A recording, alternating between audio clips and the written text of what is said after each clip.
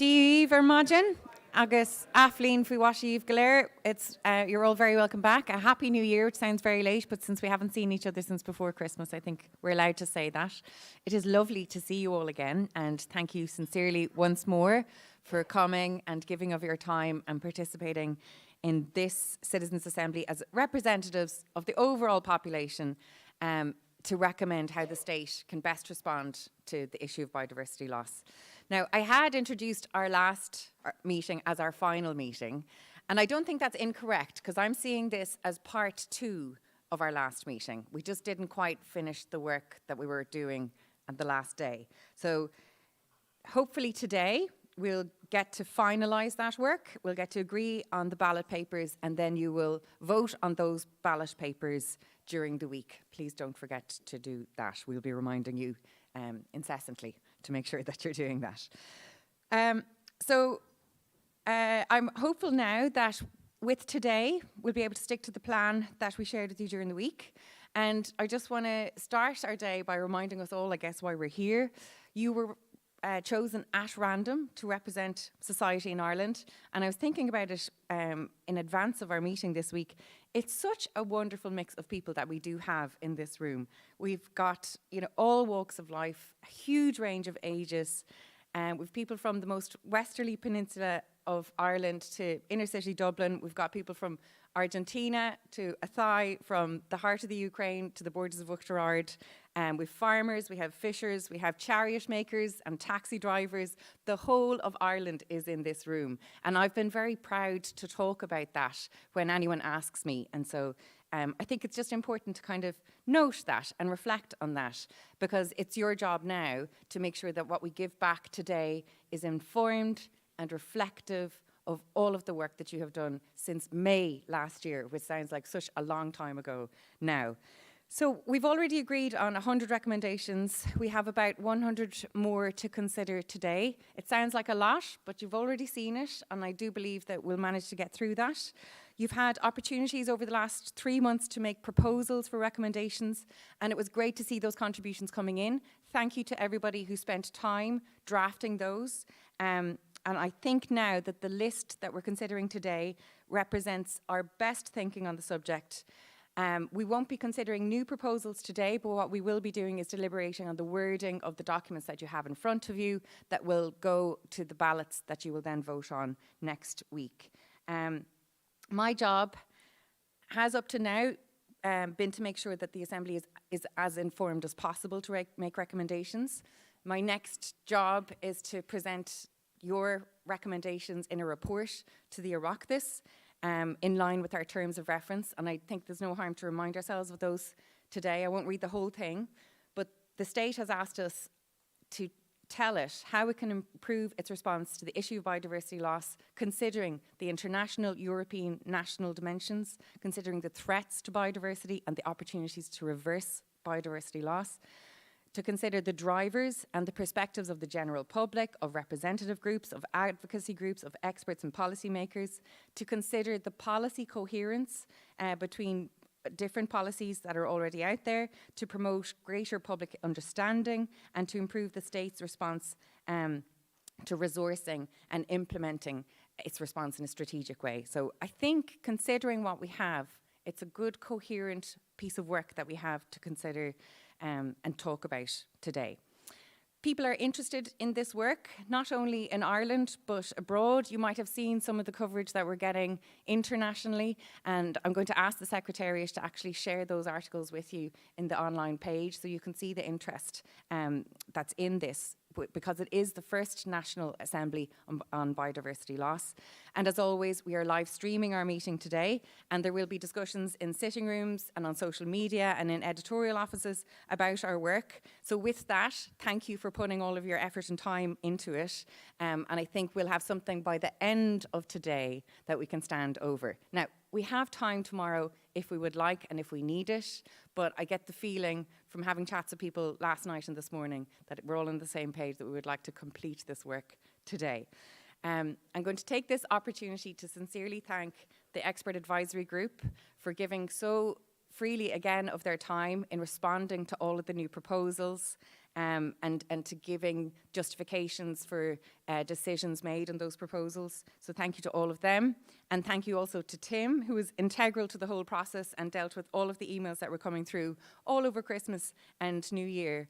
And I want to thank all of you for keeping us aligned with the principles that we agreed in May. And so I think we'll continue with that today, that we'll be respectful, that we'll be efficient, and we'll be collegial in our work today. So we're going to start now looking at document A and looking at the first 3 sectors of document B. Just to talk you through document A, first of all, there were a couple of recommendations that had been in document B, but looking at the coherent set of all of the recommendations, they didn't fit actually within a sector, they were more overarching. So it's for you to consider now those additional recommendations in document A, whether they should be included in it, and we'll vote on that. And there's also some wording changes, again, looking at the completion of the document, making sure the language was clear and also coherent. So they're just things to think about in document A, and then we'll look at document B, and you will deliberate as a table, and whatever the majority of the table agree on for wording, that's what we will discuss, okay? So with that, let's begin our work. You can enjoy your discussions at your table for the next hour, and we'll have our plenary after that, and Gonairi Liv Agus Lynn Galair. And I hope we will be happy to conclude our work this evening. Okay, Grom Hagav.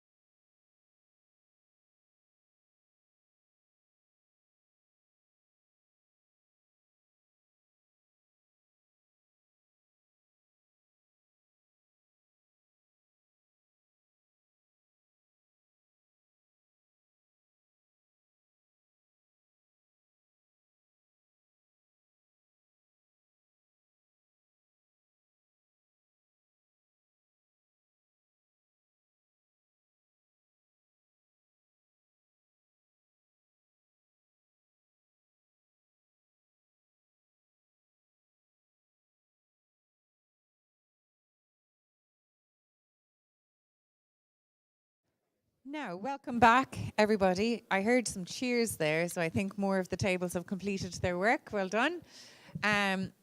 So thank you for getting it directly back into all of those deliberations again. And I'll start now in a moment. We'll get our roving mics at the ready. And just to remind everyone, we're going to take what the majority of the table have agreed on in the suggestions. And Cathal, we actually have a chair for him this time, which is great. And he'll be recording the wording as we're talking through it and discussing it. So, with no further ado, let's go to document A and to the text in red, item 10 there. There is initial wording here to be voted on, but before we do that, are there any suggested amendments to this wording? Oh, okay. Oh, hand up from table 9. Sorry. Okay. So, is the room happy to vote on table 10? So, I'll read it all together. Ireland needs to recognise its global responsibility. Sorry. Was there a hand up there? Item 10 on the main document A. No, it's okay. So that you can read it here. Ireland needs to recognise its global responsibility, including through our local actions in terms of our consumerism, resource usage and our international biodiversity responsibilities. The Irish government should advocate for a shift in emphasis in EU and international economic policy away from GDP expansion as a goal in itself and towards the goal of societal and ecological well-being. All in favour of including this, please raise your hand. And that's a clear majority. Thank you. Okay, recommendation 11. An all-island approach and wider transboundary approach should be taken into consideration with regard to biodiversity conservation and restoration. Table 9.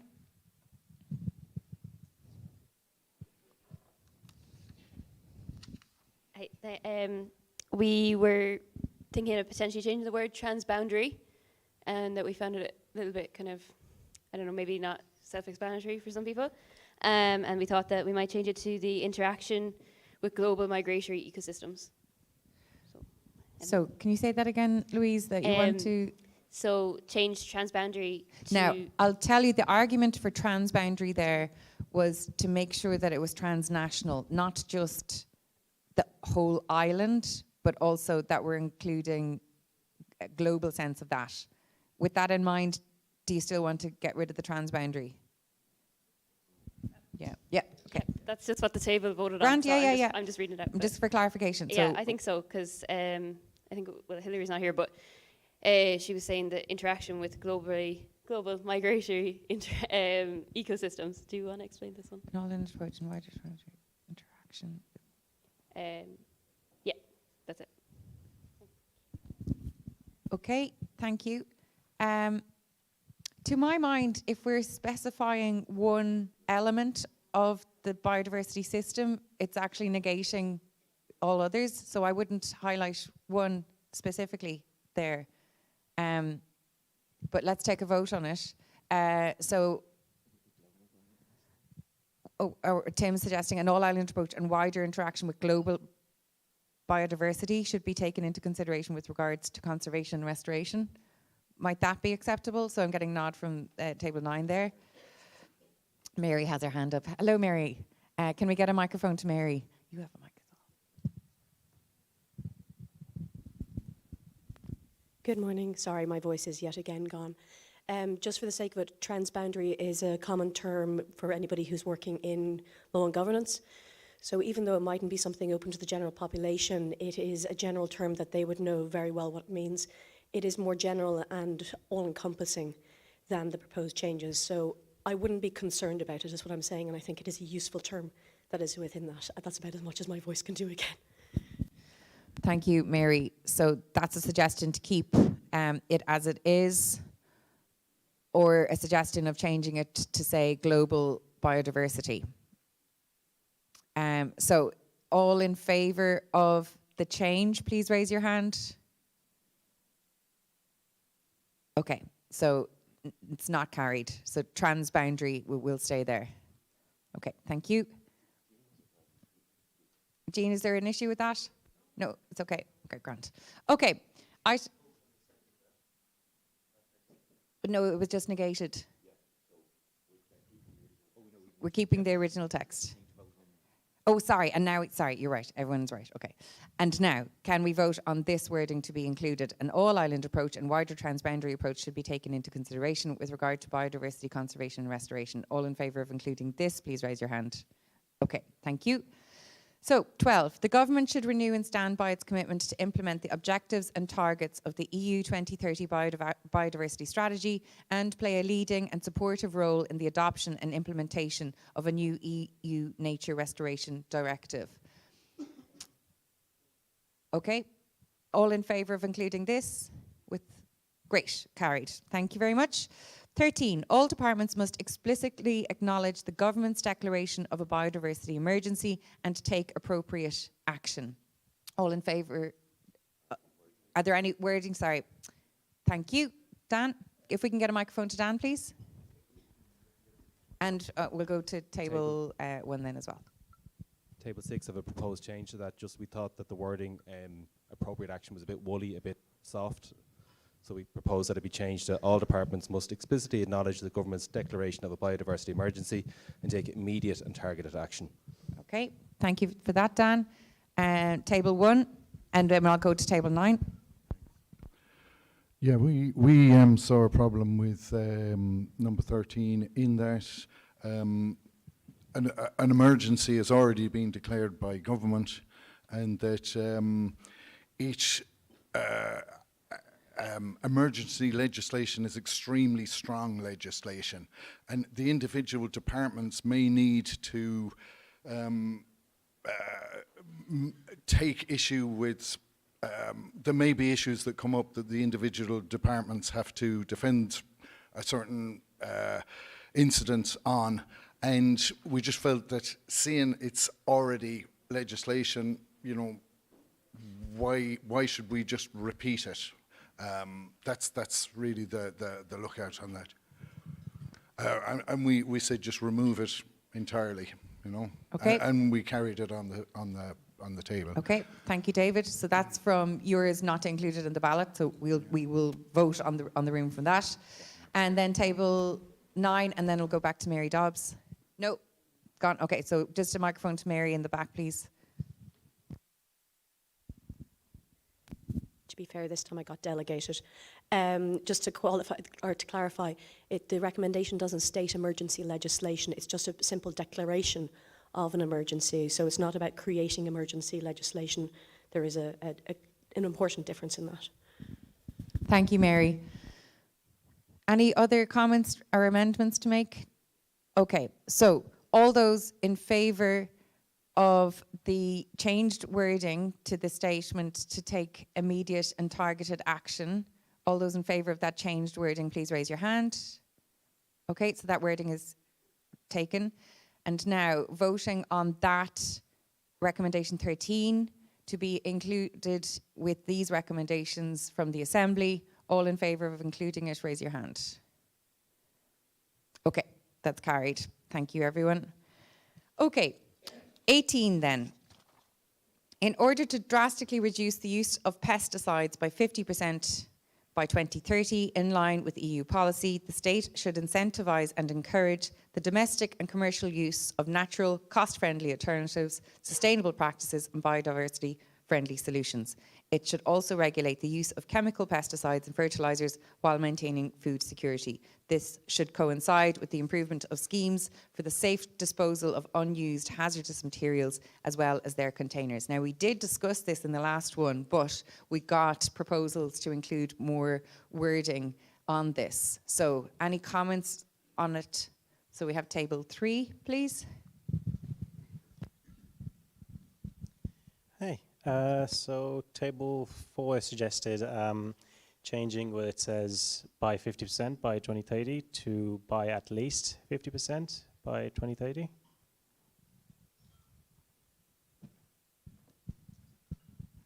Thanks, Yves.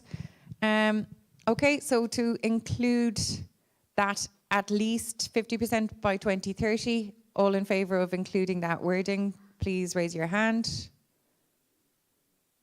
That's a majority? Okay, and all those against including it, please raise your hand. Okay, we'll carry that. Thank you, table 4. And now on including that complete wording now with this recommendation, please raise your hand if you're in favour. Okay, thank you. That's carried. Wonderful. We're flying through this. Okay, so I'll move on to S6, which is on page 4. There should be a permanent cross-party standing Oireachtas committee on biodiversity loss who will consider and respond to the recommendations of this assembly. Any suggested amendments on this? Okay, all those in favour of including this additional wording? Great, that's carried, thank you. Now, FE9 on page 5. The state should establish a framework for corporations and large businesses as major users of natural resources to provide financial contributions to fund the conservation and restoration of biodiversity. Any amendments to make to FE9? Okay, all those in favour of including that additional wording, please raise your hand. Great, that is carried, thank you. Page 7, we have communities. And we have additional wording in C2. Provide funding and infrastructural supports to local community and voluntary groups, including the settled and nomadic traveller community and other groups engaged in actions addressing biodiversity loss and restoration, e.g. managing invasive species, participating in citizen science, creating biodiverse spaces and protecting and monitoring the health of the local environment, etc. Okay, so we have this table, Dan, I don't know what table number that is, sorry, 6. So we've got a microphone to table 6, please, and to table 9 after that. Table 6, I'd like to propose a change to that to remove specific groups, so to leave it at providing funding and infrastructural supports to local community and voluntary groups engage in actions addressing biodiversity loss and restoration, e.g. managing, and leave the rest, just to take out the reference to one specific group, because it should be all groups really, shouldn't it? Yes, but this was discussed in the last that we should reference the nomadic element of culture here. So that was discussed. We will vote on it, but I do think it's important at the same time. I take your point, we're highlighting one specific community, but I do think it's important to note that as well in the work of the Assembly, but we'll vote on that. Yeah, it was just the view of the table, so. Okay, thank you, Dan, for that. And then we have table 9, and was there a hand up at table 7 as well? Okay. Yeah, the table had a conversation about that as well, and we come up with some wording that. Do you want to stand up, Hilary? Yeah, I can't read the computer if I stand up. Provide funding and infrastructural supports to local community and voluntary groups, traditional and new communities such as settled and nomadic communities and other groups engaged in actions addressing biodiversity loss, etc., etc. Okay, so hold on, give Cathal a chance there. So provide supports to local community and voluntary groups, traditional and new communities such as settled and nomadic communities and other groups.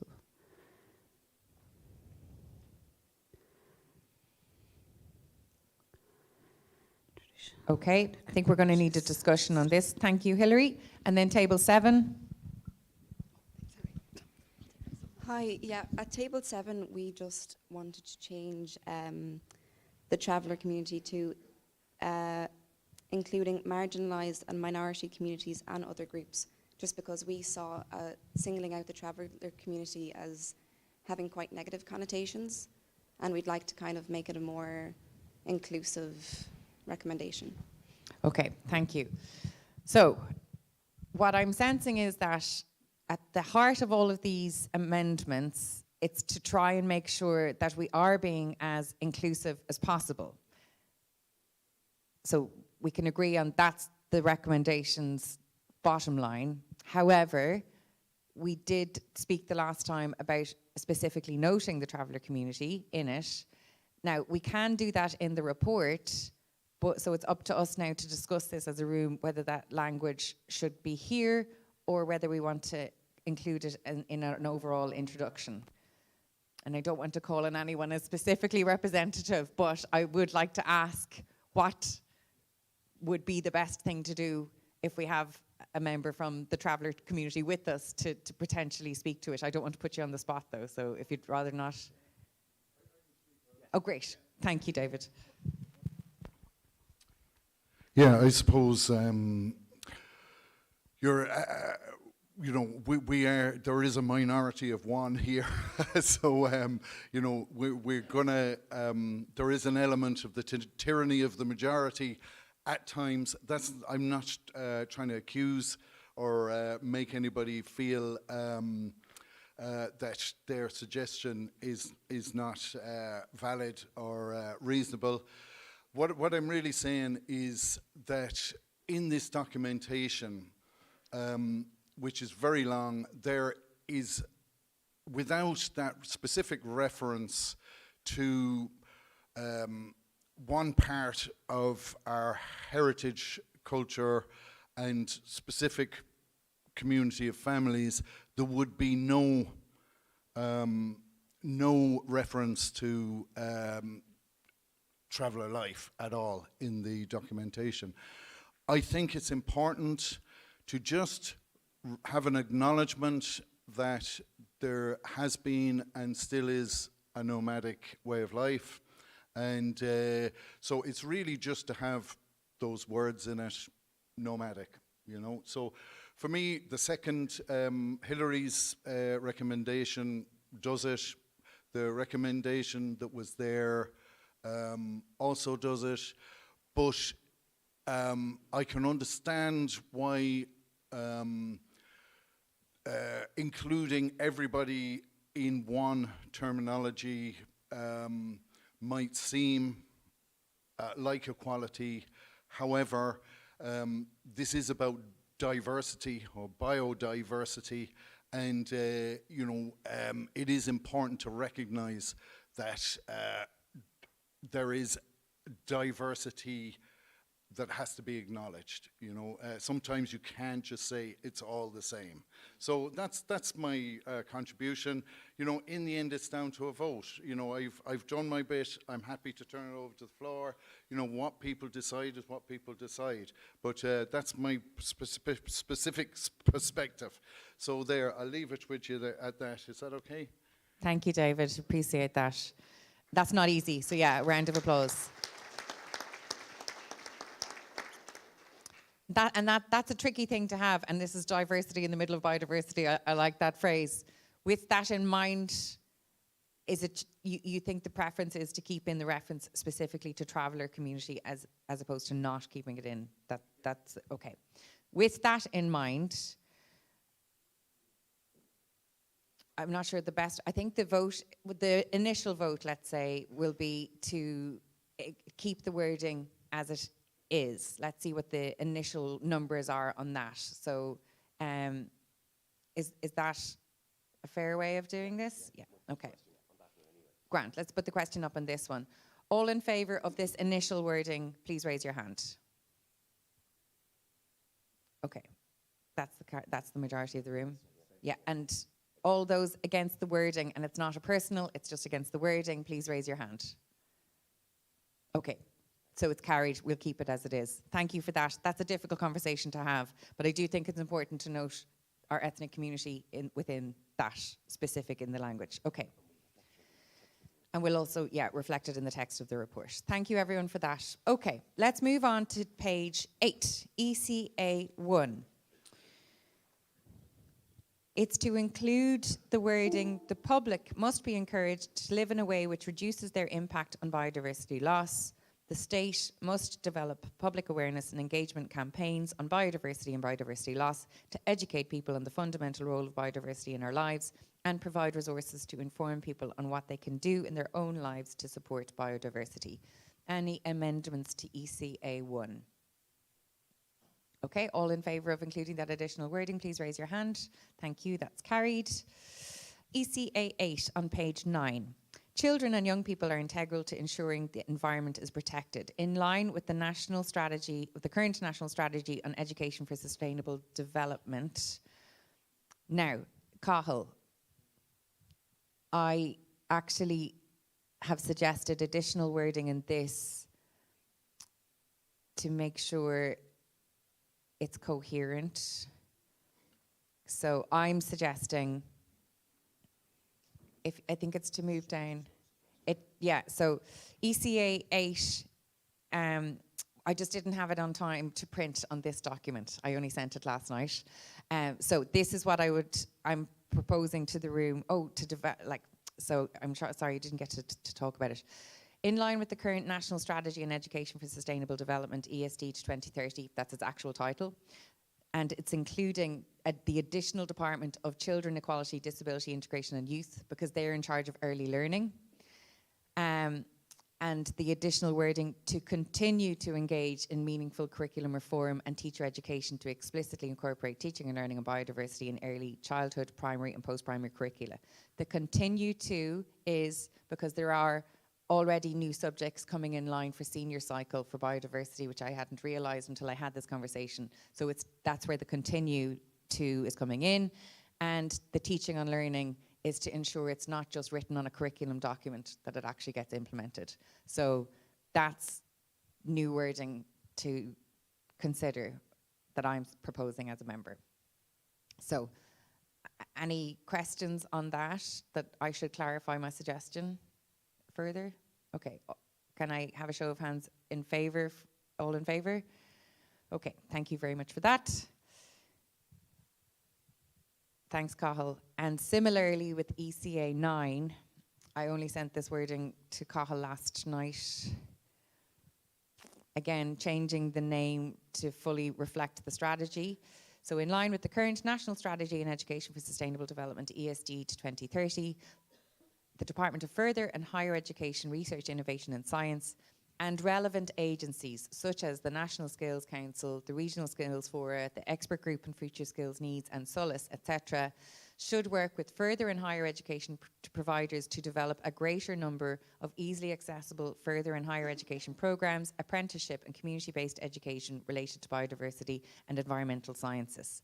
Having done some digging, there is an awful lot of agencies in charge of community-based education, apprenticeship, etc. And maybe that's something a Citizens Assembly on Education needs to sort out, because I imagine there's a lot of gaps if there's that many agencies.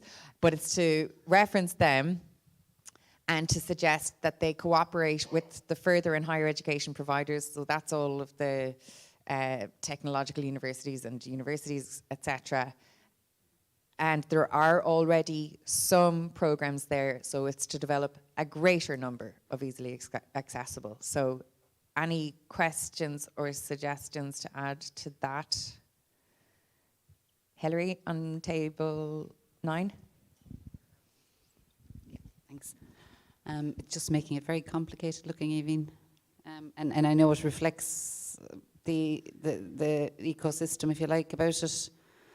I mean, is there any way of delivering the message without including all those different, is there any overriding? Unfortunately not, and that's why it's messy. Isn't it? Yeah, and it just reflects the complexity of the whole thing, yeah. Yeah. Streamlining education in the field might be the recommendation. But that's not within our terms of reference. I mean, you could just say relevant agencies, but then I think people aren't, if they're not specifically named, it mightn't refer to them. Okay.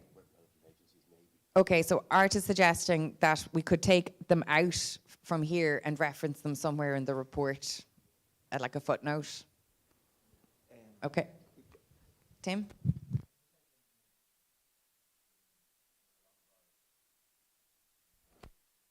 Is it on now? Yeah. In a lot of our recommendations, we do list a lot of bodies and agencies and types of people that we want to reference.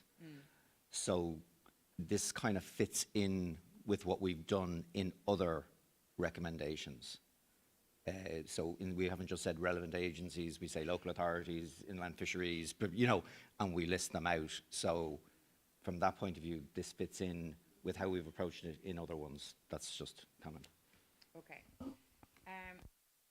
So maybe all in favour of leaving out listing the agencies here, please raise your hand. Okay. All in favour of this amended wording then to ECA 9, please raise your hand.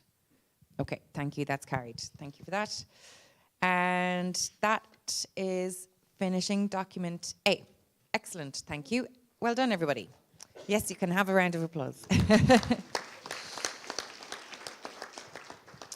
Super. So this is wonderful. We are on track, but now we get to the fun stuff where all the details are in the sectors. So, oh, sorry, Brendan. Sorry, just in relation to document A, there is one thing. It was AC2. It was to be replaced by AB2 from document B. And I'm just wondering, should we take that now or should we leave until later? So this is on accountability. So it's just. I think what we'll do, Brendan, is when people have had a chance to consider the AB1 on page 13 of document B, then it'll go back in there. But thank you for flagging that. Okay. So we will begin then with our agriculture recommendations, and we'll start at the top. A1, any amendments to make? Table 4, Anne? After restore biodiversity, to add any review and change must be cognizant of the need to protect farmers' livelihoods. Yet any review and change must be cognizant of the need to protect farmers' livelihoods.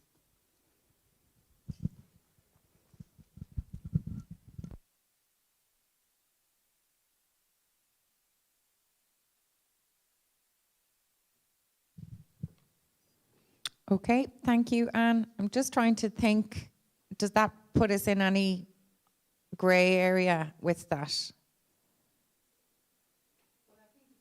Sorry, can I have the microphone?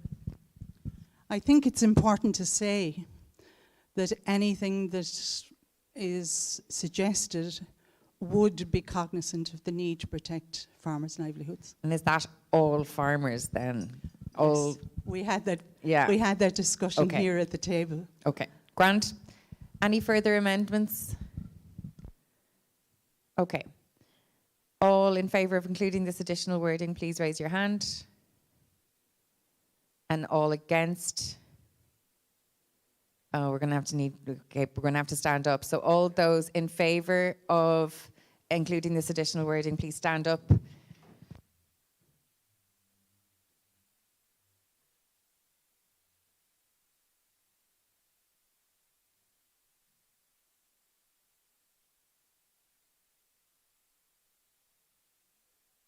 Thank you. You can sit down. And all those against including this wording?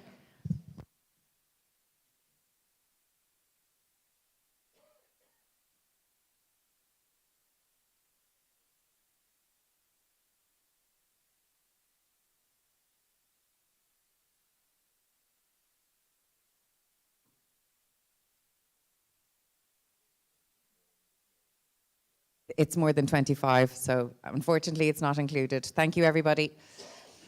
Okay. A2, we have a suggested amendment for complete language to have legal obligations to protect biodiversity, genetic resources and water quality in there, and that's to make sure that it's biodiversity in its fullness. Now again, this is something that we will incorporate into the beginning of the document, that it's seed diversity as well as flora and fauna, etc. Jenny or James, can I ask you to speak to this for the completeness of wording, if you don't mind, if we can get a microphone? Thank you. Yeah,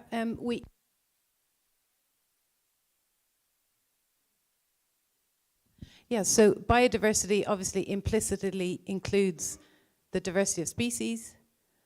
Within a species, it includes genetic diversity. We thought it was really important from the perspective of food that we call out genetic resources. And it's really it calls to the heritage of our seeds, you know, the variety of our seeds and how important that is for agriculture. We've just given an example of seeds, but it could be heritage cattle, it could be any other basically resource for food that we specifically call out genetic diversity. You know, it's one thing having 10 different varieties of, or species, but 10 different varieties of wheat or corn is really important. So it's just basically an emphasis on what biodiversity is in terms of the genetics for food. And does it include the wild goats? Because that's the thing that's coming to mind for me with the video. Anything which is, I suppose, inherently Irish. So I'm thinking of potatoes, all the different varieties of potatoes that would grow in specific parts of Ireland, that's part of our heritage, our genetic resources, and calling that biodiversity out, agricultural diversity for in this particular recommendation. Thanks, Jenny. Okay, so all in favour of including this additional wording, please raise your hand. Thank you. That's great. A3. Any amendments? Okay, A4. A5. A5. We've got table 9 and table 3. Thank you. In relation to A5, the second paragraph reads, all biodiversity incentives for farmers shall be results-based over the whole farm, with farmers who protect and enhance biodiversity rewarded and paid for the ecosystem service they contribute. We're suggesting the words protect is taken out because basically there's sort of a basic, moral obligation to protect biodiversity, and there's a lot of legislation, water management, nitrates directives, etc., which oblige people at the moment to protect. So it's not necessary to be paid for. So we just suggest it should read with farmers who enhance biodiversity reward. So just basically take out that. It's a bit overkill, we think. Okay, thank you, Brendan. We'll come back to that now in a second. We'll take the wording from table 3 and then we'll go to table 6. Yeah, we just wanted to remove rewarded, and because we think they should just be paid. I think it leaves it a little bit ambiguous that it could be like a badge they get or something, but it's money. Thank you, good point. A badge for biodiversity. That could catch on. Dan, table 6. Sorry, just to clarify something, we voted on all these the last weekend. All the agriculture ones, we discussed wordings and voted on them already. We're kind of going back over and doing that again, are we? Yeah, because there were suggestions made for additional recommendations in here, and then in the completeness of the document to amend the wording. So it's open for discussion here today. We voted on them, and the people that aren't here today voted on them the last time as well. And are we not just discussing the changes today? Is that not what we're supposed to be doing? Well, it's amendments to all wording. That's what we're doing now. But we've discussed the amendments to the wording for the agriculture section already and voted on them. No? We did, but in completeness. It's like when you're taking this as a full set, to my mind, it now allows us to consider it in more detail again. We've got a little bit more time to reflect on it. So there are additional elements that we can consider with it now. It just seems like we're opening the floor to stuff that we've already agreed and voted on the last weekend. Yeah, well, if that's what you prefer, Dan, we can just look at the amendments now. What does the room want to do? I'll put it to the room, yeah. So I'm not going to let this open for a big debate and discussion. We'll keep on time. All those in favour of just accepting the wording of all of the other agriculture recommendations as are and just focusing on A8, A12 and A18, please raise your hand. Okay. That requires not to go back on A5. Okay, Grant. That's the majority of the room. A8 then. Organic farming should be at the heart of the transition to sustainable food systems. The state must further subsidise and incentivise organic farming and locally grown produce. Sufficient resources must be deployed to support an ambitious implementation of Ireland's strategy for the development of the organic sector for the period 2019 to 2025 to ensure a more supportive environment for the development of organic food and farming and for subsequent policies relating to the medium to long-term development of the sector. Any amendments to that wording? A8. So we've got table 9 and table 1. And table 4. the table has decided to delete the first line and keep the second one. And the reason behind this organic, it's saying that the other current food system is unsustainable. Okay, thank you, Kenneth. We'll discuss that in a moment. Jean, table 1.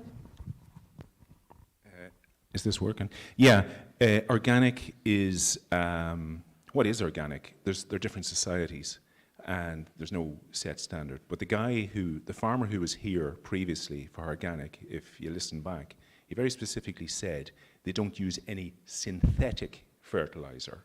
Now, he didn't say it, but the implication is, and I know they use extractive fertilizer.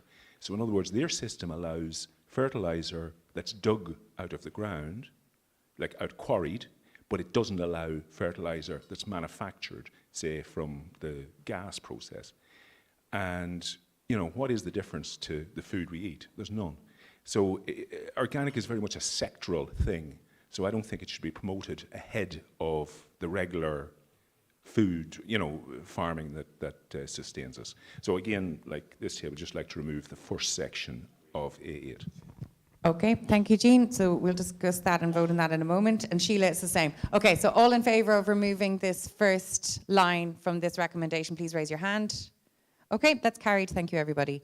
All in favour of including that additional line at the end and for subsequent policies relating to the medium to long-term development of the sector, all in favour, please raise your hand. Thank you, everyone. That's wonderful. Okay, A12.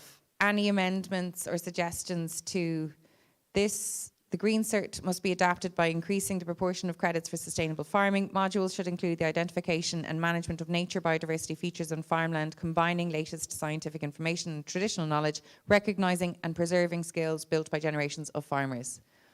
All those in favour of including that language, please raise your hand. Wonderful, thank you. And A18. The state must cease applying for nitrogen derogations. Hands up. So 6, 10, 9, 3, 1. Okay.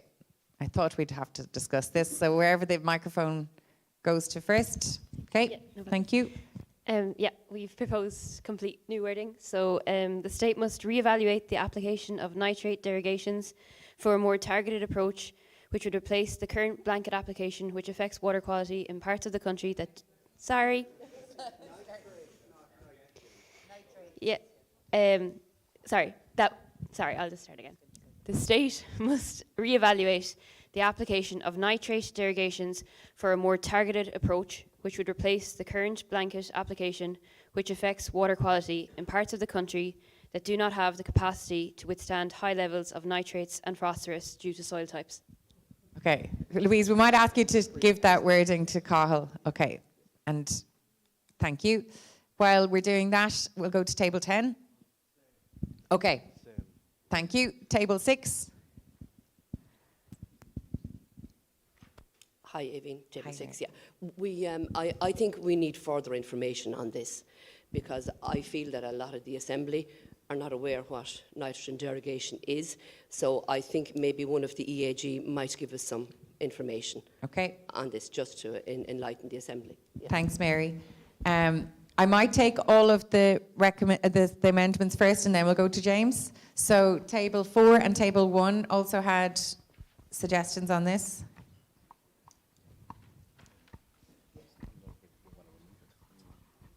Yeah, we just wanted to remove it entirely for 2 reasons. One, most people don't understand enough about it to really make a recommendation like this. And number 2, we're not sure of the impact of it. Like if this happened, what would be the impact on, say, food production in Ireland? Okay, thank you, Jean. And table 4, was there a hand up here? Sorry, there wasn't. Kenneth, I think you're responding rather than amending. Yeah, I'm going to give it to James to... Okay, so with Mary's request, I'm going to go to James at the back of the room, please. So the nitrates derogation is what the Irish state applies to Europe on the basis of the nitrates directive. So the Nitrates Directive states a maximum organic nitrogen stocking rate on farms of 170 kilograms of nitrogen. If we take, in the past, one dairy cow is equal to 85 kg of nitrogen. It was sort of 2 dairy cows to the hectare. In many parts of the country, there are farmers that are operating above that intensity, so we have to apply to permission to Europe to operate at up to 3 cows to the hectare. So that's what the nitrates derogation rules are.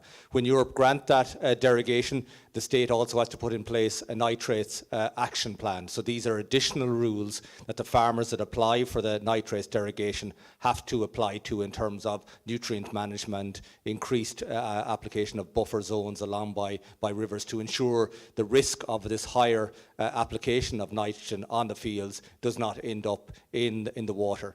That nitrates derogation and the continued granting of that nitrates derogation to the country is dependent on the water quality in our country improving. Our water quality during the application of the nitrates derogation has been declining, so we're at risk of losing this nitrates derogation anyways. Also, the banding of what a dairy cow is has increased from 85 to different bands related to the production capacity of the cow. So some of it now is up to 100 kg of nitrogen. So that reduces the amount of maximum number of cows you can have on a hectare. That's already driving some farmers under nitrates derogation to lease or purchase more land around their farms, which puts pressure on the land available for arable production or increases in arable production as well. Also, the overall income of the farm is very dependent on the quantities of production. So if you reduce under regulations the maximum they can produce, there is reports out there in the last number of weeks taking this into account that it will reduce farmers' income if you actually if you actually go along of getting rid of the nitrates derogation.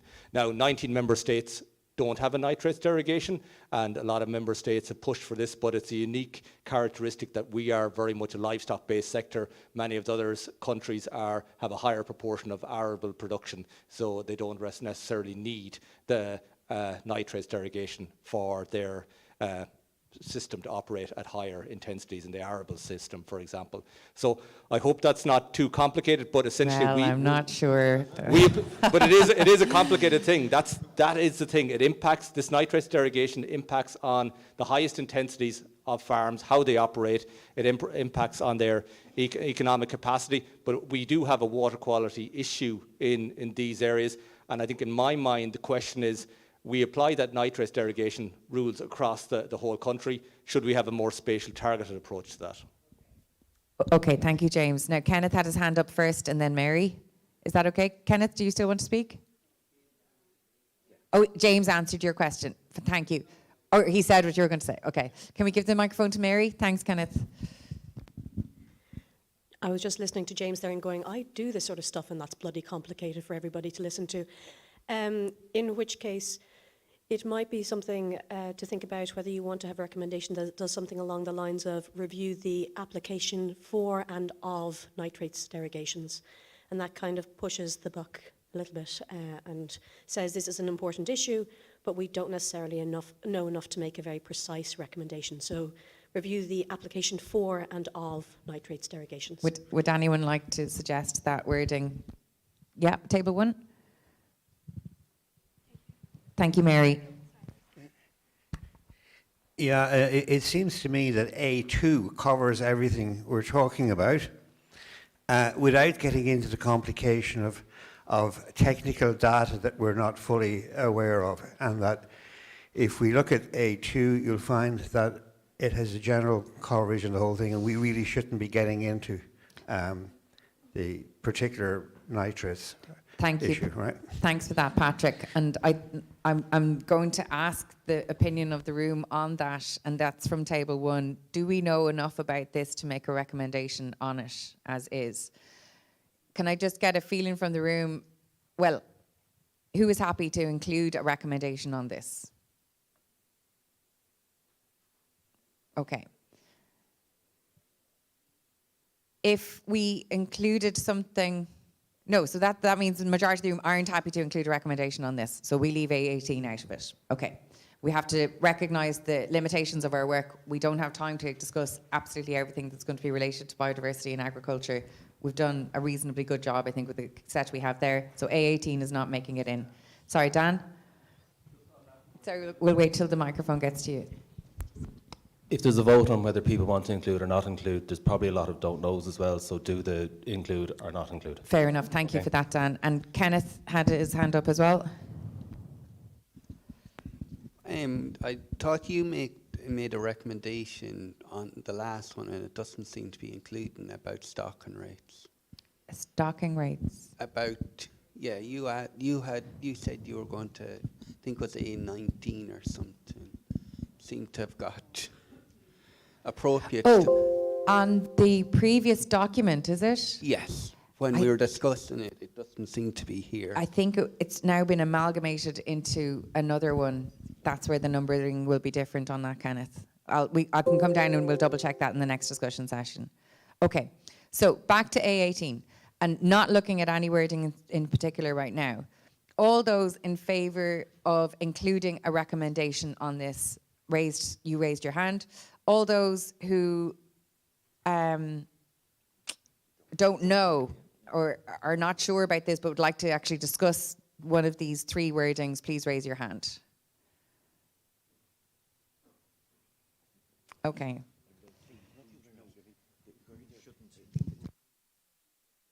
So I think maybe is the question, all those who don't think we should have a recommendation on nitrates because we don't know enough, would you raise your hand?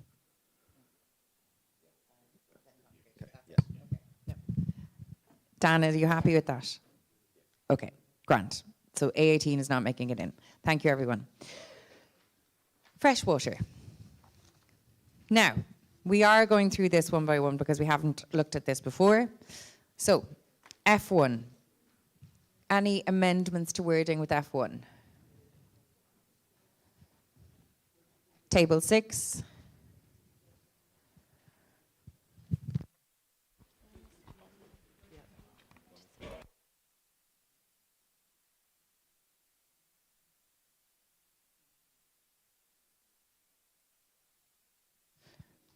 Sorry, is there table 6? Yeah. So the table wants to change the wording from step change to requires immediate action. Thank you for that. Any other suggestions for this? Okay. All those in favour of changing step change to immediate action, please raise your hand. Great, that's carried. Thank you. F2. Any amendments to make? F3. We have to, it's a vote on greatly improved. And that's from proposals that came in. And we have a table 11, please. Thank you. Hi. We just wanted the wording change from greatly to drastically improved. Drastically improved? Yeah.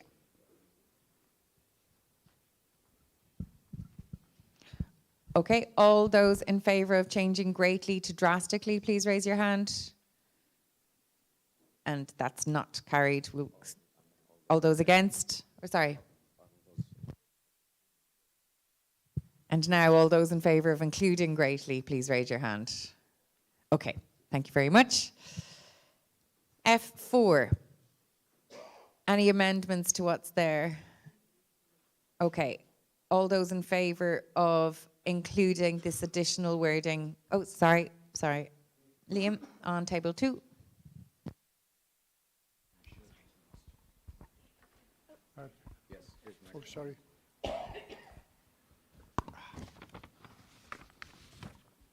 Should get up more often.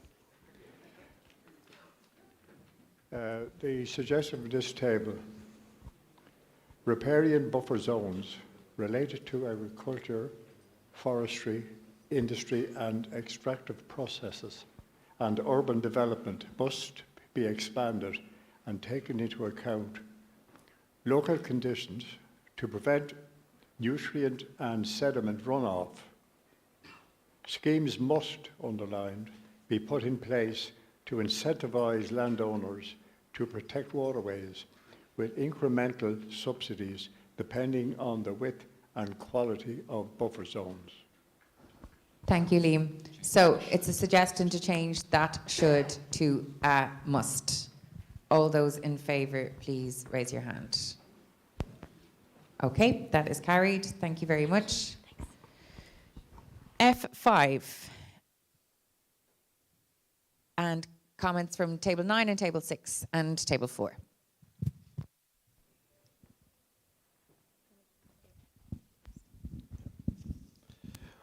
We just wanted to add industries to F5. The Department of Agriculture, Food and the Marine, Inland Fisheries, Industry, Farmers, Private Landowners, etc. Thanks, Edvard. So we'll take a vote on that in a second. Table 6, then 4 and then 1. Yeah, we just wanted to add community groups to the end of that before, etc. Okay, thank you. Table 4. Yeah, we just wanted to consider adding at the very end of that, furthermore, local authorities must maintain the highest standards of riparian zones along the rivers and their areas to act as linking corridors between urban and rural habitats.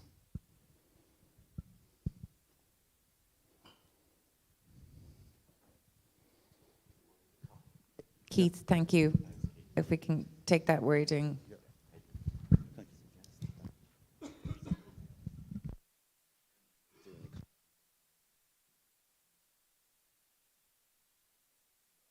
Okay, and Patrick on Table 1. Yeah, my understanding is that the local authorities aren't responsible for the rivers or waterways, and we need to be careful on this. It's sometimes divided between Irish Waterways, Irish Water, various other bodies, but my understanding is local authorities are not responsible, therefore we can't ask in this, I think, for local authorities to be responsible when there are other bodies involved. Thanks, Patrick. Is your suggestion to leave it out, Patrick, then, or do you have a suggestion to make on it? No, I'm just flagging that we shouldn't be asking a body to be responsible when they're not responsible. Yeah. You know, it's not wise. Okay, thank you. And we'll go to Micheál, please, at the back of the room.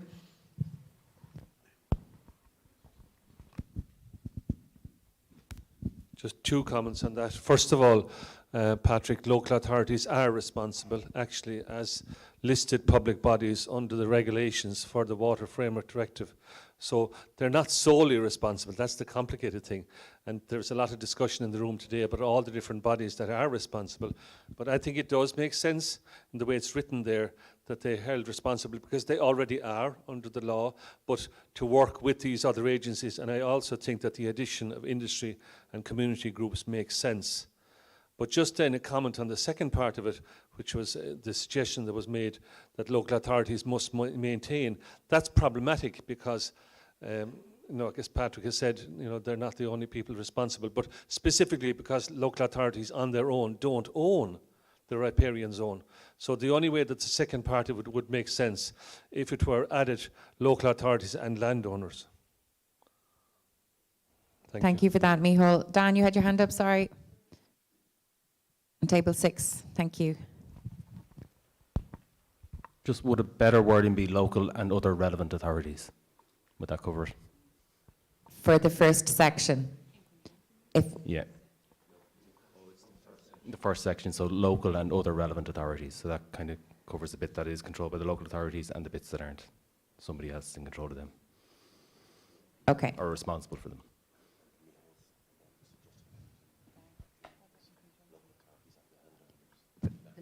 Okay, and we might actually do that on part 2 as well, Cahill, local authorities and landowners. And now we have to vote. Okay. Just in terms of the second part, I'd be kind of tempted to leave out the explanation for why, because we could be explaining all the recommendations, the ecological reasons for that. So furthermore, local authorities and landowners must maintain the highest standard riparian zones along the rivers in their areas, full stop. We don't have to explain why, because that's part of the workings of the Assembly. If we do that, we could end up doing that the whole time. This is why we're having trees, this is why we're looking after the sea, and so I would just suggest maybe consider not including that part, just for the sake of the document. Okay, we'll vote on all this now. So I'm just going to take the addition of, sorry, Brendan, table 8. I think we're probably on the same wavelength. I think it should just simply be changed to local authorities and landowners, as suggested by the eminent expert, which makes sense. Thank you, Brendan. Yeah, table 5.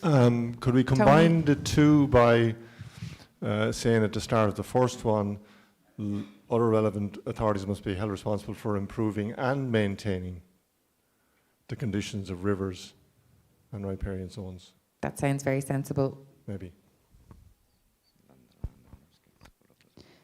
So then, that requires, Tony, that we say local and other relevant authorities and landowners at the top. But if we're taking out the bottom.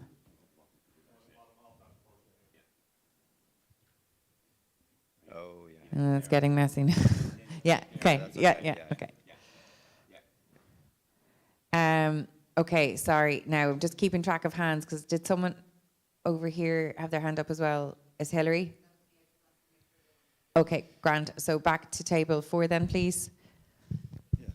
Yeah, Tim, I take your point, but I think the key thing that we're trying to get across here is actually to identify the need for linking between urban and rural habitats.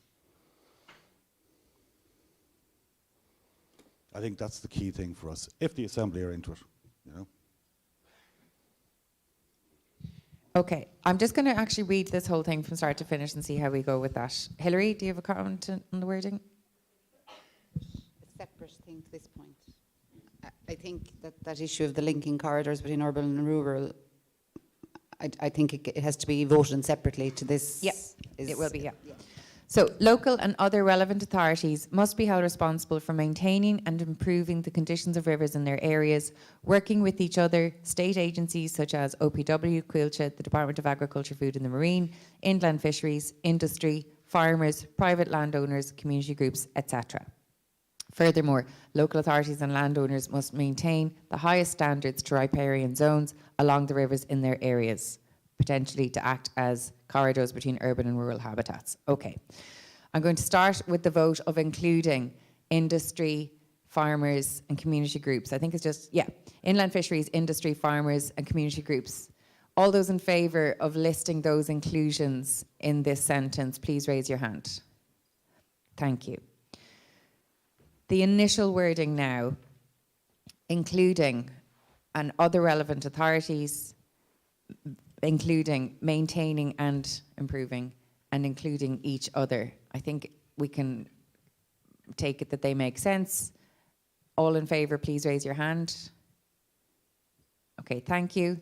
Now, including, furthermore, local authorities and landowners must maintain the highest standards to riparian zones along the rivers in their areas. Just that part on its own.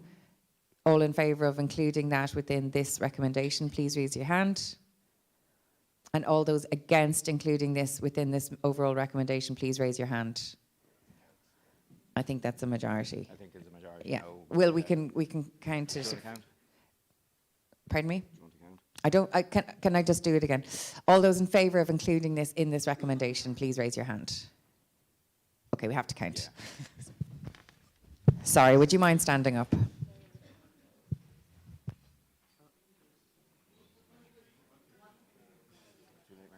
Sorry, Mary? We're voting on, furthermore, local authorities and landowners must maintain the highest standards to riparian zones along the rivers in their areas. We're voting on including just that particular wording right now in this recommendation. 31. Okay, thank you. You can sit down. And all those against including this additional line in this recommendation, please raise your hand, or please stand up.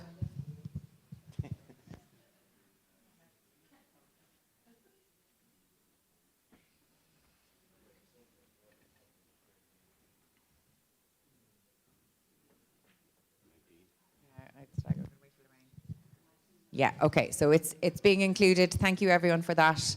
Now that it's being included, Happy not to include that, and we'll put it in the report, the second part. okay, Keith, you're retracting that second part of the line. You're happy not to include it. You're not retracting it, okay. But it's okay not to include it. In the text. It can be in the text. Okay. Well, then we don't need to vote on if that amendment is not being proposed. So now we have. Okay, yeah, Grant, we've discussed it. So all those in favour of including this extra section to act as linking corridors between urban and rural habitats, please raise your hand. Okay. And all those against, just for completion. Okay, so it's not going in, but thank you everybody for that. Completed. That took some work. Good work. F6. It is imperative that penalties for polluting fresh water. Sorry, I don't need to read them all. No. Are there any amendments to the wording on that? No. Okay, Grant. F7. Table 8. Nadine. Our table proposed changing it to farmers must have access to continuous training. Thank you, Nadine. So farmers must have access to continuous training in actions and land management practices.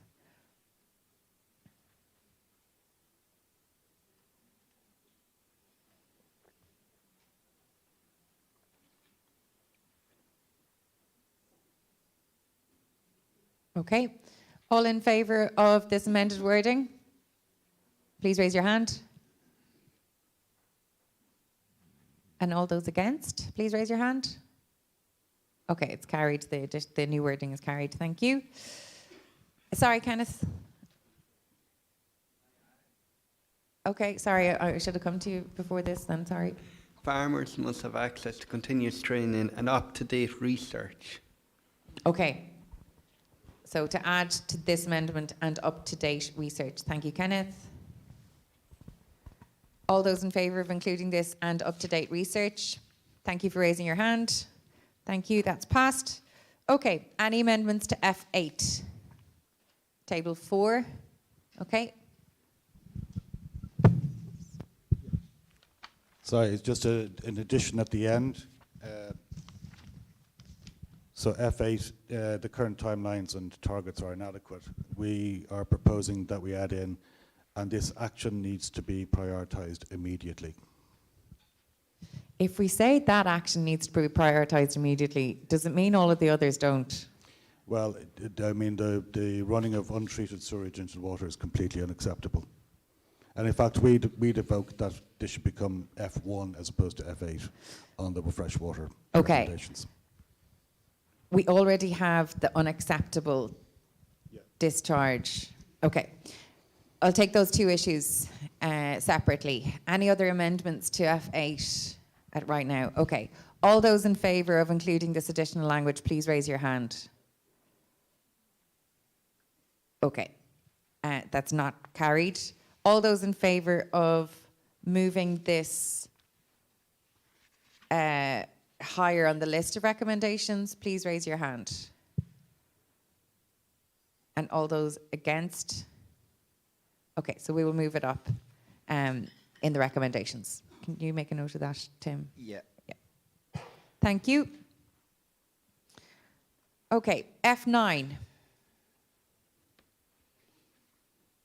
F10. F11. Table 4. Sorry, I'm not going to be like this all day. That's fine, Keith. You're speaking on behalf of your table. It's okay. Yeah, F11, again, it was just to add in at the end, nature-based solutions must be included in state and community programs to tackle flood management.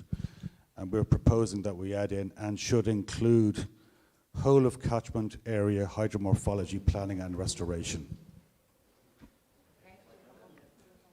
Can we get the wording to Cahill, please, on that? Yeah.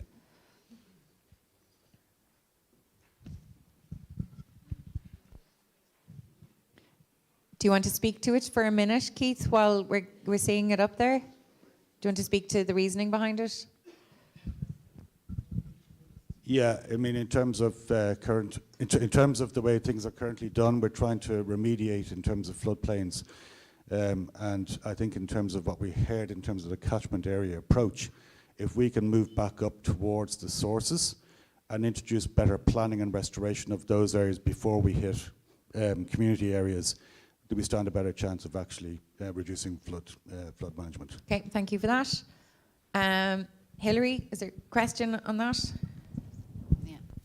No, just a comment. So I see that F11 and F12 are beginning to merge there a bit. So I propose, in the interest we have so many recommendations, that if the hydromorphology planning is in F11, that we should consider rewording it to take in F12.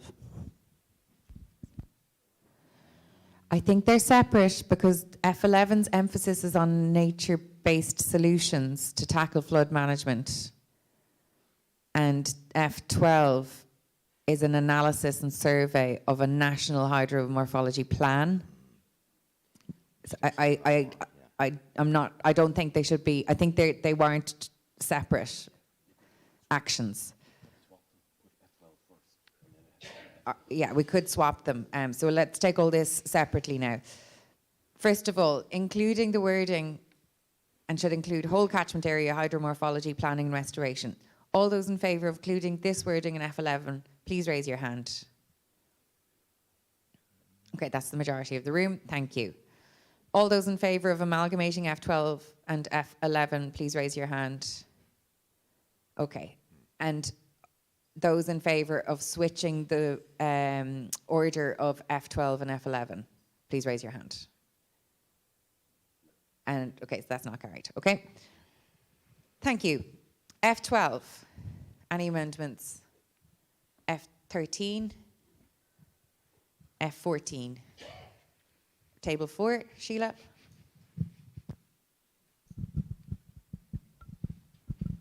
We just have a slight amendment to the second sentence. New construction regulations must be developed to limit the permissible area of soil sealing around all new buildings and developments. So taking out around the base. So around all new buildings and developments.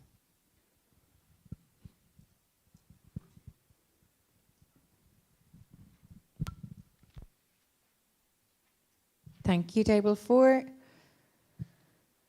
So just waiting. Okay. Dan, to comment on that, yeah. Table 6. Just when you're saying all new buildings, it could also be applied to existing buildings that are going for redevelopment. So does new fit in there? So it'd be part of the planning process. So you don't just get planning for new buildings, you get them for existing buildings that have been altered as well. Does that make sense? So, sorry. New construction regulations must be developed to limit the permissible area of soil sealing around all buildings and developments. Is that the suggestion? The wording isn't quite right, but if you just say new buildings, then it's only new construction, new buildings that don't currently exist. But if you put in something to include it in the planning process for all buildings that have been either constructed from new or amended. Okay, sorry. So I'm just trying to... I don't know the wording explicitly. Yeah. We can work on that now, maybe a little bit. So, new construction regulations must be developed to limit the permissible area of soil sealing around. And is it more of a planning thing rather than a construction regulation? Construction regulations tend to be about how you build a building and what you use, whereas planning is about the use of the space. So, new planning regulations, is that the proposal, Dan? Okay. It might work better. Unfortunately, we don't have our planners with us today. Do we have a planning expert in the room over at table 1 by any chance? Yeah, sorry, I am a construction lawyer, though. Excellent. And I do Fiona, think he's right that it should be planning regulations, and also generally development would be interpreted as any kind of redevelopment, especially under planning legislation. So yeah, I think you're dead right. I love the scope of this room. Thank you. So could you suggest specific wording then that we might use on this, Fiona? Yeah, so new planning regulations must be developed to limit the... Sorry, I don't know enough about soil sealing, really. I just know that I don't think it would be a construction regulation. New planning regulations must be developed to limit the permissible area of soil sealing around all buildings and developments. I think that would capture your redevelopment point if under the remit of the planning Could regulation. you just say all developments, because it's not just buildings. So if you're putting in a car park for a football field, you're seeding soil there, so that needs to be considered. So it's not just buildings, it's all developments. Yeah, true. Sometimes it's important to capture new buildings as well, because there are maybe new regulations. Actually, sorry, I'm second guessing myself, but there can be things that regulate what can happen on new buildings in the construction regulations, and they can be passed quite easily. So new regulations, yeah. Okay. Does that work? Makes sense, yeah. Great. That is good collective drafting. Well done. So now we will vote on, actually what we're voting on is the removal of construction from the second sentence in F14. So all those in favour of the removal of the word construction, please raise your hand. Okay, thank you. And then the removal of around the base of, oh, please raise your hand. Okay, that's passed, great. And including other developments, please raise your hand, just for completeness. Excellent. So now we have a far better recommendation there. Well done, everyone. And we're moving on to marine coastal. Pardon me, Kenneth, sorry? Oh, no, we're voting on the wording. Yeah, but we didn't vote on the new. We didn't vote on the new word. You only said construction, but you never voted on the new word. Okay, so all those in favour of including this recommendation, is that what you mean, Kenneth? Sorry. The word regulations. But regulations was already in there. It's just removing construction. Okay. Okay, thank you. No, it's good to check the homework, but yeah, that was already in the sentence. Thank you. Keith? Microphone. Just want to make sure that we haven't left it open to be retrospective. Do you know what I mean? We're not referring to new buildings and new developments. Yeah, new regulations, but that's referring to the regulations as opposed to the development. So new regulations. So, yeah, I just don't want to be retrospective with it. Okay, so to include new buildings? Okay, so if we can include new buildings there, Cathal? Okay. All those in favour of including this new, please raise your hand. Okay, that's carried. Okay, thank you, everyone. Mary, sorry, at the back of the room.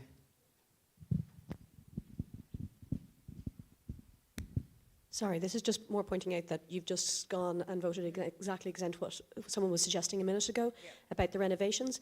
So if you, but I do get entirely what was just said about this could catch somebody who had a house built 20 years ago, doesn't want to do anything to the house, and suddenly they're being told you must seal the soil, or not seal the soil rather, and do something. But you could have something like all new buildings and developments and significant renovations or something like that, so that if you are doing a massive overhaul of your building, that then the regulations would apply. I don't mind, I'm just pointing out that whoever was suggesting it a minute ago, it does go against what they were suggesting.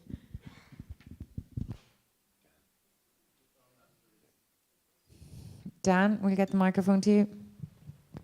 On that point, there is a recognition in the building regulations that significant development or changes to a building over 25% of the floor area come under different regulation at times to buildings that are going what they call minor alterations. So you don't necessarily put a figure on it, but to differentiate between the two. So if somebody's going painting their house, they don't have to go and put in a new car park. But if somebody is extending a large office building by more than 25% of the floor area, then they have to look at other things as well, that kind of thing. So what are you suggesting in terms of the wording here? What Mary said. To include significant renovations? Yeah, okay. Put a word like that on it, but not a figure. Okay, and Keith? Sorry, I'll offer another wording on that just to give a little bit more clarity. So if we say all new buildings and other developments subject to planning. Great. So new regulations must be developed to limit the permissible area of soil sealing around all new buildings and other developments subject to planning. That are subject to planning. which are subject to planning. Okay. Soil sealing poses a threat. I just want to make sure that now makes sense. Okay, sorry. Table 10. Hi, sorry. Would it be simpler if it was just, say, the second sentence there was new planning regulations must be developed to limit the permissible soil area? And we're now going round in circles because we decided to not make it specific to planning or construction. Okay, yeah. Because it could fall under either. Okay. But it's... Yeah, so I suppose if the planning is in it, then it covers it, yeah. And the subject to planning is to get anything that might be undergoing a significant renovation. Yeah, okay. So now, all those in favour of including this new wording, which are subject to planning, in this recommendation, please raise your hand. Okay, thank you, that's passed. Now we'll move on to Marine, MC1. Any amendments? It is coffee time, we'll get through this quick. Don't worry, table 1. That's why I have them up in the front. Okay, MC2. Any amendments? MC3, any amendments? MC4? MC5, obviously did a great job drafting these ones. Exactly. MC6? Yeah, table 11. We propose that new wording. As a matter of urgency, the state must phase out all single-use plastics, including the banning of plastic pre-packaging of fruit, vegetables, meat and fish. We must prioritise multi-use returnable glass bottles or jars for food and beverages. Thank you. We'll take that wording up to Cathal if that's okay.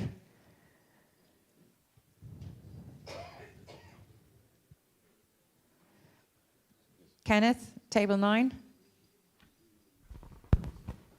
Just when we get the word, I think there could be a food safety issue. We have to be careful, especially with raw meat. Thank you, Kenneth. Dan on table 6.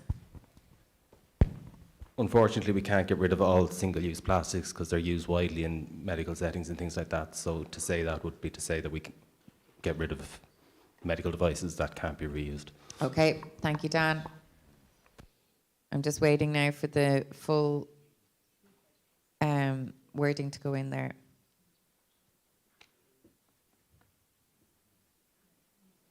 And table 6, Luke. Thank you. Yeah. I'm not sure if this really applies, but just with the single-use plastics, they're, as far as I'm aware, a byproduct of the petrochemical industry. So they're going to come about anyway, and we're going to use them. It's what we do with them afterwards. I think we should try and move away from landfills and maybe move towards incineration as an option. Okay, now we're going beyond our terms of reference. I know it's going off, but So, just to something to keep in mind. Listen, it's a delicate area because we do know that pollution is a cause of biodiversity loss. However, we can't go outside the bounds to tell the state how to fix pollution without the direct link here. So with all of those comments in mind, so Dan has suggested phasing out isn't actually a practical thing that we can do because that has implications in other spaces. And Kenneth has also suggested that it's potentially not possible to ban the pre-packaging because some foods will need it. I'll give the microphone to Mary now. Yeah. Sorry, my voice is really going in. You could just add wherever possible or wherever possible and safe to do so. So just put in a caveat at the end of it, which would address the ones to do with medical and health and safety issues. If you're adding the thing, it could be wherever or possible. we could keep the text as we have it at the top.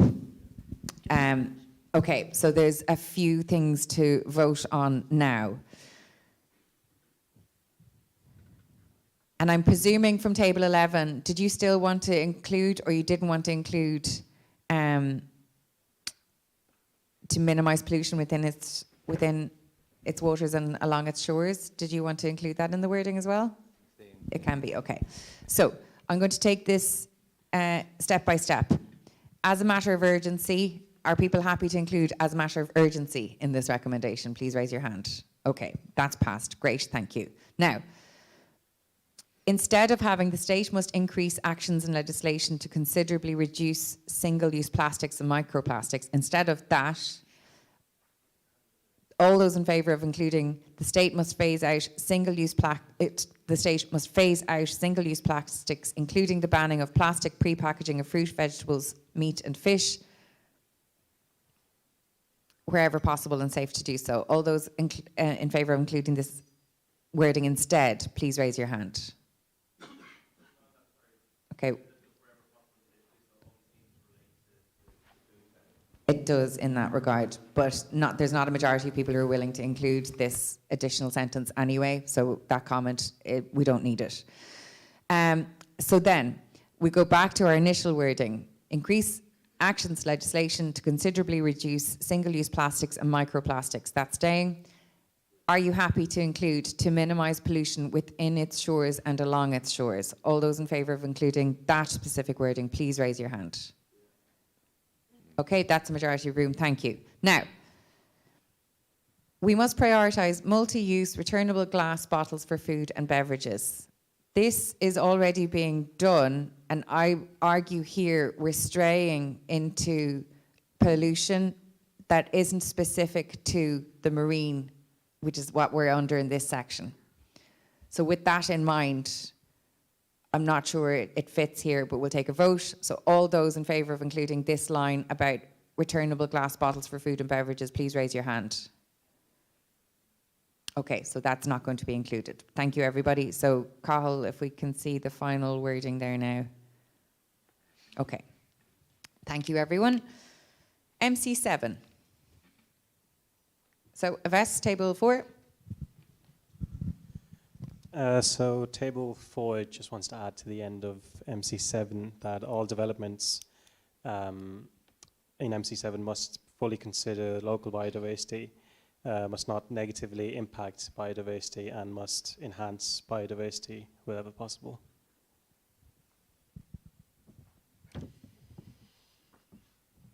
Now, I think we've covered that. I actually believe this is in energy. Hold on a second. Tim. Yes, it is in energy. I think it's the only clause in energy, document A, but I just think there should be a mention of that within MC7, just in regards to, the development of wind farms in the sea does have a significant impact on both biodiversity and also marine biodiversity. So that's just the reasoning behind that. So just, Yves, if you look at document A, page 11, the energy recommendation, we have there, prioritise the shift to all forms of renewable energy to achieve decarbonisation while ensuring that these developments undertake full consideration of local biodiversity, do not negatively impact biodiversity and enhance biodiversity wherever possible. So it's there, and what we can do is make a reference to say, see recommendation, blah. See, is that acceptable? Okay, and we can cross-reference. Okay, are you happy with that? Thank you.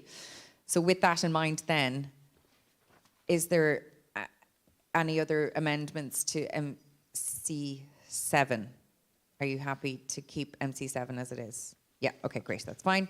There's no other amendments to wording in MC7. Okay, and MC8. Is there a comment there, sorry? No, great. Coffee time. All these will be on the ballot. Thank you everybody for your patience and your work.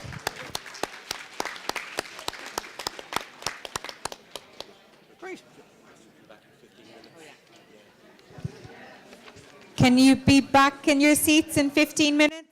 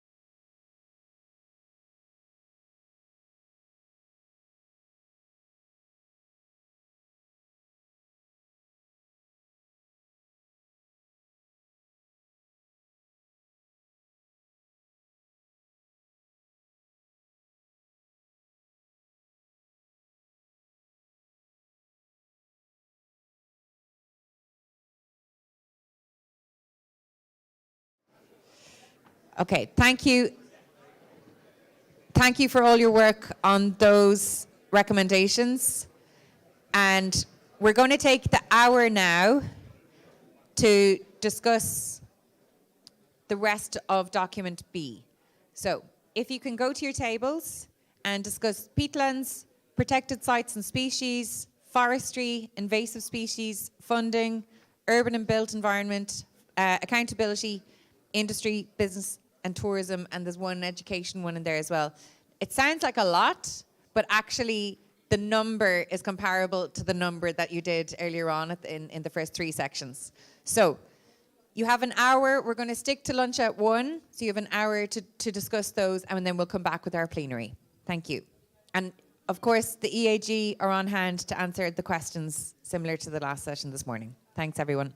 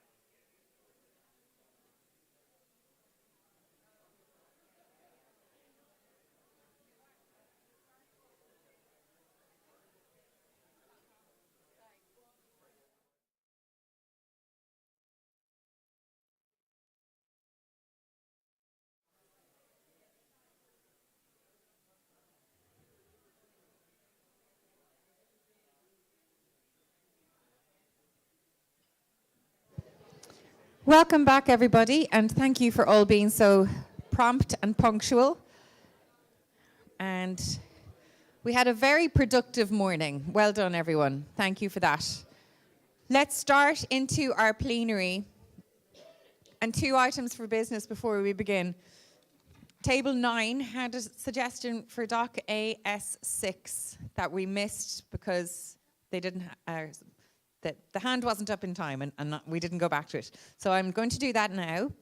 And then, on suggestion from Patrick at Table 1, I'm going to move forestry to the end of our discussions in B, because I have a feeling that forestry might take us a little bit longer to discuss, because there's a lot of talk about it, and there's a lot of red pen on the pages. So we'll bank some of the other ones, and we'll finish in forestry, because it may take us a little bit longer. Okay? So if I can draw your attention to document AS6, and do the same myself. There should be a permanent cross-party standing Oireachtas Committee on Biodiversity Loss who will consider and respond to the recommendations of this Assembly, and the suggestion to include within 6 to 12 months.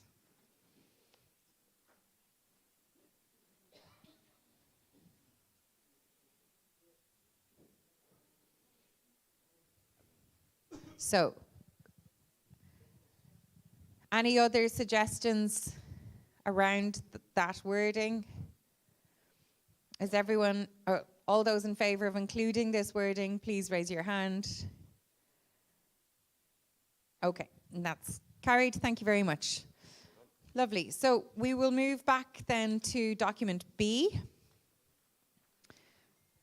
And we finished on our marine and coastal, and we're about to start on our peatlands. So, recommendation P1. Any amendments? And table 4. We'll get a microphone to you, Vas. Yeah, so just one addition, the updated National Peatland Action Plan must be developed with clear, measurable, attainable and timed goals. So it's the addition of attainable and timed. Yes. Okay. Could someone make an argument to say, well, we can't do it because it's not attainable? Just quit putting that question out there. Can I get the microphone back? Can you say the question again? I'm just suggesting that if we put in attainable, can someone say, oh, we can't do it because it's not attainable? As in, we're not going to be able to achieve it, so we won't do it.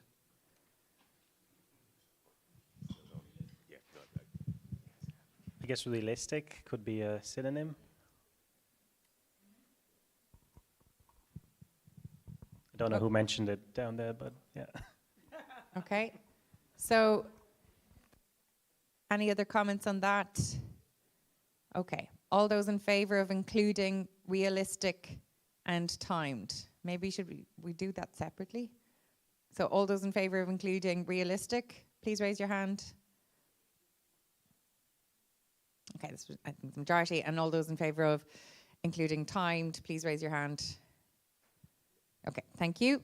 Thank you, table 4. Okay, P2. Kenneth, table 9, please.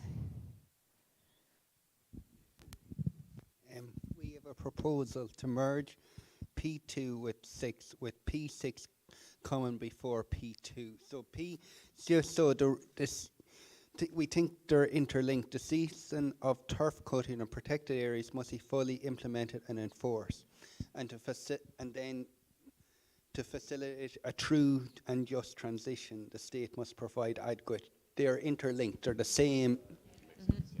Okay, so to put those into the same recommendation, Yes, with the sentence from P6 going before the sentences there from P2. Thank you. All those in favour of that change, please raise your hand. Great, thank you everybody. Thank you, table 9. Okay, P3. No amendments. P4. Table 2.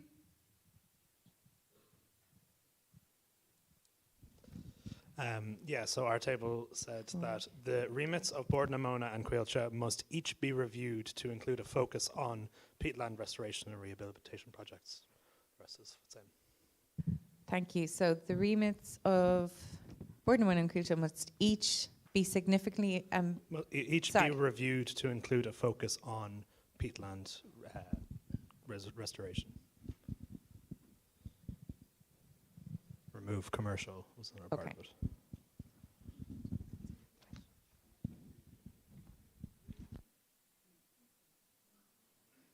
Okay, all those in favour of this amendment, please raise your hand. Great, thank you everyone. Thanks, table 2. P5 and P7, because we've already dealt with P6. Okay, and P8. Okay, table 5.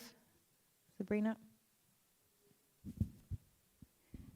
We suggested changing it to encourage and incentivise, and instead of saying farmers, say peatland owners, because peatland owners aren't necessarily farmers.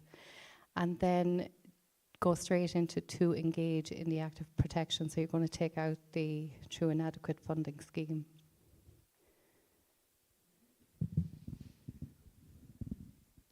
Great. Everyone's going to be really expert policy drafters by the end of this. All those in favour of this amended wording, please raise your hand. Great, thank you. Table 5. Now, we'll come back to forestry in the interest of maintaining our momentum and our good work. So we'll go to protected sites and species. Page 9. PSS1. Any amendments? PSS2. We have table 9. So Louise. So the table just advised to replace adequate with targeted and to remove and purchase sites where required. I don't know what the rationale is. Because they don't want no compulsory purchase orders in that last sentence might imply that. Okay, now that's a specific proposal that came in from another member. So if anyone wants to speak to that inclusion of that or not. No one at the moment. Now, we have a recommendation from the EAG, from TAS, to suggest that in PSS2 we're actually neglecting the protected marine areas without specifically referencing it. So the suggestion is the National Parks and Wildlife Service and other relevant agencies must be provided with adequate funding. And if I skip down to, for designated sites on the last line, on land and sea.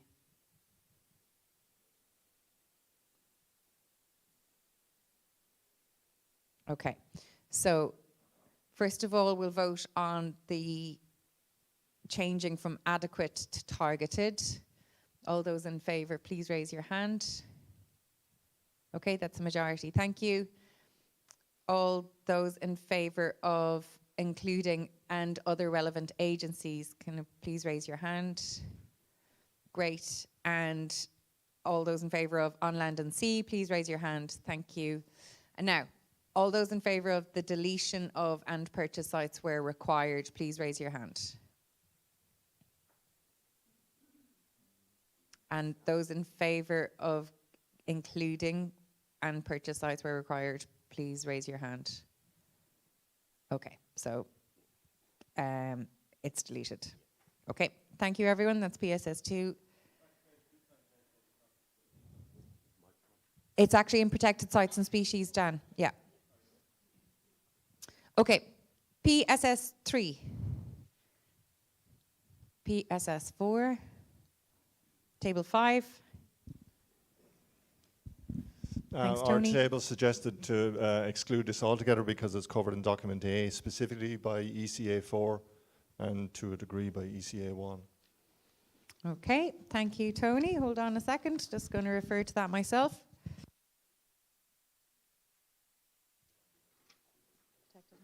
ECA 4 and ECA 1.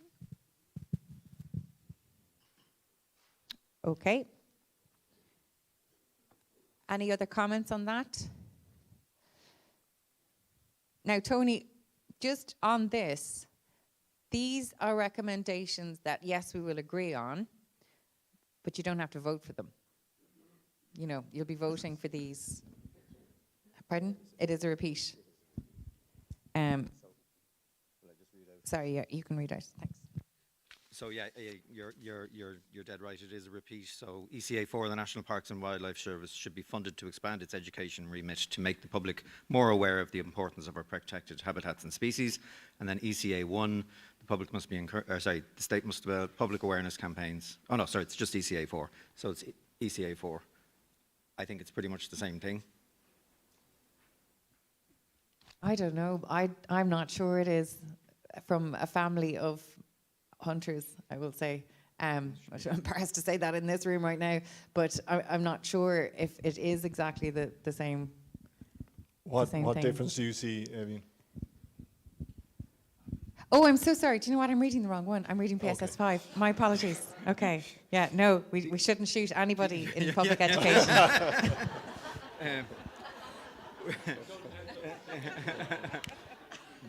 So yes, you're right. That's a double up. I was getting very confused there. I was like, I don't see it. I don't see the crossover. Thanks, Tony.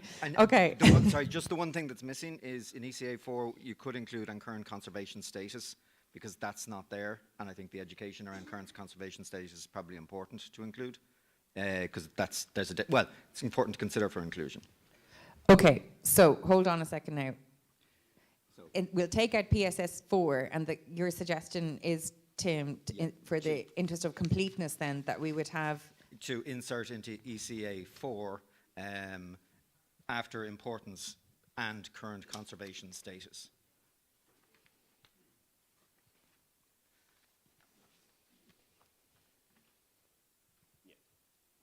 Okay.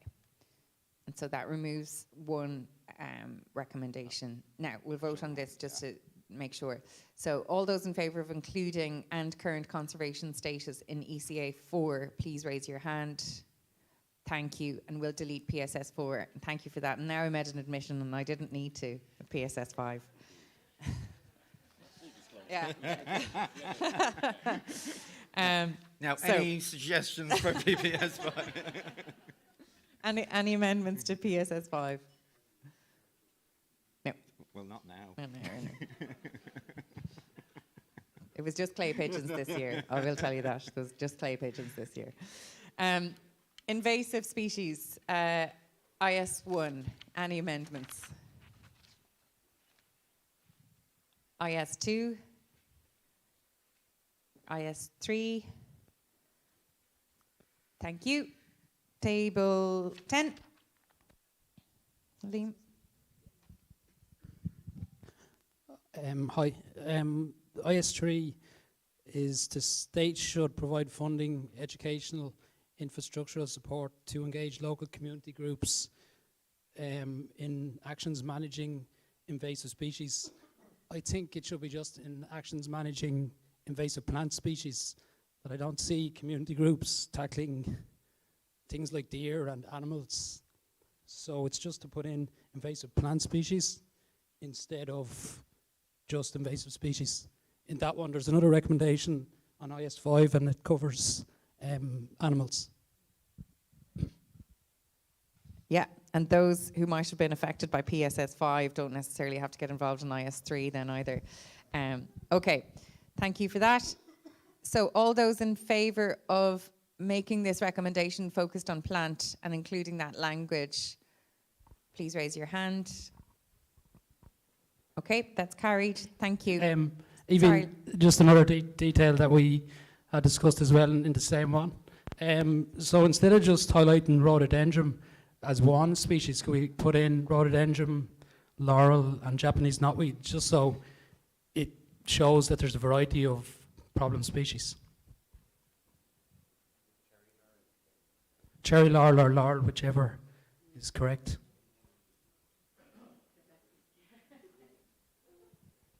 Okay, thank you. All those in favour of including those details as examples, please raise your hand.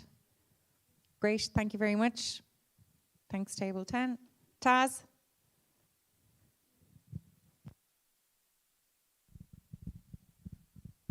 So yes, I agree with the logic that you don't want to set community groups loose on deer and vertebrates, but I guess there are some invertebrate species that are amenable to community group engagement with their controls. So invasive Pacific oysters, for example, are controlled by community groups in other parts of the world. So maybe invertebrates, also invasive invertebrate and plant species would be perhaps worth including to keep that scope a little broader.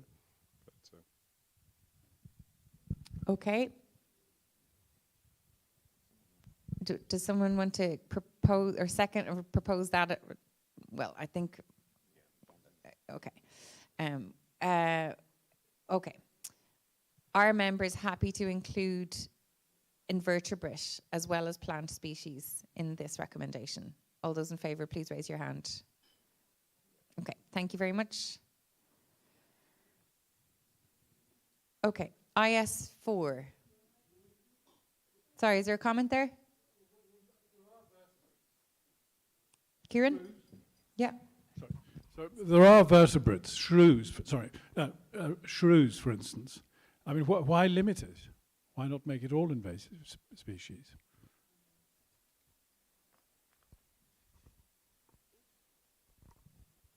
Table 10. Do you want to come back on that? Liam?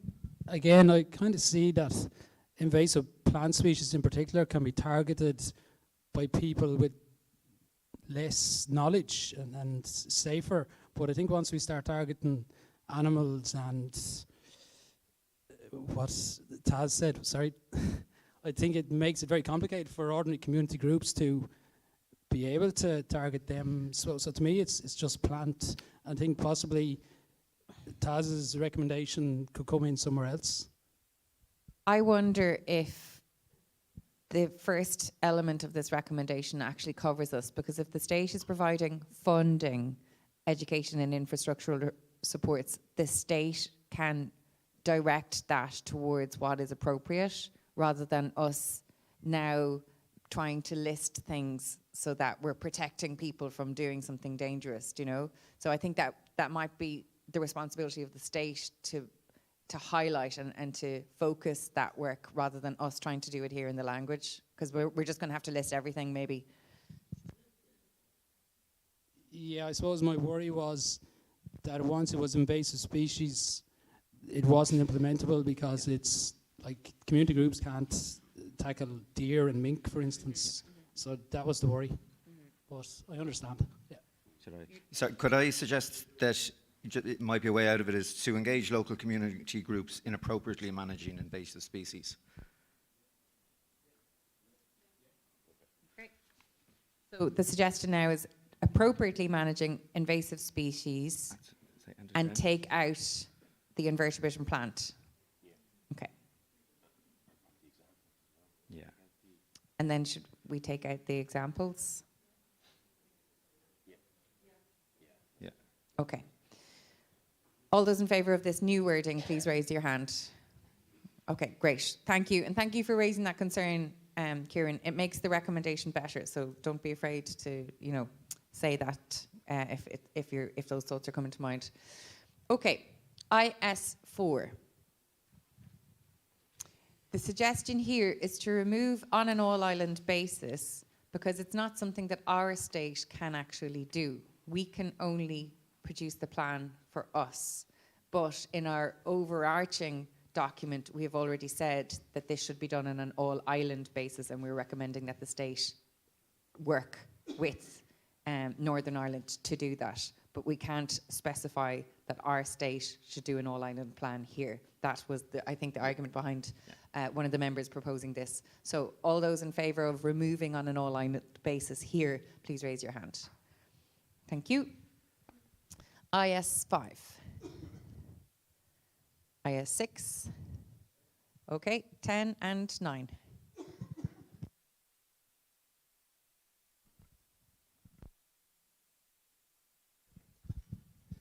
Again, it's possibly similar to the last one. So instead of just, as an example, having non-native deer in, to me, mink in particular would be something. So maybe give 2 examples. So non-native deer and mink. That's it.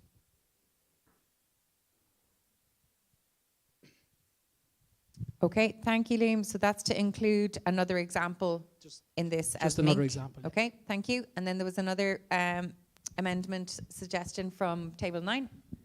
Sorry, now I'm going back to IS4, Okay. and when we removed on all island of island basis, and then in the same sentence below we're referring to the island. Should we thank you. change it to the country? Thank you very much. Thanks for spotting that. Well done. Across the country, just to make sense. Okay, thank you. I don't think, well, like, let's, for completeness, all those in favour, please raise your hand. Thank you very much. Excellent. Thanks for spotting that, Edward. So back to IS5. All those in favour of listing mink as another example here? Please raise your hand. Is that the majority? Hold on. All those in favour, please raise your hand. All those against, please raise your hand. Okay, so that's carried. Okay, IS6. Table 10, please. It's just very simply to change like with EG.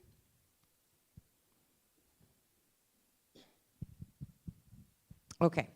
The sale of invasive species, e.g.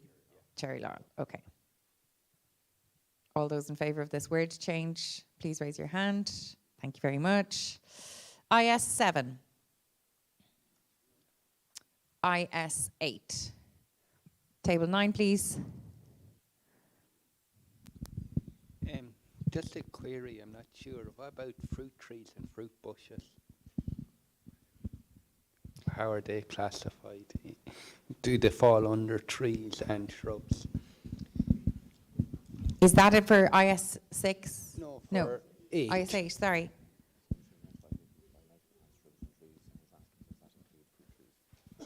Does it include fruit trees? Jenny, thank you.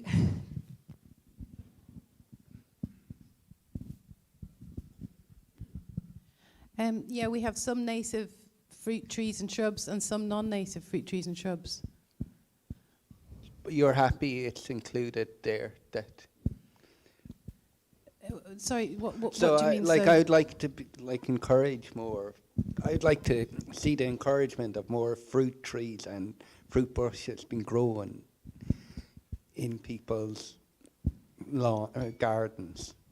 I think that's separate, Kenneth, though, because if it's a scheme, thank you, Jenny. If this is a scheme just to incentivise people to buy native plants, shrubs and trees, which would include fruit trees, that's separate to incentivising people to grow more fruit trees, which wouldn't necessarily link in with our biodiversity. I mean, you could argue tangentially, but I don't think it's necessary for here.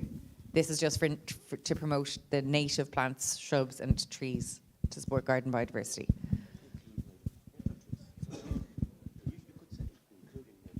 We can put in including native fruit trees. Sorry, Jenny. Yeah, so you could say schemes to incentivize people to buy native plant, shrubs and trees, including, you know, fruiting trees and shrubs.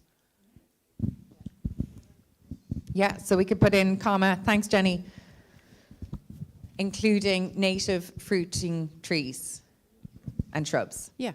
Okay. Kenneth, does that cover? Okay, thank you. Okay, thank you, Cathal. All those in favour of including this additional wording in this recommendation, please raise your hand. Okay, thank you very much. That's covered. Great. UB1. Any amendments? Okay. UB2. Sorry, table 2. Liam.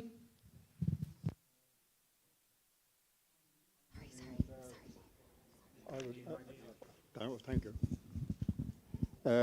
Following on from the second last line, restriction of artificial grass, I would suggest adding with exception for sports-related purposes.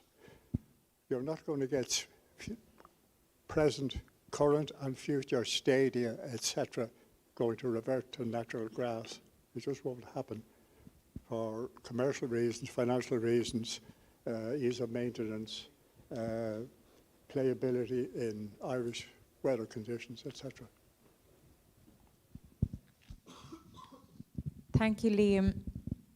To my understanding, this recommendation is it's for new developments. And I'm not sure we need to highlight what the exceptions should be here. I don't know if we need that detail. Maybe that's for other people to decide, but Lee, would you like to talk to that a bit more? In my opinion, the inclusion of or expecting current and future built stadia and other sporting locations to either revert back to natural grass or designate in the planning stage the use of natural grass just won't happen for commercial reasons and also reasons related to our native climate. You'll be getting situations that we had many years ago with games not be playable because of conditions on pitches and that sort of thing. Okay, thanks, Liam. Brendan and Dan. So Brendan is on table 8.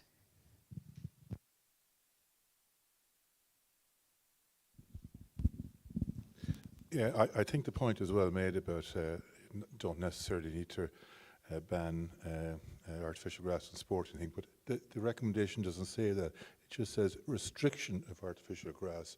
So that would allow for use in suitable sporting areas. So it's really just to stop people carpeting the whole place with this stuff. Thank you, Brendan. Dan? Just a suggested word change that might cover that. Instead of putting in IE, which is that is, change to EG, so for example.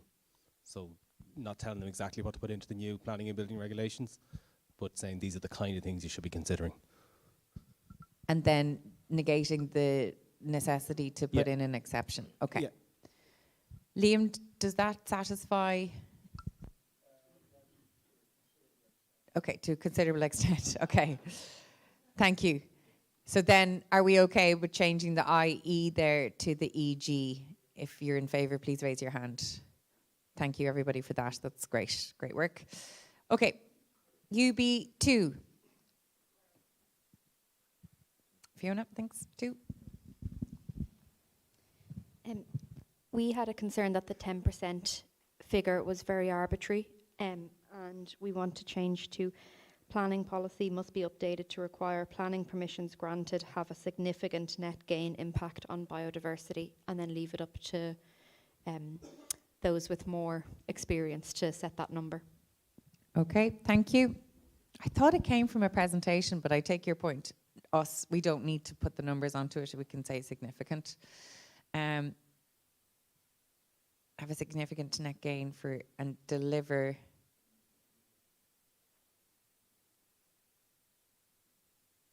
Great, okay. So all in favour of this changed wording, please raise your hand. Great, thank you. Thank you, table 2. Okay, UB3. Table 4. We propose adding to the beginning of UB3, in line with international best practice, the state must increase mandatory requirements. Okay. Thank you, Aves. In line with international best practice, the state must increase mandatory requirements for a percentage of green spaces that support biodiversity in urban areas. All those in favour of this additional wording, please raise your hand. Okay, thank you. Thanks, table 4. UB4. Table 6. We were just looking at UB4 and UB7. They seem to be kind of saying the same thing. Can they just be combined? They're kind of speaking the same topic. Okay, so just, it's literally to take the line of UB7 and put it into UB4. That's the suggestion. Okay, lovely. All those in favour of this combination, please raise your hand. Oh, sorry, you have a comment? Sorry, is there a comment on that? On 7. Okay, yeah. Patrick? Yeah, just the expertise required may vary quite a lot, and the size of the local authority. So I'm just suggesting the alteration to use the word engage rather than in-house, because of the variety of services that might be required. May not be possible to have the expertise in-house. Okay, thank you. Thank you, Patrick. However, if we go back to S11 on page 4 of document A, we have said here each local authority must have at least one full-time dedicated biodiversity officer, the total of which should be determined by population density, landmass and coastline. Does that relate to UB7? Okay, so Taz has a comment to make there.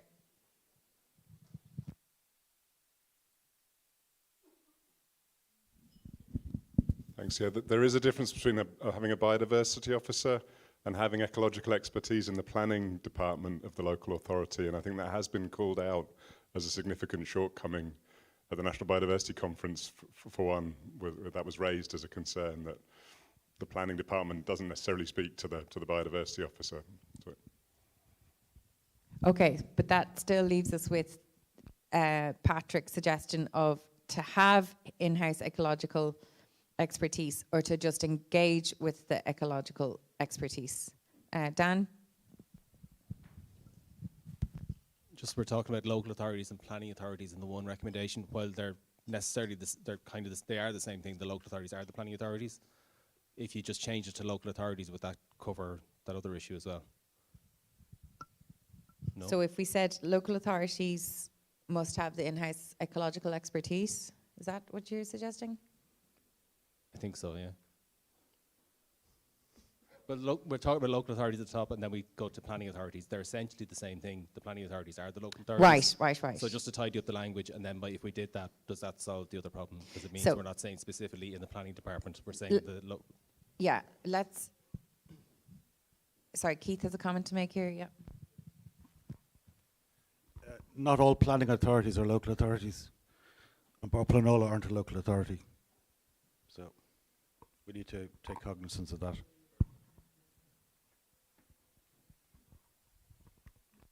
That brings us back to whether they are actually just two separate recommendations then. Okay. So with that discussion, actually, maybe we should reverse that decision of combining them. Okay. So now, hold on, because if we still keep them as separate and we go back to it being planning, then it's Patrick's point. Should the planning authority have in-house ecological expertise, or should they engage with in-house ecological expertise? And I think the problem here is that we've said, in addition to biodiversity officers, who we haven't said should be part of planning authorities, they actually should be part of local authorities. That's the error. So can we delete in addition to biodiversity officers, Cahill, please? No, just that part for now, because we have to talk about. Thank you. So now, Patrick, are you still suggesting that planning authorities engage with ecological expertise, or should they have in-house ecological expertise? If we get the microphone to table 1, thanks. Yeah, well, I shouldn't dwell on this too much, but I know somebody made the point that not all local authorities are planning authorities, but local authorities cover all of the country. So it should say local authority, because they're the ones who actually engage the biodiversity officers. It's not the planning part of it. And also, local authorities vary. Say, for example, if you're in Clare, you've got the Burren, you've got the Shannon, etc. So they vary so much in what their local conditions are. So I would have thought that local authorities must engage as necessary, must engage ecological expertise as required, and leave out within the authority doesn't make sense anymore on that. It's okay. So I think the purpose of this recommendation is to make sure that any planning decisions, there is an ecological expert. And that ecological expert is different to a biodiversity officer. So the outcome of the recommendation is to make sure that a planning authority has ecological expertise in their decision making.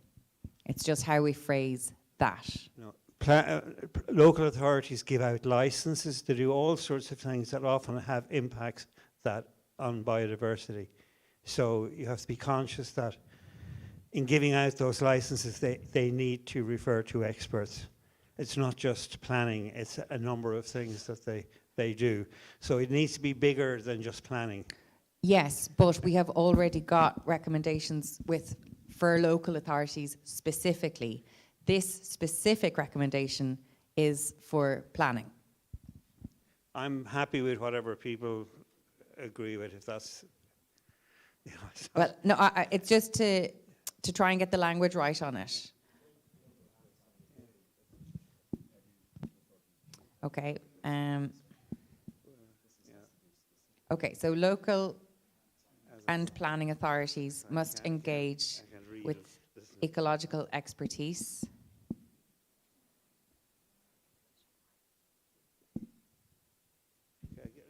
Get somebody else's view on it to see what the... Sorry, Patrick, can you say that? Sorry, I think you should get whoever proposed this maybe should comment on it. I didn't propose the original recommendation. If they would comment on it as to what their intent was. How about, and I don't know who proposed it because I think this was in before we okay, so Taz is here.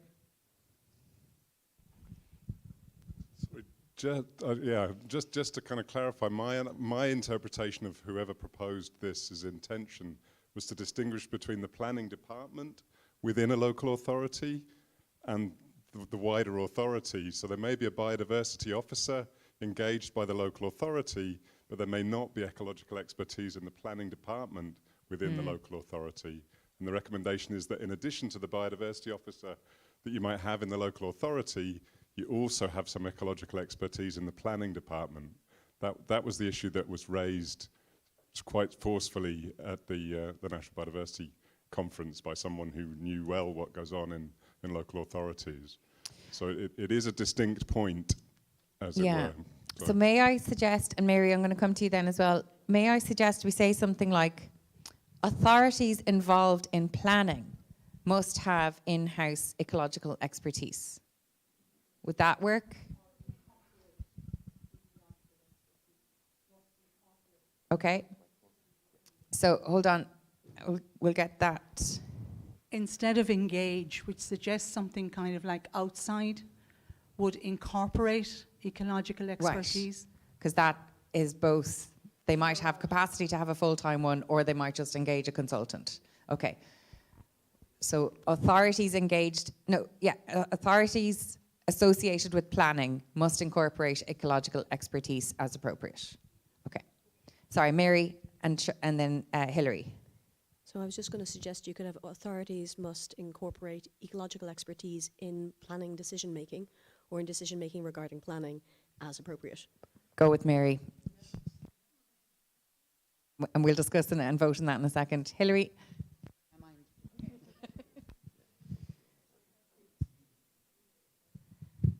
Okay, so authorities must incorporate ecological expertise in decision making regarding planning as appropriate. I think we're not as just in planning, because as appropriate means, oh, it's not appropriate actually. Yeah, okay. So we'll take out the as appropriate, Cathal, please. Okay, authorities must incorporate ecological expertise in decision making regarding planning.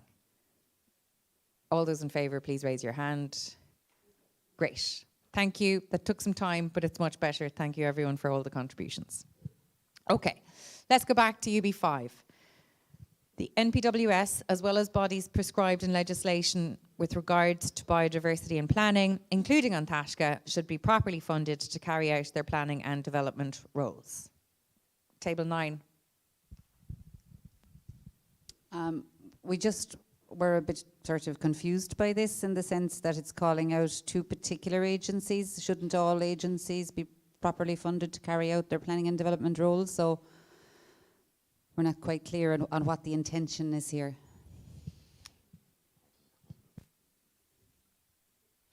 This is a kind of, there was a bit of toing and froing in this one, because there's only a certain amount of prescribed bodies in legislation, of which the NPWS is not a prescribed body, as far as I know, but it is their role to do it, and they need to be properly funded to do it.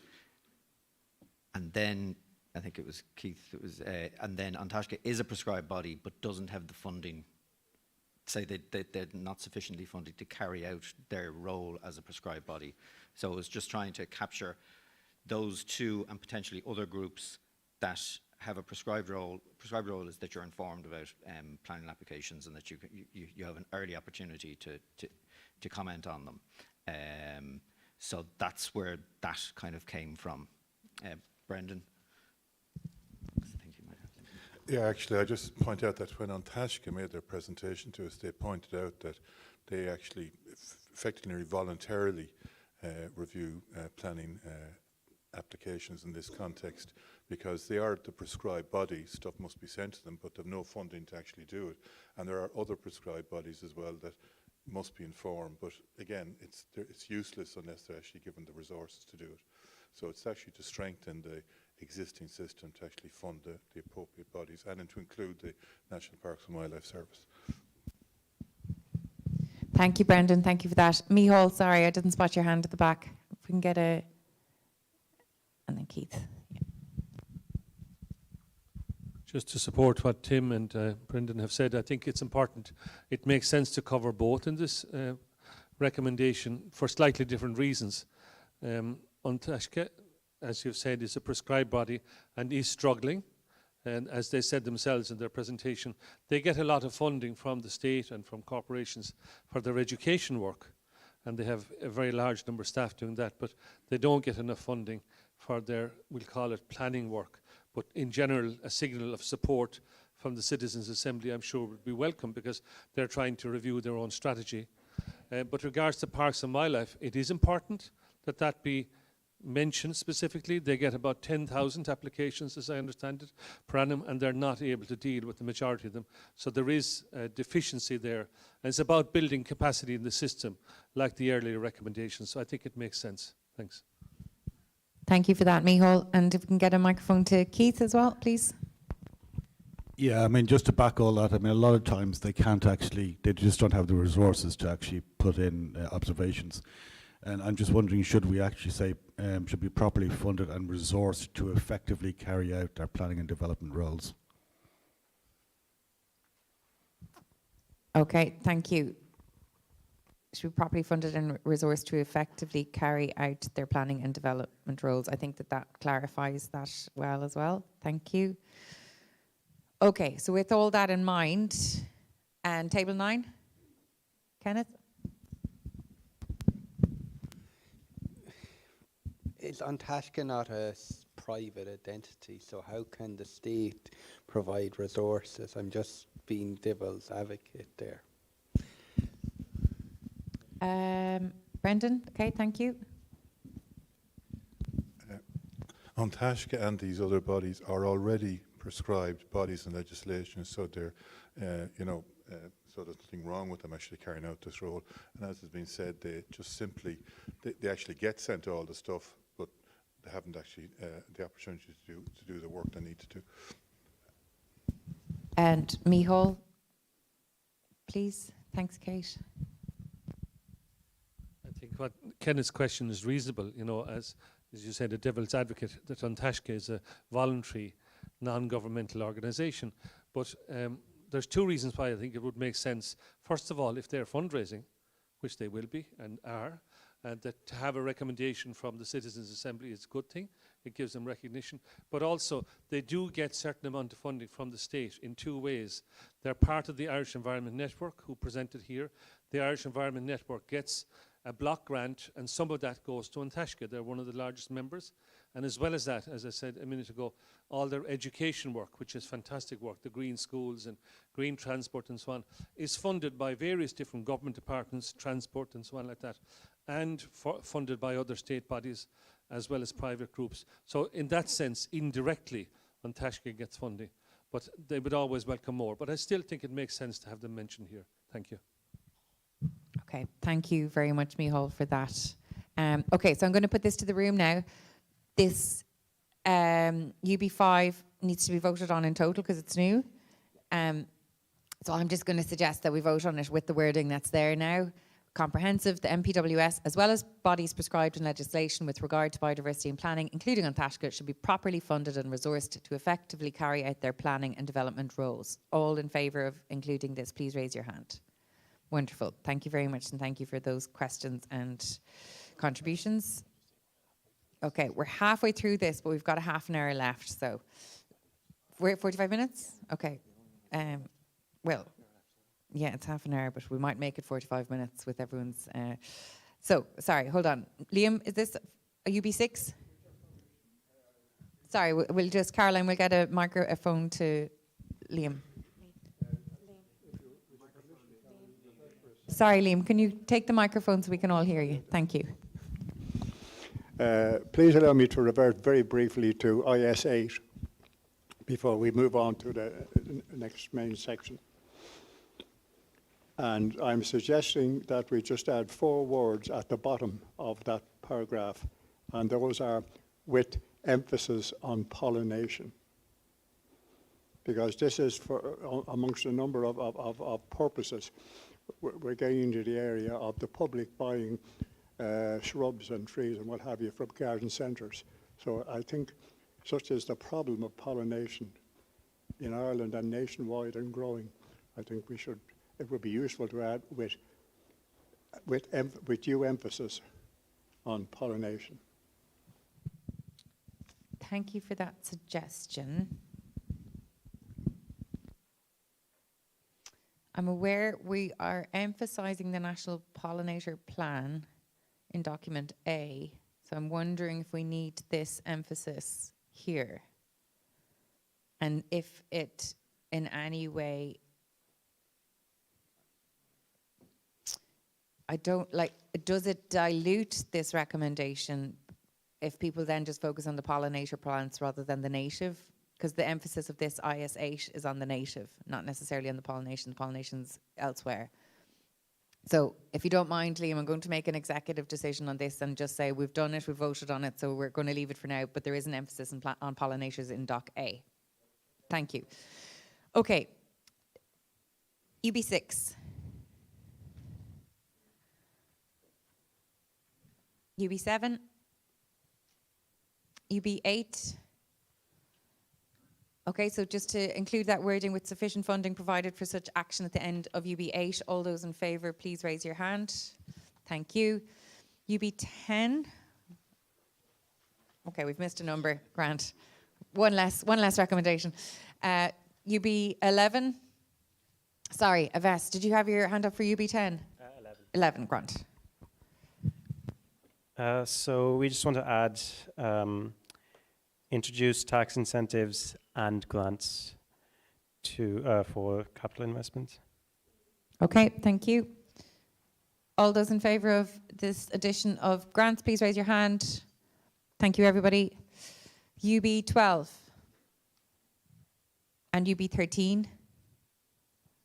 And we have to vote on UB13 because it's new. As part of the new National Biodiversity Plan, relevant government departments and agencies must publish central advice for local authorities on incorporating nature-based solutions and ecological features into new developments, ecosystem restoration, green infrastructure and biodiversity, addressing pollution issues. You have all read this, so I don't know why I'm rereading it. All those in favour, please raise your hand. Thank you, that's included. Okay, great, we're moving to funding. FB1. FB2. 9 and 3.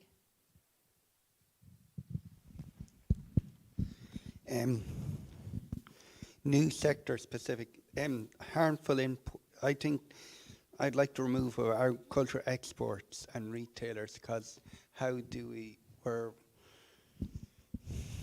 are slowing down our growth or export. I think it could be decided within the country. We're considering that especially some of our agriculture exports are going to poorer countries.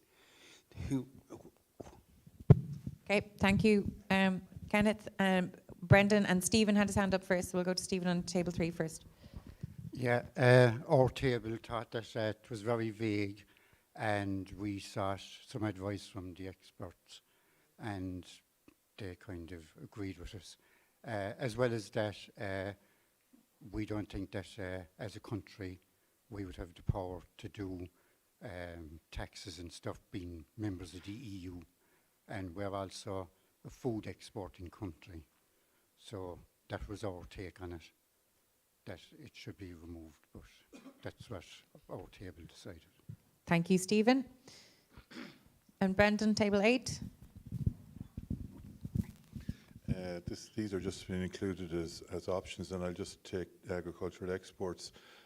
We produce over 8 billion litres of milk a year. 90% is exported. If, for example, you put a cent on each litre, or a cent on each kilo of beef or produce, you'd actually get about 150 million a year. Can be collected through the co-ops and through meat processors. In 5 years, that'll give you about $500 million, which would go a long way to solving a lot of the problems. And it's on export, so it doesn't actually affect the poor in society here. So I think it's something that should be left in for the members to actually vote on. I'm not saying everybody needs to agree with it, but I don't think it should be just taken out at this stage, because it's about the only area we have where we see agriculture making some contribution to biodiversity, as opposed to all the recommendations we have about incentives and payments, etc. Okay, thank you for that argument, Brendan. Okay, one suggestion, Tim? Yeah, I think it's a tricky one, and it came from a number of people, so it's an amalgamation of people wanting levies on things but not giving a huge amount of information on it. So maybe an option would be there must be a comprehensive review of current taxation policies, future levies, or something like that, as a change to the text in FB1, and would that allow the policymakers to figure out what could be done there? So that suggestion is to remove FB2 by adding in future levies as Current wording taxation into FB1. Policies, current and future taxation and levy policies, or some wording around that, which is a catch-all. Brendan? I'm not averse to amalgamating, but I think I'd like to see the explicit mention of agricultural export and, in fact, retailers, because we often hear from farmers and other sections of the community that retailers engage in below-cost selling and all the rest of it. So there'd be no harm in looking at a levy there. I think it just needs to be mentioned, and I accept that it's something that needs to be considered. It doesn't need to be absolute, but I think there needs to be explicit references there. Okay, and I'm going to take the comment from Hilary, and then I'll move. Kate, can thank you. Yeah, sorry, Brendan. I understand in principle what you're saying about agricultural exports, but when retailers, who are you talking about? And when we're talking about harmful imports, what are harmful imports exactly? And, sort of a bit of clarity for understanding that. I'm going to lead on this because I think we will keep in FB2 because we're not taking anything out of these recommendations today because they've been in for a while. However, what I will suggest is that we add this wording into FB1 in case FB2 doesn't have a majority vote on the day, and it covers some of the ideas in FB1 then, and we can then vote on the wording for FB2, okay? So, if that sounds reasonable, All those who would be in favour of including the additional wording to FB1, current and future taxation and levy policies, please raise your hand. Okay, thank you. Now, FB2, which is on the ballot in different, and there's differing opinions on it. You will be voting on it. When you vote, would you like to have agricultural exports and retailers removed, or would you like it to be kept in the wording that's there? Sorry, it's harmful imports agriculture, so it's that whole part is the new bit that's been added. So they just need to vote on that. Okay, so it's to actually vote on the red text in FB2.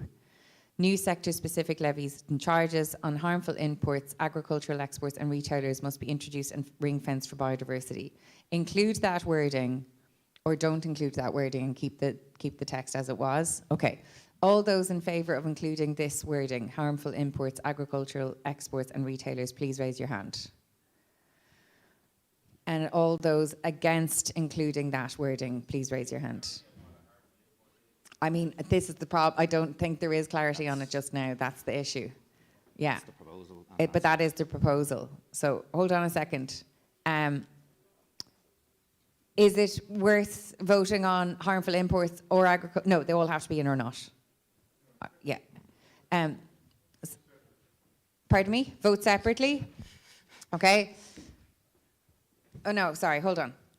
So, new sector-specific levies, charges on, okay. If you're in favour of levies and charges on harmful imports, please raise your hand. Okay, it's not a majority of the room. Yeah, fair enough.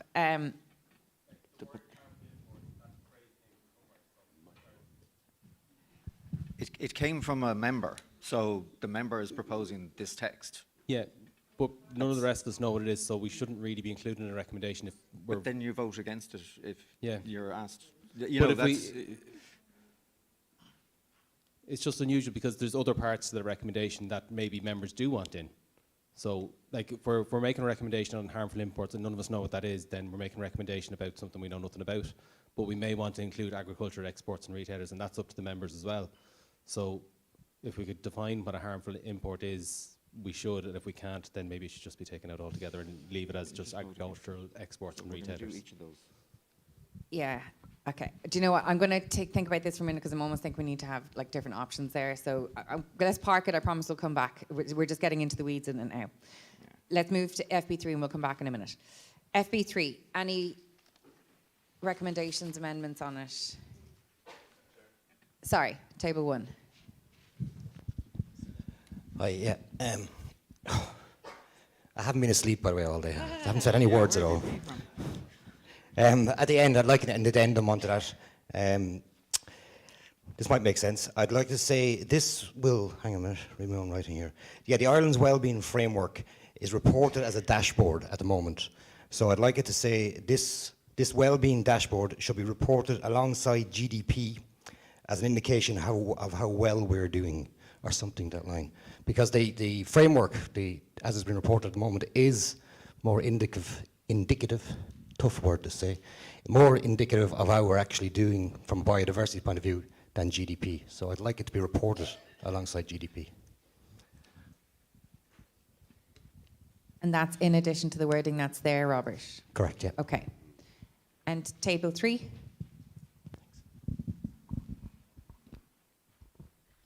Yeah, we just wanted to remove at the end of the first sentence, including in the annual budgeting process. We don't think that needs to be in there, which would mean it should also be removed from the funding section.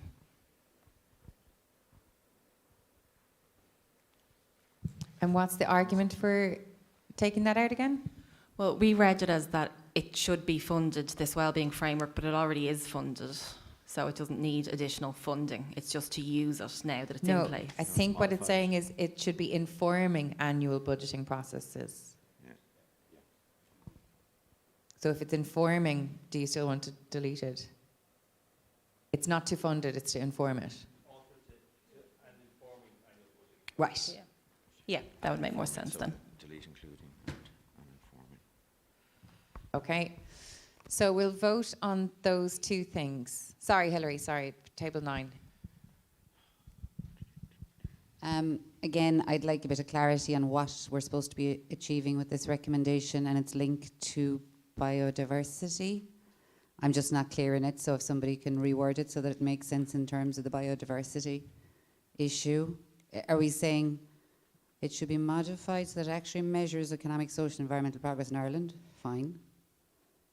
But where- I think on that point, Hilary, like it's incorporated within the wellbeing framework that there's environmental progresses in it. So that's where it underpins the biodiversity. And the whole thing I recommend is it's coming from Kate Rayworth's talk, I imagine, about, okay. So I think within itself, that's what it is. The reader should know. They can go. You can have another refresher on the wellbeing framework if you'd like, but it's already in there. So we're just going to vote on the additional wording now. So it's whether to include. So first of all, we'll vote on the suggestion from table 1 that the dashboard should be reported alongside GDP as an indication of how well we are doing. All those in favour of including this additional wording in FB3, please raise your hand. Is that the majority of the room? All those against? Okay. No, there was more hands there. Sorry. All those in favour of including this, please raise your hand. It's definitely a majority. Okay, thank you. And from table 3, all those in favour of changing the wording to informing instead of including, please raise your hand. Okay, thank you very much. Now, I'm going to have a chat with Cathal because I think the best thing to do for FB2 is to actually list those words. So you'd have new sector-specific levies, charges on, and if you agree with including the harmful imports, you tick that. If you agree on including the agricultural exports, you tick that. If you include on retailers, you tick that, or you disagree with the whole recommendation. I think that's the easiest because we're not going to solve it here. Okay, so then we move on to the Q, which is just a question. It's not a recommendation. We probably shouldn't have put it in there, but it was in a conversation that we were having. And this is purely for our own communication of the recommendations.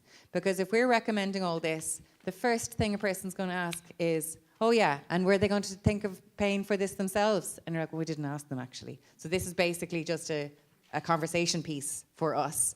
But we will ask you at the end of the vote, we'll ask you at the end, would you be willing to pay more taxes to preserve, enhance and restore biodiversity? And when we're asked that question, we can say, well, actually, no, they were complete hypocrites because only 1% of them voted for that. Or we can say, well, actually, this X many, 70% said they would. Joe, on table 11? Yeah, no, it's just I find that question quite leading. Like, yeah, everyone's going to agree we should be paying taxes for it, but it's taking a statist approach to the whole situation. Like, we can't just throw money into it to expect to fix it. We know that there's $1 billion surplus in the budget already, as according to the experts that we're talking, and it's like building roads. But then, Joe, I'm going to cut you off there because then you just vote no. Yeah, okay? Fair Thank enough. you. Jean? I mean, maybe we could get into the situation where we'd like our taxes spent wisely. So it's not a case that we want more tax, we want the tax we pay to do more. It's a good point, but I think that is very implicit throughout all of the recommendations that you want this to be better enforced and resourced. That's throughout the wording. But I don't mean to cut people short. I just want to keep us in the momentum. Sorry, Donal. Voting on paying the taxes. Voting on paying the taxes, so will that be secret ballot? Yeah, this is all secret ballot. You're all going to have Cahill's going to talk us through this at the end of the day. It's a good question, Donal, but nobody's going to know what you vote. We just want to number it because it will come up in conversations. Well, we do now. Okay, thank you, everyone. Let's move to AB1, accountability. All penalties for any breach of pollution or other environmental legislation regulations should be increased to meaningful economic levels, reflecting the damage caused, plus enforcement or restoration costs with criminal sanction where necessary. This is new. Sorry, Keith.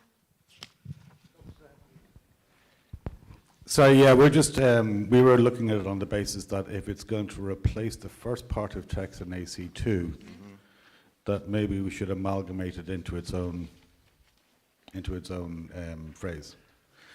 So all penalties for any breach of pollution or environmental legislation stroke regulations should be proportionate to the offence, so they adequately discourage negative behaviour, e.g. penalties should be linked to company turnover, with the offender incurring the full cost of enforcement and restoration, with criminal sanction where necessary.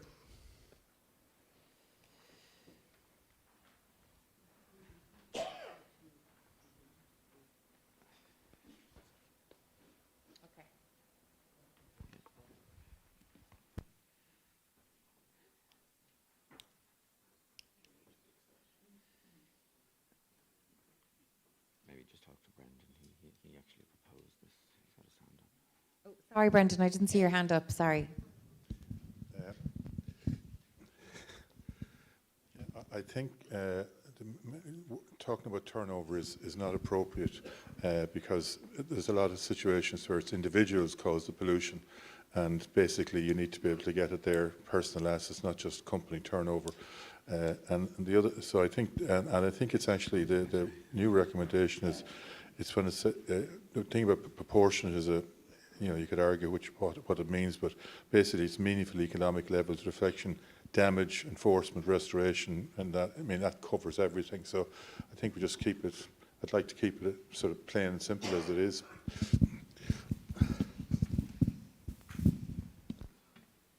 Okay, so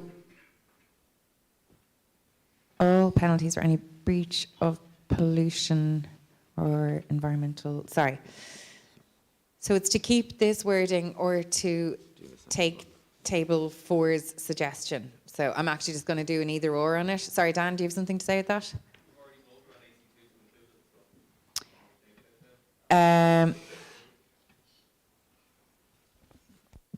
The intention behind this proposal was to clarify AC2 and to give it more meaning, and that was the intention of the proposer. So I think in the spirit of making the overall recommendation clearer and more appropriate rather than having a completely separate one, but it covers the same area, that's the logic behind it.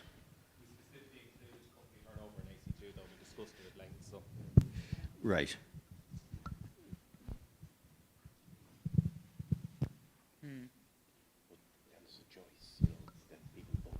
Yeah. So Okay, let me there's a lot of chat going on here, so let's come back to this one. Okay, Brendan will come back to this in a few moments with an answer. Okay, IBTB1.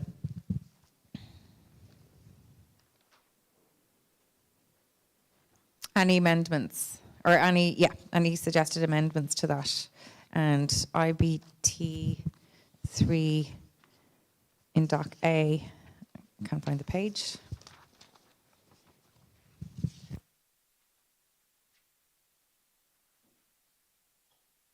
So this will just be added to IBT3 for you. Oh, are you happy that this be added to IBT3? So if you look at document A, page 10,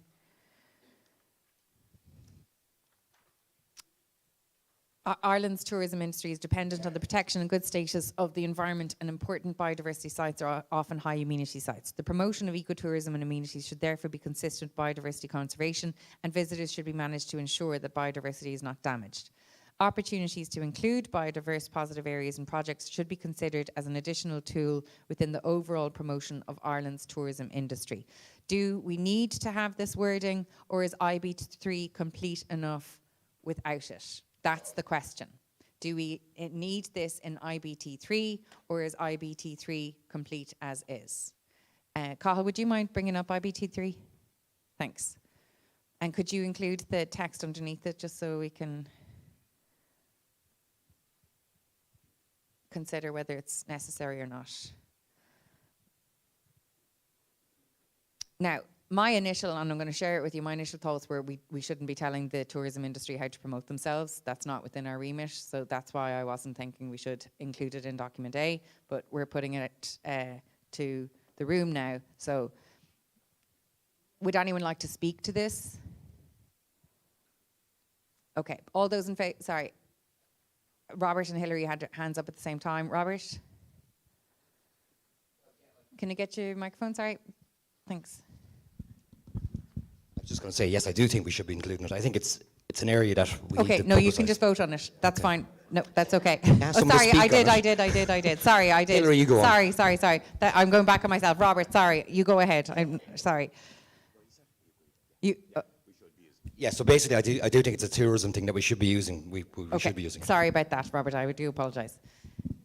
Hillary, is it something additional and new and significant and important for us to hear? Of course it isn't TV. Well then, honestly, really, No, we but don't need... I'm just suggesting the promotion of ecotourism and including biodiverse positive areas and amenities should therefore be consistent. So just bring up the biodiversity positive areas into the top paragraph and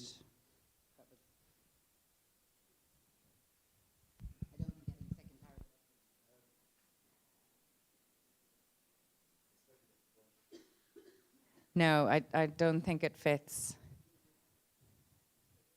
No, I don't think. I think we have to vote on it, and it's a second. Yeah, it's included or it's not included. Keith? Yeah, sorry, Hillary, there are slightly different points. One is actually the protection of biodiverse areas within the promotion of it, but you're asking on tourism industry to consider it. So they're probably already considering it, so it's just giving them a little saying we're encouraging you to consider it.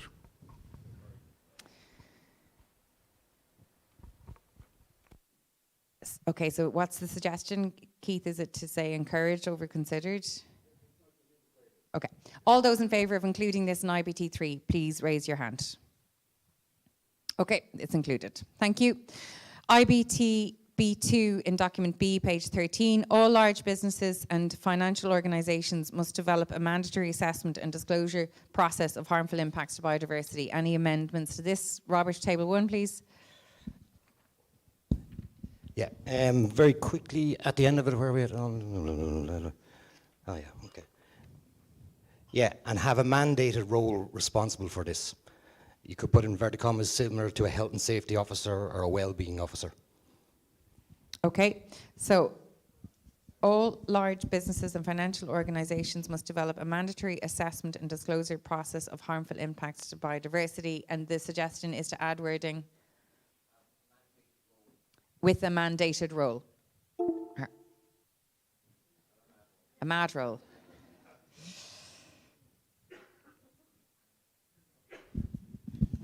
What did I say?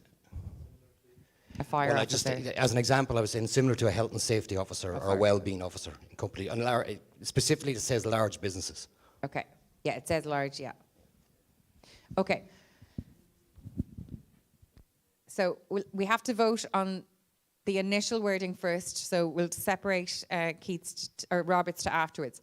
So to include the initial part of the mandatory assessment and disclosure process, all those in favour of including this, please raise your hand.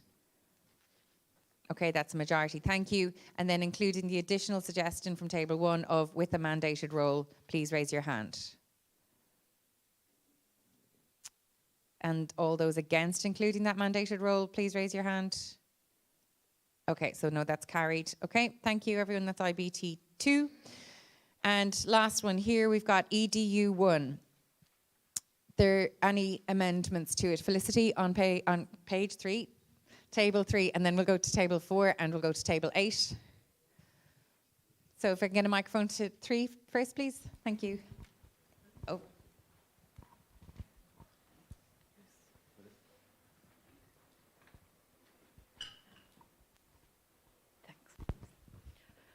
We just didn't understand why planning had been taken out. So it's so large, it should really be reinstated. It's important.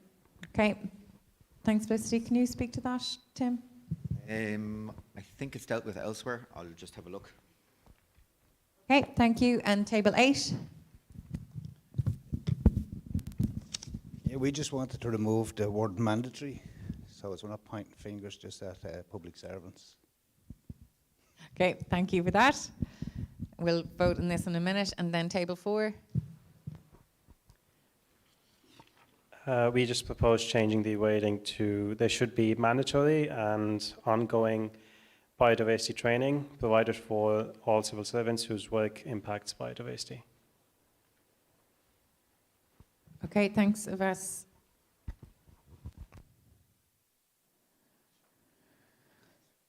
Now, if we take out mandatory, ongoing is not relevant. So that will have an implication there. So the first section, or first decision, is to re-include planning into that sentence. And Tim? Okay. I'll put the question to the room and we can consider it afterwards. All those in favour of putting planning in here, please raise your hand. Okay, thank you. Yes, sorry, Dan, we'll get a microphone to you.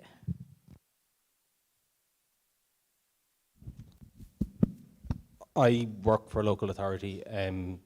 My work has nothing to do with planning, but my work does involve interacting with wildlife and biodiversity. So if you put that in, then I don't have to do any training. Sorry, if we put planning... If you add planning back in, then I don't get trained. Whose work interacts with planning? My work doesn't interact with planning. Oh, with planning, wildlife or biodiversity? And or? Why specifically planning though? Okay, that was the point. So it's. So I think it was taken out because it's to allow any civil or public servant whose work impacts on wildlife or biodiversity to get training. So if you put in planning, say, well, I don't do planning, I do wildlife, but I don't do planning, so I don't have to do that. So it's anyone whose work impacts on wildlife and biodiversity should get the training. So it implicitly includes planning, but doesn't exclude anyone? Yeah. So now, okay, with that in mind, now, table 3. So whose work impacts on wildlife and biodiversity? Yeah, I think that would. So take planning back out, yeah. Yeah. Okay, so, okay, let's... Now, with that new wording, is that better directed, table 3? Yeah, I think so. Okay. So, all those in favour of this, with including work impacts on wildlife and biodiversity, please raise your hand. Thank you, everyone. Now, should we take out mandatory, or should we have mandatory in there and then we'll vote on ongoing? So all those in favour of taking out mandatory, please raise your hand. Okay. All those in favour of including mandatory and adding ongoing, please raise your hand. Okay, so it's mandatory and ongoing. Thank you, everyone. Okay, now we will go back to the fun times of forestry. I feel like we need to stand up or something and get us back into the groove with this one. But I think we'll all wake up, actually. Well, we're behind, so I can't give us a break. So I think we'll take 10, 15 minutes to do this, and we'll just be behind. We're going to do this in 15 minutes, okay? And we'll have coffee at 3:30. Yeah. Okay, so with this in mind, and I know there's a lot of questions going to be up on this one, hence, maybe we should have done it first, but we've been here all day. And we have good recommendations, I think, that will collapse these things. So let's start with FWH1. Table 6.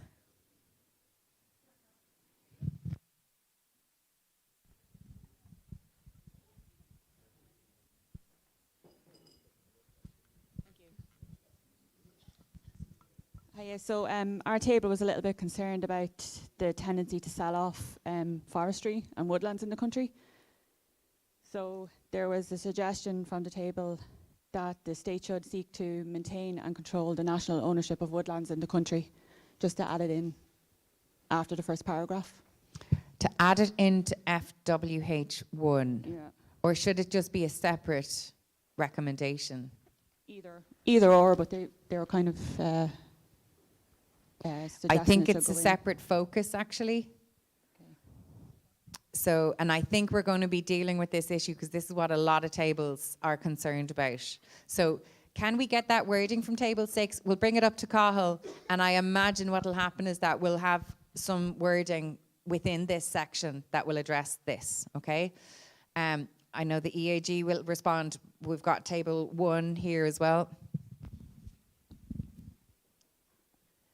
I suppose, well, I'll go in reverse, adding on to that statement there, we said the government must maintain ownership of their existing forestry, but they're adding this as a separate point, as considering its status as a strategic biodiversity asset at the end of that statement that Cahill's putting. And then for FWH1, we just wanted to add the word negativity to afforestation strategy is not negatively impacting on biodiversity. So just addition of one word. Okay, thanks, Jenny. So if we can get that first one to give to Cathal to add to this potential additional recommendation, that's one thing. And your suggestion for FWH1 is to include not negatively impacting on biodiversity. Thank you. I think that makes good sense. So just on voting on inclusion of not negatively impacting biodiversity, all those in favour, please raise your hand. Thank you. Now, I'm going to leave this other recommendation here because I know it's going to come up in FWH2 as well. So now, thoughts on FWH2. Louise, table 9, please. And table 4, yeah. We just thought that the second paragraph of FWH2 was kind of like a very long-winded sentence, so we kind of rewrote it so it might be easier to kind of digest what it was getting to. So the 1988 Forestry Act as amended and the goals/operations of Coillte must be reviewed to ensure the delivery of a 21st century Irish forestry model. This would contribute to the Climate and Biodiversity Action Plan and impact the biodiversity crisis on a large scale, while also providing high quality timber, employment and societal benefits. I just added some full stops and stuff, but it sounds, I thought it helped. I think it's as long. That's like my 3-year-old Full saying, stops. I'll take a shortcut, but I think it reads better. Thank you. We'll get the wording to Cathal and we'll discuss it. Kieran on table 4. We've got something very similar. It's a bit shorter, actually. And I think it might solve all of the Coillte paragraphs. Anyway, it goes like this. The state must fundamentally reassess the constitution, goals and operations of Coillte and the 1988 Forestry Act as amended to ensure biodiversity protection and positive ecosystem services is a core objective alongside providing higher quality timber, meaningful employment and benefits to the community. Lovely, that sounds good. Kieran, thank you. Well, that's support from colleagues there. We'll get that wording to Cathal and we'll discuss these two in detail then. Thank you.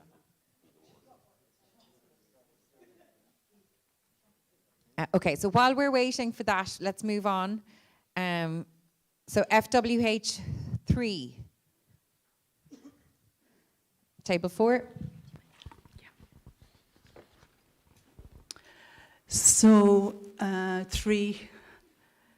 So after fully enforced, we wanted to include with due regard to public safety. This is FWH3.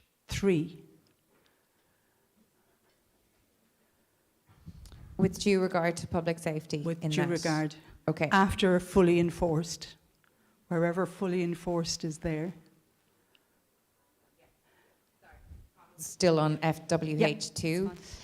So I think we can do this without seeing it, but all those in favour of including, all those in favour of including the red text in FWH3 as is, please raise your hand. We can't see it on the screen right now, sorry. Oh, sorry, table 9. Sorry, we just have an amendment to the text, the FWH3. Existing legislation should be, where is it? Reviewed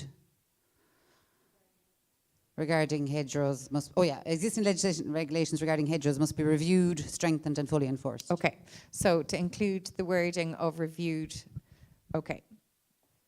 So let's first of all vote on must be developed urgently. Existing legislation and regulations regarding hedgerows must be We'll do the initial first. Okay. So all those in favour of including the red text on the page on page 8 initially, please raise your hand. Thank you. All those in favour of including with due regard to public safety, please raise your hand. Thank you. All those in favour of including reviewed within that sentence, please raise your hand. Great, thank you very much. That's FWH3. Sorry, Fiona. Yeah.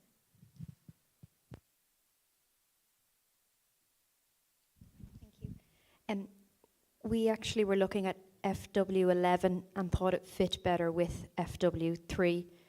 And what we proposed to do was add to the end of FW3, in particular, the new CAP scheme should recognise and reward good hedgerow quality. It seemed a bit out of place, stuck in at the end. Okay, so you're saying along with the sufficient results-based incentives must be made available to support all aspects of their proper management. And then you said a word there, Fiona? Yeah, In particular, exactly. yeah. That the quality, I think, is the important thing there to make sure existing hedgerows are not replaced with new ones. Thank you. So all those in favour, oh sorry, is that a comment? 6, yeah. So we were looking at replacing the new CAP schemes as they're already decided, so we were just wondering if it should be future. We'll throw that to James. James, the new CAP schemes, should we say future CAP schemes? The CAP strategic plan can be reviewed on an annual basis at the moment, so it's an option for us to put in an amendment to that this year. So this wording is okay? Yeah. Okay, thank you. Thank you, Table 6, for raising that. All those in favour of including this sentence in FWH3, please raise your hand. Thank you very much. Okay, thanks, Table 2 as well. Are we ready to go back to the big one called FWH2? Great. So we'll just look at FWH2.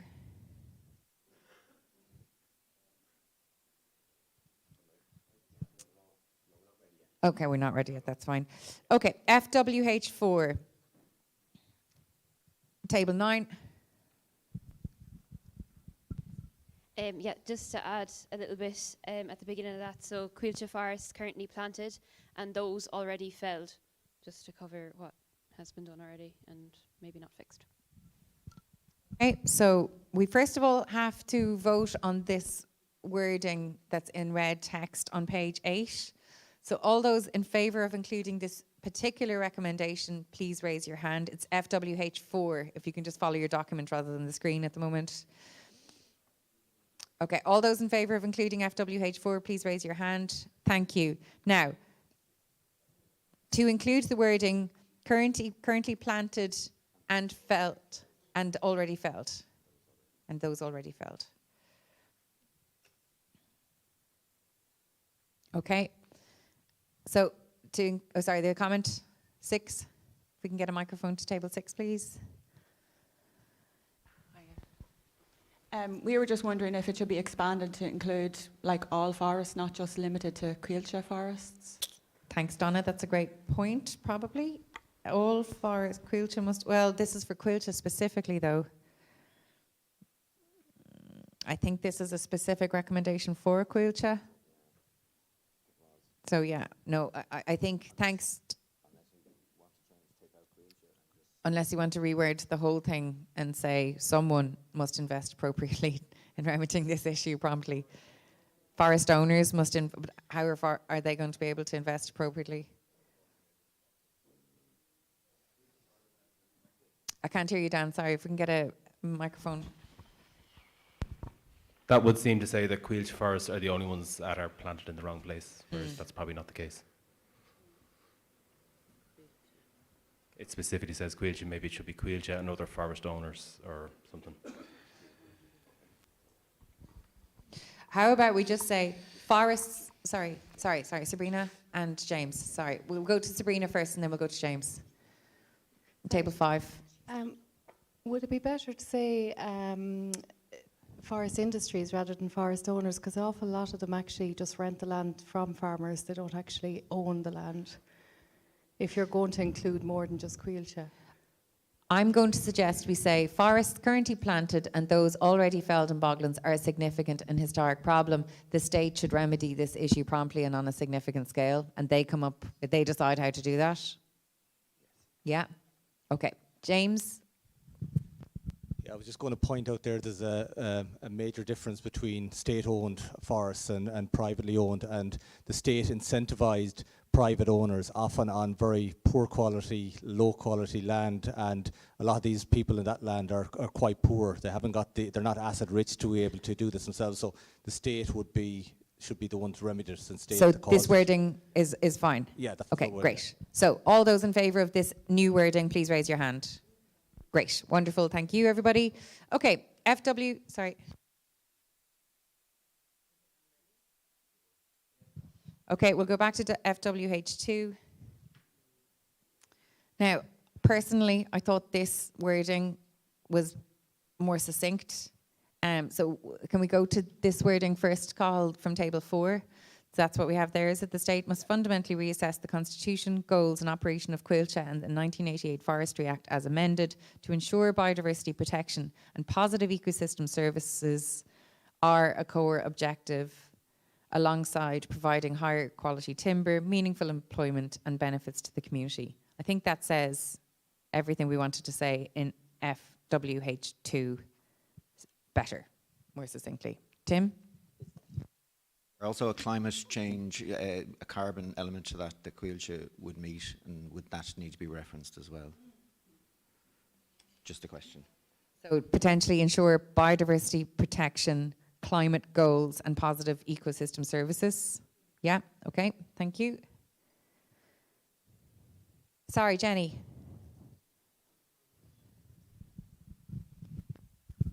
The carbon would technically come under ecosystem services. We don't actually need to include climate goals then, Jenny? No, because it would come under positive ecosystem services. The more succinct, the better, I think. Okay. Table 9, are you annoyed that we're not doing your... No, that's great, okay. What? Sorry? No, yeah.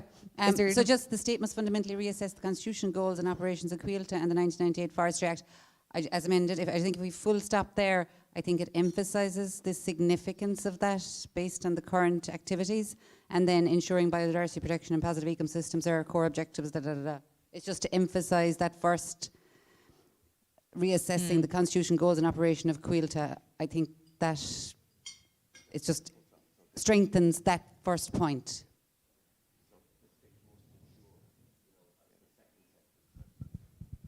Yeah. The state must ensure biodiversity and positive ecosystem are core.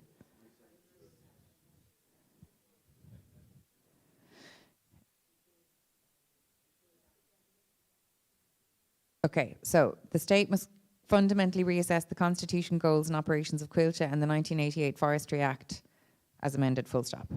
The state must ensure biodiversity protection and positive ecosystem services are core objectives for Cuilta alongside providing. So I'm going to suggest we put in this, the state must ensure. Stephen and Keith, okay, so table 4 and table 3. Yes, right. Just a suggestion on that. Instead of saying the state again, we could say this reassessment must ensure biodiversity protection, blah, blah. Keith and Stephen? I just see a lot of references there to Cuilta. Could we not include Cuilta or its successors? Because there is talks of Cuilta being sold. So it's just that it concerns me that we could be talking about an entity that could be gone, or that... It's a very good point, Stephen.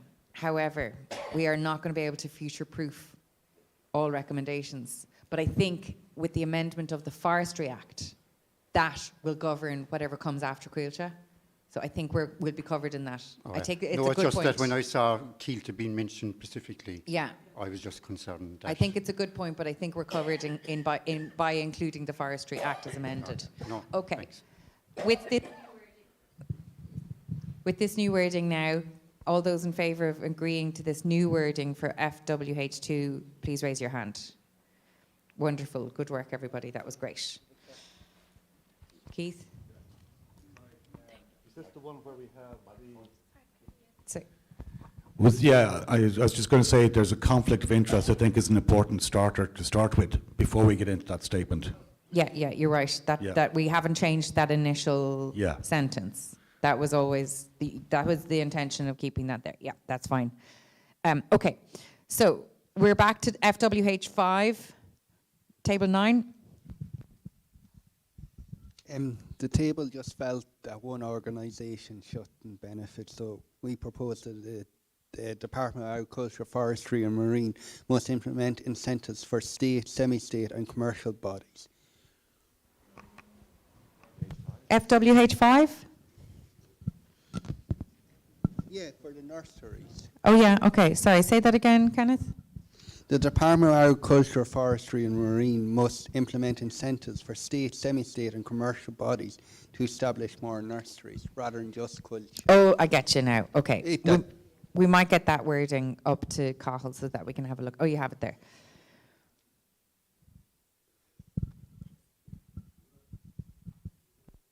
And okay, so we'll have that. And table 3 then, Emma? Yeah, just on that point, why would we need to incentivise a state body? They should just do it because it's part of their work to do it. Should establish. Okay. I'm going to suggest now that we take a little break. We're going to just have to come back to this in a few moments. So let's have our coffee. Let's take 10 minutes. We'll come back then. Thank you, everyone.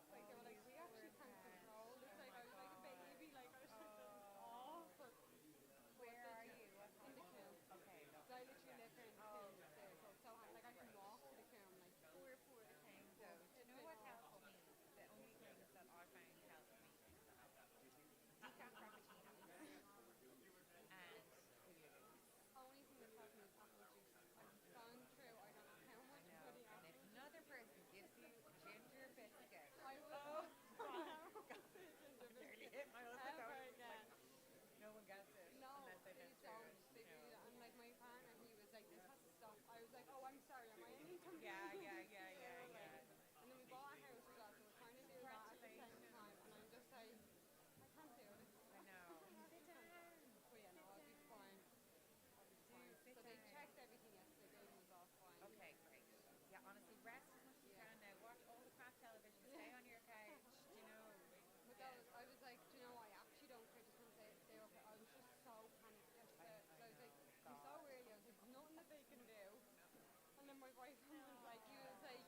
it be okay at 16 weeks? I was like, obviously no.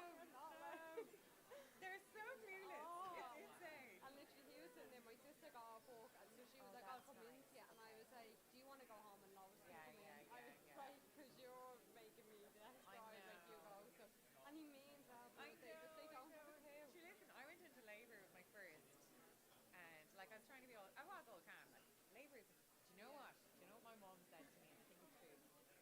The worst of pregnancy is better than labour. Yeah. I had two really Everyone has said to me that two of my friends have babies, and they were like, Denise, tell yourself it's going to get worse. And they said, you prepare yourself by saying, this is going to feel worse. When you're at your worst, you'll be able to. Because I keep thinking this is going to get harder. Like the sickness. No, the actual labour. Yeah.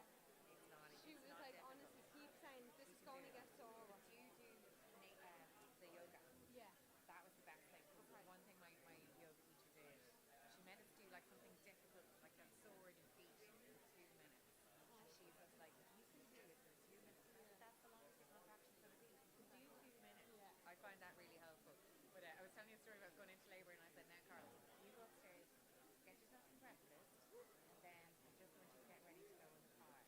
Okay, so all you need is to bring my bag into the car. And I was like showered and got dressed. You know, you're waddling around. So I got upstairs, and he had literally laid out everything for the baby, the car seat, the buggy, everything on the sitting room.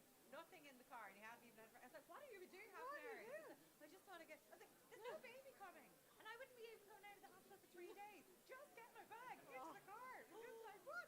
They're just desperate, honest to God. Get it. They do. Like even when he started telling his friends, so he's on like a football team, they set up in the lockdown, and one of the lads like went up and got like everyone shots and all, and he was like, "Oh, I don't think Denise can do that," and I was like, "Obviously I can't do that," and he was like, "Yeah, I was nearly there," and I was like, "I can't." So I said to Lois, I was like, "Listen," I was like, "Billy keeps saying that he wants to come in." I said, "You have to be on standby to come in." I said, "Because that chap is not able. He doesn't know what's happening." I was like, "You need to be on standby." She was like, "I'll be there." But Well, listen, just mind yourself. Don't be going up and around now. no, I'll be grand. honestly. That's actually what I was coming up for. Was when can we send these out? Can I put them out on the table while they're on coffee? Yeah. Okay, brilliant. Okay, good. Thanks, Amy. It's a great dress for like. It's not even what to No, what we have now.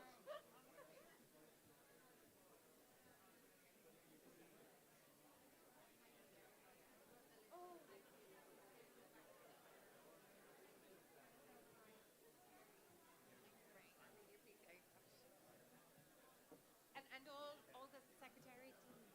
Yes, thank you. Thanks.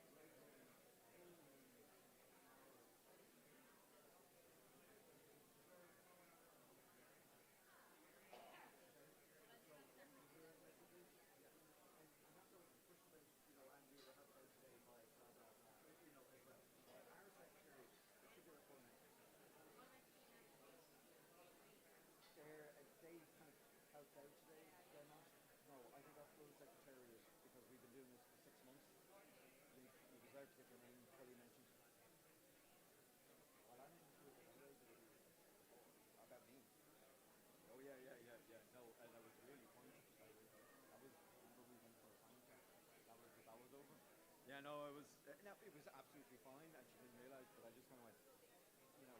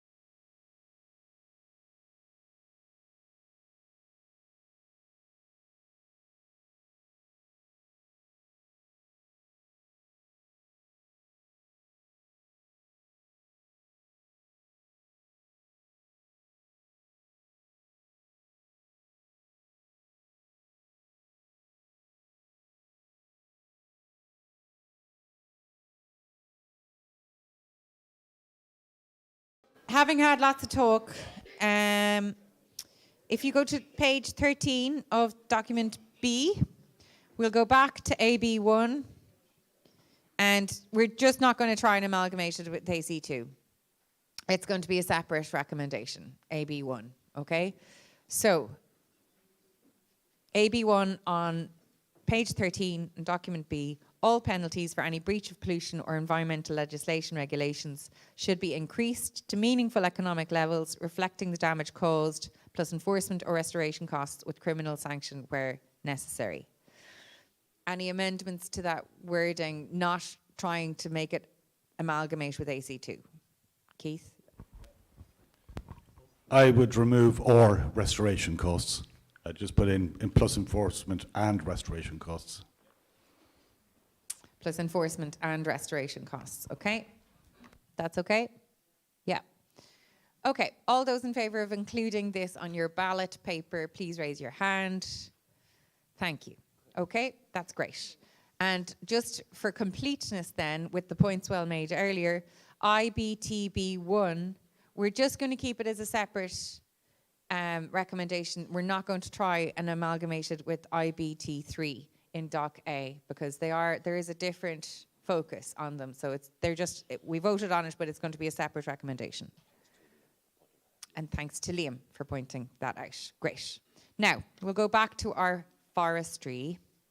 And we left Cathal catching up with the typing. On FWH5. Quilcha, there we are. So,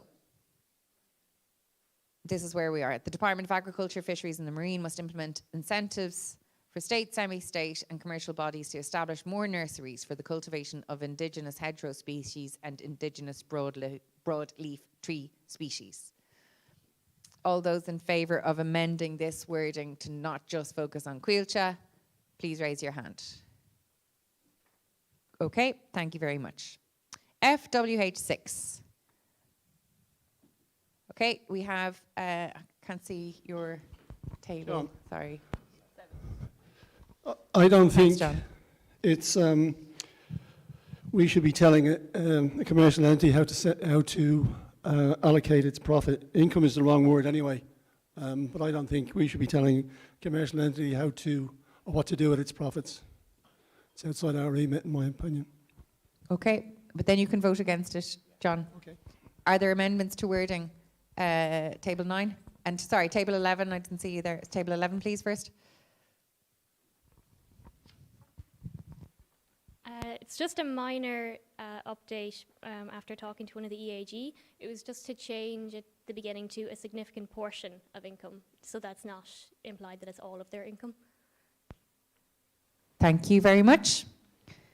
And table 9?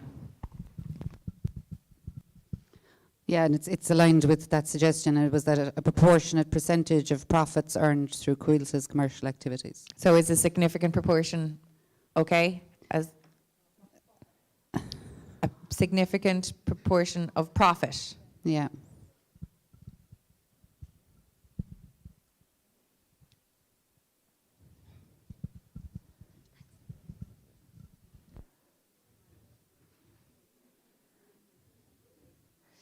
Significant portion of income earned through cultures to be ring-fenced or proportion of profit. What's the emphasis, John?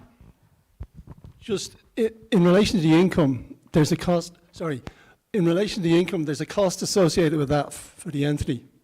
So, you know, how do you, profit is something that you can quantify. Okay, so with that in mind, does it make more sense just to focus on profit? Is that okay, 11? Yeah, okay. So with that in mind, all in favour of including a significant portion of profit in the wording for FWH 6, please raise your hand. Thank you, that's carried. Great. FWH 7? Yeah, table 9 and table 11 again. Hi, just a change in wording to the state must plan for appropriate felling management, including provision for continuous cover to encourage more diverse and sustainable mixed forestry management model. Okay, thanks. We might get that wording up to Cathal, please. Thank you. And table 11? Yeah, just after the clear felon to say in the short to medium term, just so that there's some timeline and when it's going to be done. Thanks, Joe. So we might include that on the wording that we will discuss now in a second.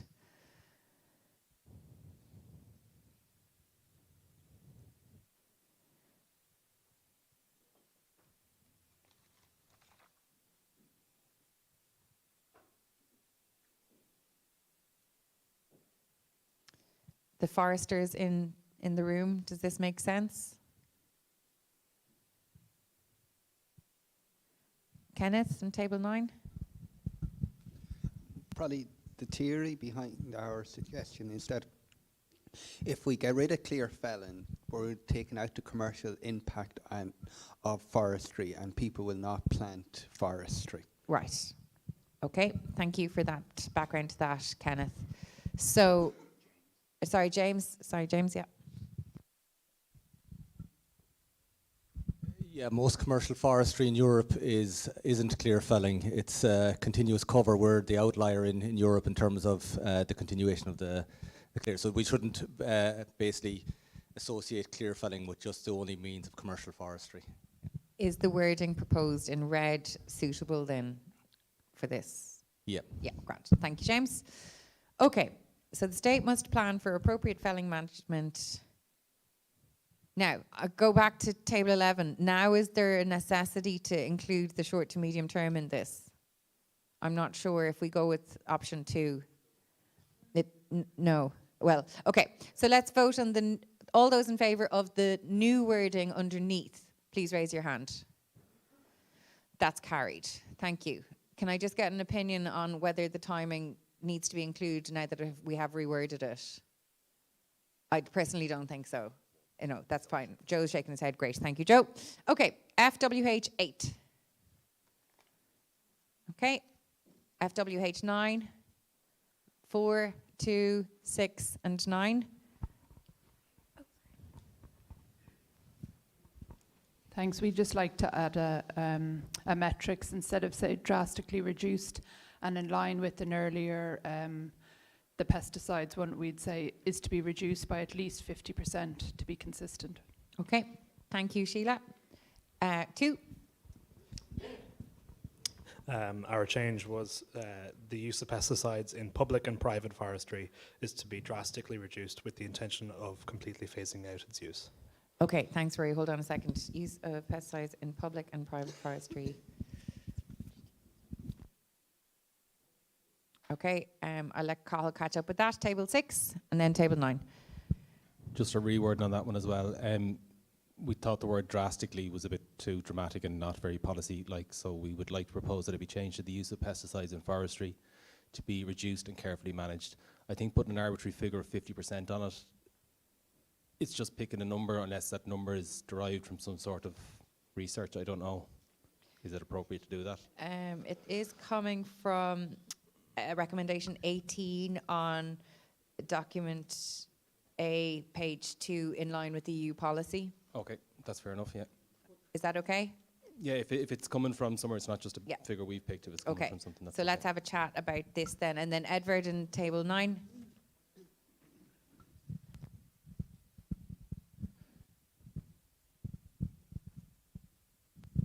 I just wanted to see if there is a really big difference between this point and the point 18 in the A document, or if there is an overlap, and if there is, then we can probably get rid of this one.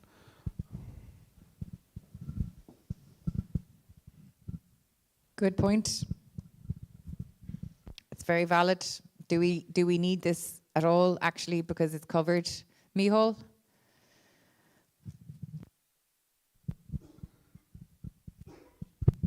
In a previous life, I was a fisheries board manager, and we had an ongoing challenge in the south east of Ireland with trying to persuade our brethren in Cuillte to reduce and phase out the aerial spraying of fertiliser and pesticides and so on. And so the use of pesticides is a significant ongoing issue, and it's a little different. It's good to call it out in this section, and our colleague is right that there is kind of an overlap with the earlier one, but the earlier recommendation is more broad, and actually it reads as if it's more aimed at domestic use, you know, households and so on. So So I think there is merit including this. And the amendments that have been made are strengthening it. Thank you. Okay, thank you, Micheál. With that, Edward, if you don't mind, I'll make an executive call on it, because I do think that when people come to read the report, they might just go to their own section and not actually read the whole thing. And if if it's particularly a difficult problem in forestry, I think there's merit in keeping it additionally here, taking your point as well, mate. So with this, reduced and carefully managed, table 6, are you happy if we go with the 50%? Is that okay? Okay. So, well, we could do the use of pesticides in forestry to be reduced by at least 50%. And I think it wouldn't make sense to, I mean, public and private forestry. Okay. So let's vote on those separately. To include at least 50% instead of drastically. All in favour of that change specifically, please raise your hand. Thank you. So use of pesticides reduced, okay. And the specification of public and private forestry to be included in that recommendation, please raise your hand if you agree with that. Okay. With the intention to completely phase out its use, is that still relevant to include here? Okay, so all those in favour of including this last phrase in the sentence, please raise your hand. And all those against including it, please raise your hand. Okay, that's not going to get included then. Okay, it's still great. Thank you, everybody. So we move on then to FWH 10. Table 5. Louise? At the end part of the line there, where it starts that hedge cutting contractors, we suggest changing contractors to all hedge cutting personnel, because it's not just contractors that cut hedgerows. And we also suggest at the end of the line to add in sanctions must be in place for all hedge cutters who break regulations. Thank you.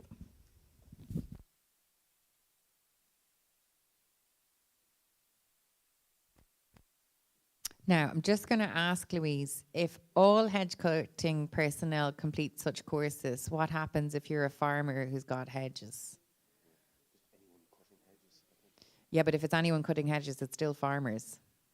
That's, okay, so Keith had his hand up, and then Kenneth, and then Jean. Yeah, we just suggested one addition to the original line, which is at the end that hedge cutting contractors complete such courses and be licensed.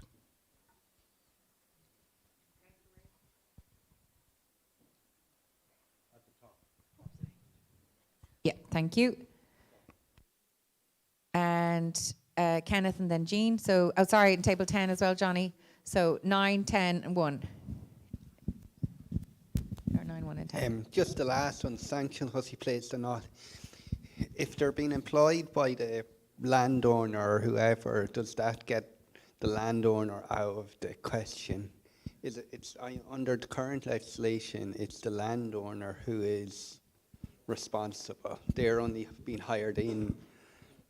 Thanks, Kenneth. Yeah, I think the wording on this might lead us into trouble. So we'll just have a chat about it in a minute. Jean?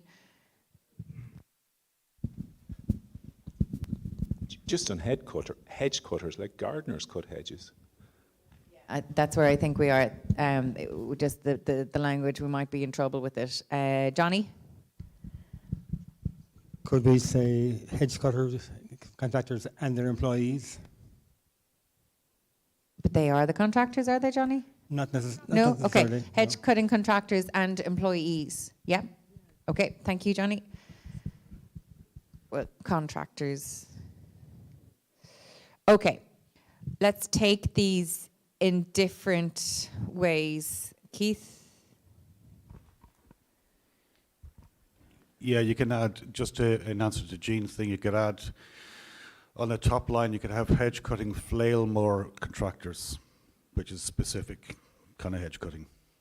And then if I didn't use a flail mower, but if I used my chainsaw. think we're going to get ourselves into bother with this. So, Micheál? Just a comment on the last sentence that was suggested about sanctions must be in place for hedge cutters who break regulations. I don't think that's necessary as a recommendation. I was just checking with Conor. There are existing sanctions and penalties under the Wildlife Act for people who break regulations. Yes. So I don't think there's any point in putting a recommendation if it's already there. Yeah. Thank you. Okay. Is that okay because it's already in legislation? Okay. Thank you. Table 5. Okay. So it's to discuss the language. And just with those points made, I think if we change it to personnel, it's not. It'll just cause more hassle than anything else. So with that in mind, I think we have to keep it as contractors, but we can include and their employees, and we can include and be licensed. Okay, so they're the two things I suggest we vote on. Hilary? Just would the intention be commercial contractors or not? Would that people are making money out of it, or I don't know. But then, of course, farmers again. Yeah, so I think if you're a contractor, I think that says enough. Liam, table 10. I think flail mowers probably do a lot of damage, but I think by putting in that it's just on flail mowers. We're not voting on that. Okay. No. Okay, so all hedge cutting contractors and their employees. So all those in favour of including and their employees, please raise your hand. Okay, thank you. And so, yeah. And all those in favour of including and be licensed, please raise your hand. That's a majority of the room. And it's just that we're recommending courses and certification. So that it's not to do with landowners being punished. Nessa and Kenneth? Can we wait till we get to the microphone to you, Nessa? Yeah. Hedge management courses and certification should be reintroduced. So they were there before and gone? Apparently so. Okay, thanks. Kenneth? Follow on from Jean's point, and farmers who have their own hedge cutting equipment doesn't seem to be covered in that. No, but we've included courses on the green cert for farmers. So one would hope that within the biodiversity within that would be some certification. I think if we start listing people here, we'll get into the weeds. Oh, no, all hedge cutting, all people involved in cutting hedges. But as Jean said, you could be in your garden. Do you know? I think we're safe with this. Okay. Okay, and we voted on it now. Okay, thank you, everybody. Great, and FWH 11 is gone, and we have gone back to AB1, and we've highlighted that. Amazing. Okay, well done, everybody.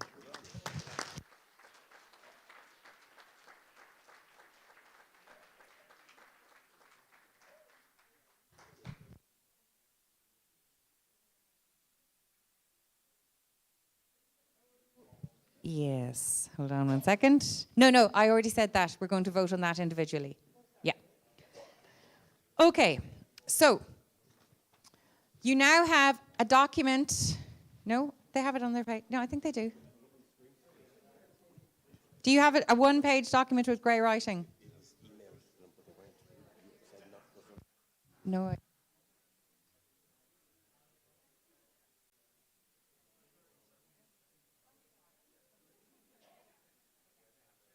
Sorry, table 1. Okay, sorry, Jenny, can we get the mic to Jenny, please? Hi, I just want to check that we made the changes, or what changes were made to FWH2. So that was the wording from table 4, Jenny? And ourselves, we were looking for it to be strategic asset. Where is it? It's above that.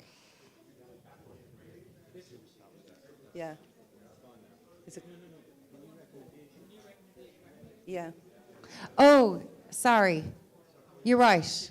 Yeah, there. Sorry, You said you're right. The state should not seek to. The state should maintain and control national ownership of woodlands in Ireland as a national asset.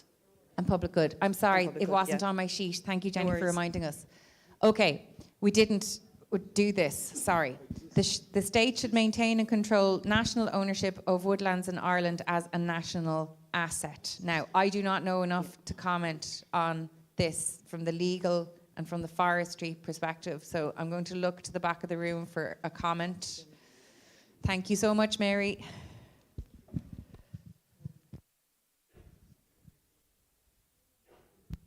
Sorry, I have terrible eyesight, so I have to keep taking photos and then zooming in in order to be able to read what's actually on the screen. So I think we were looking at this and saying that firstly, it might indicate that this applies to all woods. And I know I was talking to the table earlier, but James and I were having a discussion about potentially tweaking the language slightly. So perhaps for the start of it, that the state should seek to maintain ownership and control of state-owned woodlands. And then if you want to have your strategic bit, I can't see it anymore, but something along those lines. Yeah, Does that make sense?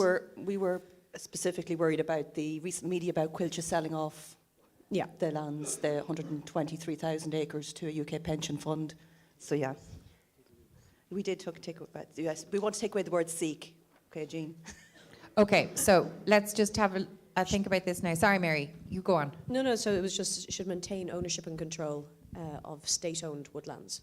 So James, so our point was that we were looking at going, it should be state-owned woodlands that it refers to, rather than woodlands generally, and also ownership and control rather than others. And then we don't have to include in Ireland, because that's what the state owns, and we don't need to describe it as a national asset, do we? It's up for debate. Okay. We had the word strategic future biodiversity asset or something, but like for the future of Ireland, if we lose control of it. As a strategic national asset? Yeah. Is that okay? Yeah. Thank you, Jenny. Okay, James? Yeah, that won't prevent what's going on at the moment, because they're buying new land, and Quilcha is facilitating the buying of new land by a commercial entity. So that maintains the current ownership and prevents you from selling off current state assets, but it doesn't prevent a state-owned company facilitating another commercial entity buying new state land. It wouldn't come under that, would it?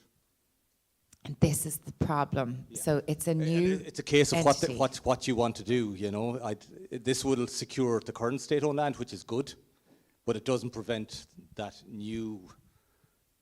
state facilitating. So can you say that to me again, James? How did you describe it? Is it a state-owned company? Yeah, so currently Quilcha are going into partnership with a commercial investment investor. Yeah. I'm just focusing on the wording. So if we said something like then, and would this cover Table 1? The state should maintain ownership and control of state-owned woodland and state-owned companies' woodlands as strategic national assets. Does that then No, because Quilcha don't plan to own this land. No, Yeah. but if it's a state-owned company, that's my word. How would you describe the entity that is buying this new forestry? It's going to be owned by a foreign investor, but it's going to be managed for that foreign investor by a state-owned company. By a state-owned... the state, Quilcha won't own this land at all. If there's a way of describing what that is, that's the language we need to put in here for the purposes of Table 1. No, I'm not too sure. I'm just saying that this won't do it. I'm not saying that we need to do this. Okay, it's good to hear. So you're saying that that's a new thing. They're going to buy land. They're acting as an agency, but that the existing Quilcha land is protected. As far as I'm aware at the moment, there's no plans to sell any existing Quilcha land to this company. But what's going to happen is Quilcha is going to source new land for this contract. They're going to manage that land, and the new entity is going to own the land and draw down the forest premium. I mean, if it's not Quilcha, it could be somebody else. So that's not a big problem with that. That's not state-owned land, so we don't care. Sorry, I don't care. Is the existing still? So does Quilcha own the company? No. No. Quilcha They're at the just moment, managing it. They are planning on selling off a certain amount to that UK pension fund. And in the future, what they're saying, what some of the rural NGOs are saying is that what they're going to do, the majority of that land, again, we put back into the Sika spruce trees. The majority will be back into the type of woodland. We'll have no control in making sure that the new woodlands will be the Irish broadleaf for it. So we'll have, all that control is gone again. So into the future, in 30 years' time, we'll be saying, well, look at the crop we planted again. So we're seeing this, and it's still under, I don't know, I think it's only a couple of days ago where they've said that they are not liable to say whether that who's going to win is, it's going to be that pension fund or not, but it's all, a lot of the TDs are already asking for more information, And Quilch has gone ahead with a process like this without even waiting for this report to come out or apply any of the other acts that So are... what I'm going to suggest then, Jenny, is actually if WH2 and WH1 are enacted by Quilcha and they manage that woodland, then that shouldn't be all the monoculture. So if the first two recommendations in this sector are implemented, it should hopefully cover some of that new entity and the worries. Well, I think at this table we're talking about if it's recognised as a strategic biodiversity asset, then the state needs to recognise that. So the fact that we're saying that they need to change their corporate values, not to be, when they were up here, they said, look, our mandate is to make money for the state. Well, we're saying, like, that's not your mandate anymore in those other parts. But the other important part is you have to recognise that our forests and our boglands are a strategic asset. So you're talking about the Our House Agreement and given nature legal rights. We're talking about these forests are a strategic future asset. And I don't know how, I'm not from a legal background, but we need to make sure that's enforced in some respect. So I think with FWH1, FWH2 and this new recommendation, I feel that that is as much as we can probably recommend, but I think that probably governs it as well as we can do as an assembly. So with that wording that's here right now, is that suitable as your suggestion, table 1? Yeah, okay, great. Sorry, Mary. And then we'll go to, table 2. So, having done a very quick Google, some of the land they are purchasing has woodland on it, but it's not state-owned woodland. So one question, and I don't have a sort of swinging in any direction in relation to this, I'm just flagging it. One option would be that to remove the phrase state-owned woodland and just say of woodland in the country, or to say state-owned woodland and other significant swathes of woodland or something along those lines. It is just an option. No, we can't. I don't think we can say because it's private. So then, table 2. Just a very small thing. Would it be possible, given what Quilcha are doing at the minute, that we could move this up the list as the first point? It's high level. I actually might suggest it's a good suggestion. I actually would suggest that FWH2 is probably the most impactful because you're saying it's the goals, operations of Quilcha and the Forestry Act. I think once you do that, everything else can fall into place after it. So I would suggest that FWH2 become the first one, and then FWH1, because that's talking about forestation long term, and then this one. That would be the order I would see in it. Robert? If we just go back to the one that we've, shouting, the one we just added, if we just add on to it, where are we going? The new one, yep. So the state should maintain ownership and control of state-owned woodlands and state-managed woodlands as a strategic national asset. Great suggestion, thank you, Robert. So state-owned and managed woodlands. You could just say state-owned and managed, yeah. Okay, Fiona?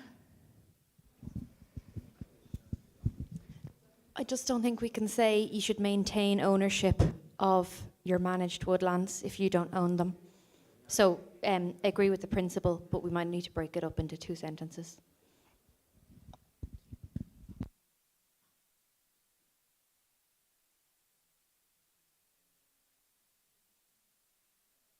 As Tim just said here, if you're just managing it, you can't control it. As I said, I'm sorry. Okay, may we go back on this? Sorry. Just go back to what we had a minute ago, where we didn't have managed in it, because actually, I forgot myself. If we do FWH 1 and 2, the management's covered, because that's what we're going to say Quilcha does anyway. So thank you, Fiona, for pointing that out. And thank you, Robert, for the initial suggestion. And we had a question from Sheila. It was this. Okay, so now, with this, the state should maintain ownership and control of state-owned woodlands as a strategic national asset. Dan?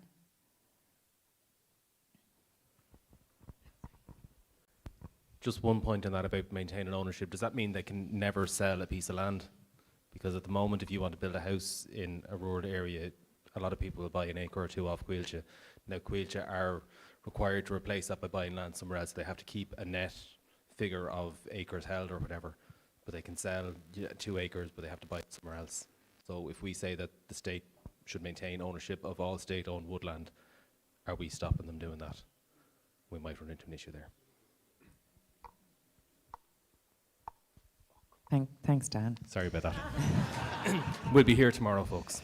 Okay, how about then? Can I just see that afforestation, state legislation, okay, forestry, okay. How about state woodlands must be governed as a strategic national asset. Governed is the wrong, but state woodlands should be seen and managed as a strategic national asset.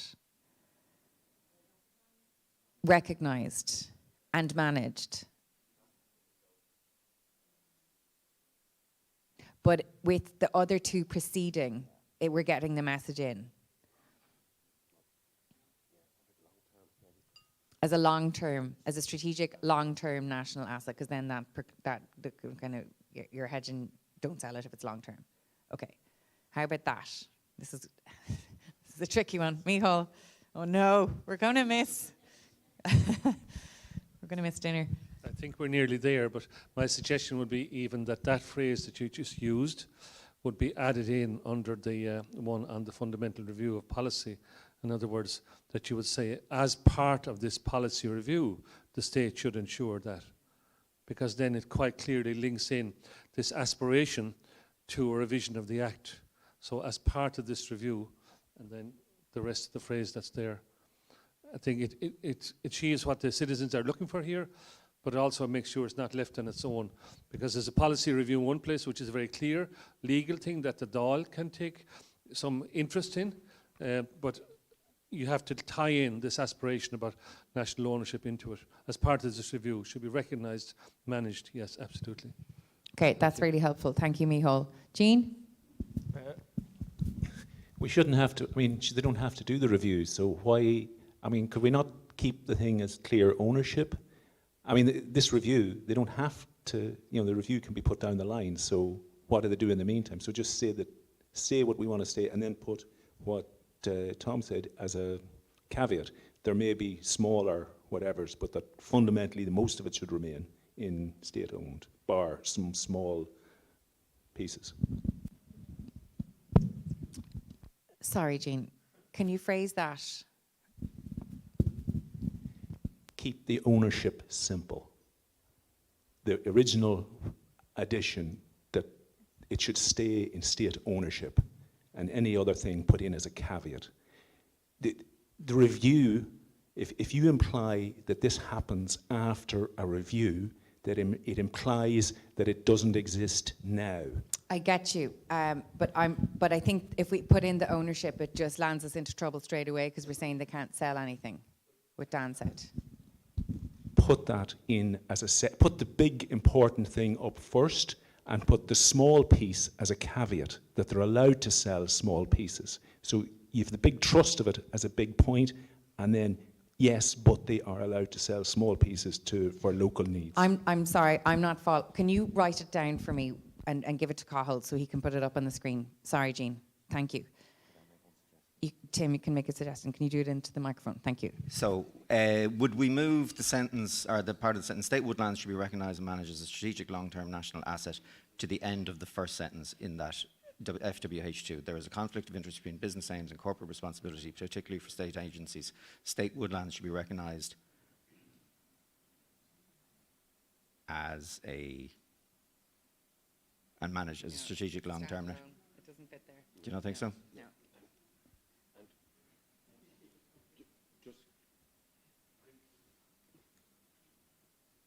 Maybe just to deal with Daniel's point about being able to sell off little small pieces for the benefit of communities to keep them in, etc. I mean, you could add to that sentence, should be managed as a strategic long-term national asset and for the benefit of the public good, or just build in some allowances to be able to deal with things that does benefit communities. So I'm actually thinking now it's still separate recommendation. So we'll go back on Micheál's suggestion and we'll take this actually as a separate, sorry Cathal, thank you. And Hilary?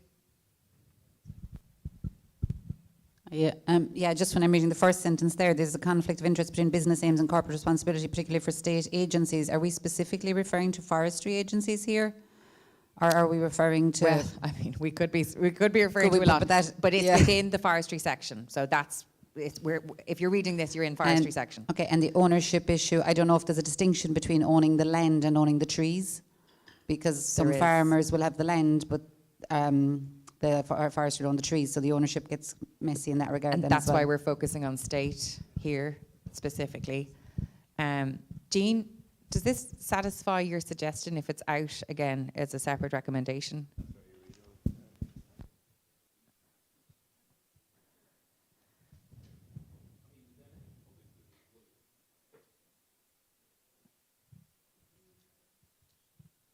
Keith? Yeah, I think I'd go with Jean on this in terms of go back to the words ownership, and for the benefit of the good, then in terms of when they're applying it, they can work out the little details.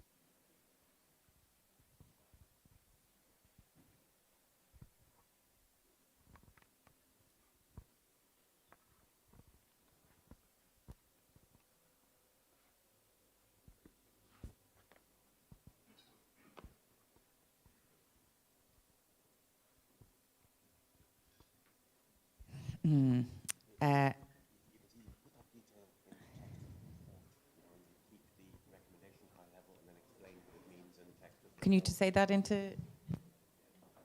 I think if we keep the recommendation as high level as we can, and then in the text of the report, then give examples like Dan has just mentioned, and we could talk about communities benefiting by people staying in their local communities, etc., etc. It doesn't. The detailed text doesn't have to be in the recommendations. Let's just keep it as high level as we can.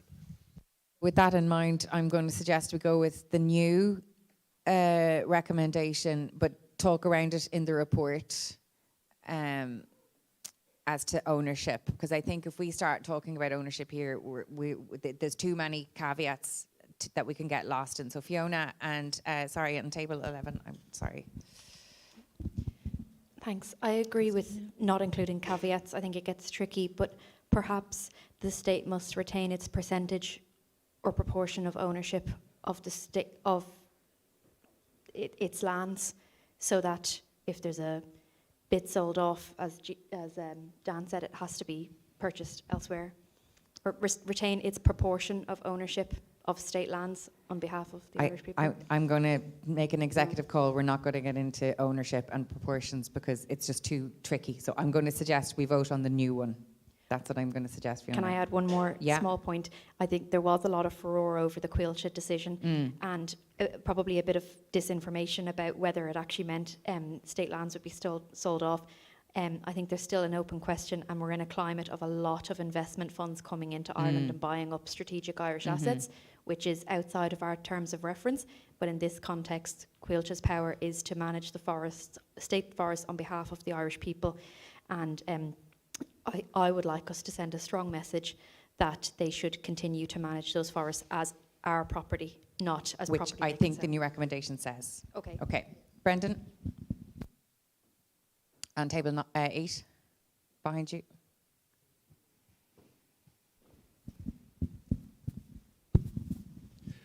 I think the key problem here is ownership, state ownership and private ownership. I think that can be avoided if we say that all large-scale commercial forests must be managed in line with national biodiversity strategic objectives. So in other words, whether the state owns it or someone privately, must comply with best practice biodiversity measures, whatever they may be. So that's what we're concerned about here, that the forests are managed properly, that the native species are introduced, etc., no matter who owns them. And I think that can be reflected and avoid the ownership issue. But what are the best practices, Brendan? We've a lot of recommendations there already about that, so, you know, so whatever the state policy is in relation to management of forests for... And I think that they all need to be reviewed, so I don't think we're going to refer Oh yes, to... they can be reviewed, but I'm saying that, you know... Do you have a specific wording? Yes, that all commercial forestry Sorry, be managed in line with state biodiversity policy.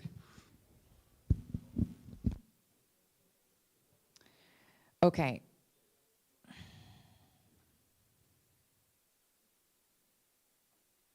All large-scale forestry must be managed in line with state biodiversity policy. What's large scale? And what's the state biodiversity policy? I don't think there is a state biodiversity policy, you see. That's a problem there. But that's not policy, they're just recommendations. Yeah. Sorry, get the microphone to Brendan. My basic point is we're getting caught up about ownership, which is an intractable problem and beyond our terms of reference, and we can't solve it. But from a Citizens' Assembly on biodiversity, we should just make a statement that all forestry should be managed, whatever, I'm not a forestry person, should be managed in terms of best practice. That's as simple as that. I take your point, Brendan, but I think... I think the new recommendation... Can we put my suggestion to the vote then, that line that I put in? Okay. So Stephen, Liam and Hilary. I'm only going to take wordings at this point. And sorry, back to table 11 as well. Sarah, sorry. Okay. So can you get Kate, can you give that to Sarah, and then Stephen, table 3? It's just an idea. It might cover off Brendan's point as well. If we just kept a general sentence at the beginning to say woodlands should be recognised as a strategic long-term national asset and providing public good, and then follow on with specific state-owned woodlands, and so just leave kind of a general comment at the beginning for the principle of it. Can you go down a little bit there? Just woodlands. That's so sensible. Thank you, Sarah. Okay, and Stephen? Could I just suggest something on the lines of public-private partnership, because that seemed to have worked in other areas and it might simplify things. It's just a thought that came to me there. Thank you, Stephen. I'm not sure where it would fit into this specifically. Liam? Oh, it's great to get up again. Oh, sorry. Thank you. You guys are better than I am. You've had more practice. As you arrive at what's going to be your executive decision on the wording, I think, might it be useful to add 2 words at the end of it, which I think have some legal import, for the common good. For the common good, as opposed to the public good. Very useful phrase at times. Thank you, Liam. Okay, Hilary? My suggested wording is, sorry, no, you put back in state, because this is about the state at the end of the day, not about the private, but my suggested wording is we vote on new, and we are getting absorbed here in something, and I'm not sure what problem we're trying to solve with all these conversations, but there's a bigger issue here with Cuilta that we can't solve in this room. All we can do is make recommendations based on biodiversity, and I think we're getting a bit bogged down, and we could be here till tomorrow on this conversation. Okay, so we're going to go to a vote now on new, and we're going to vote on it as to whether it should be woodlands or whether it should be state-owned woodlands, whatever the room prefers. You will then get to vote on it when it goes to a ballot. The ownership issue is too much for us to deal with because we don't know how to word it in a way that will actually make sense. Keith, yes, is it relevant to the new?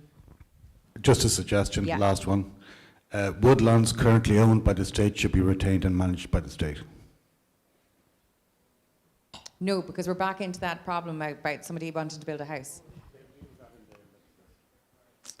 No, it's too messy.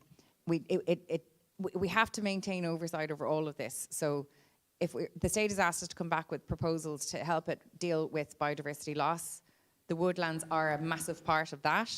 So do we talk about the state-owned woodlands or woodlands in general? So just focusing on new there, Cathal, if you can just focus on new. If we can just see that only. Thank you. So all those in favour of including state-owned woodlands as opposed to just woodlands, please raise your hand. That's a majority. And all those who just want to focus on woodlands, please raise your hand. Okay, so it's state-owned woodlands, and that's what's going to be in.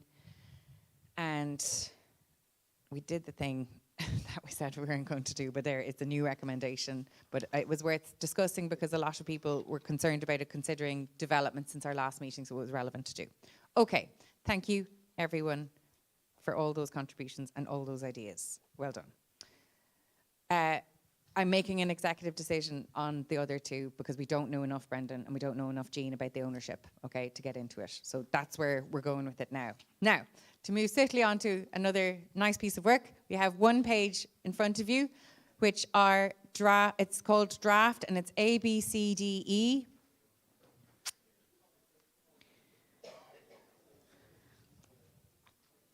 Now, these are 5 proposed recommendations that came in over the Christmas and New Year. They were submitted, and we sent a response to the member to say that they weren't within our terms of reference, and I do not think that they are within our terms of reference, but the person who proposed them had a strong view about it, and so with that, I agreed to put them to the Assembly for discussion. However, I do believe that they're outside the terms of reference, and I don't think we necessarily should include them, because I think anything that goes beyond our boundaries affects the integrity of the rest of the set of recommendations. And that is my feeling on it, and I'm saying that as chair. So, with that in mind, and I understand where they're coming from, and there may be merit to them, but not within the terms of reference of our Citizens' Assembly on biodiversity loss, as it has been referenced by many members already. So, with that in mind, I want to take a vote on whether you want them to be included in the ballot or not.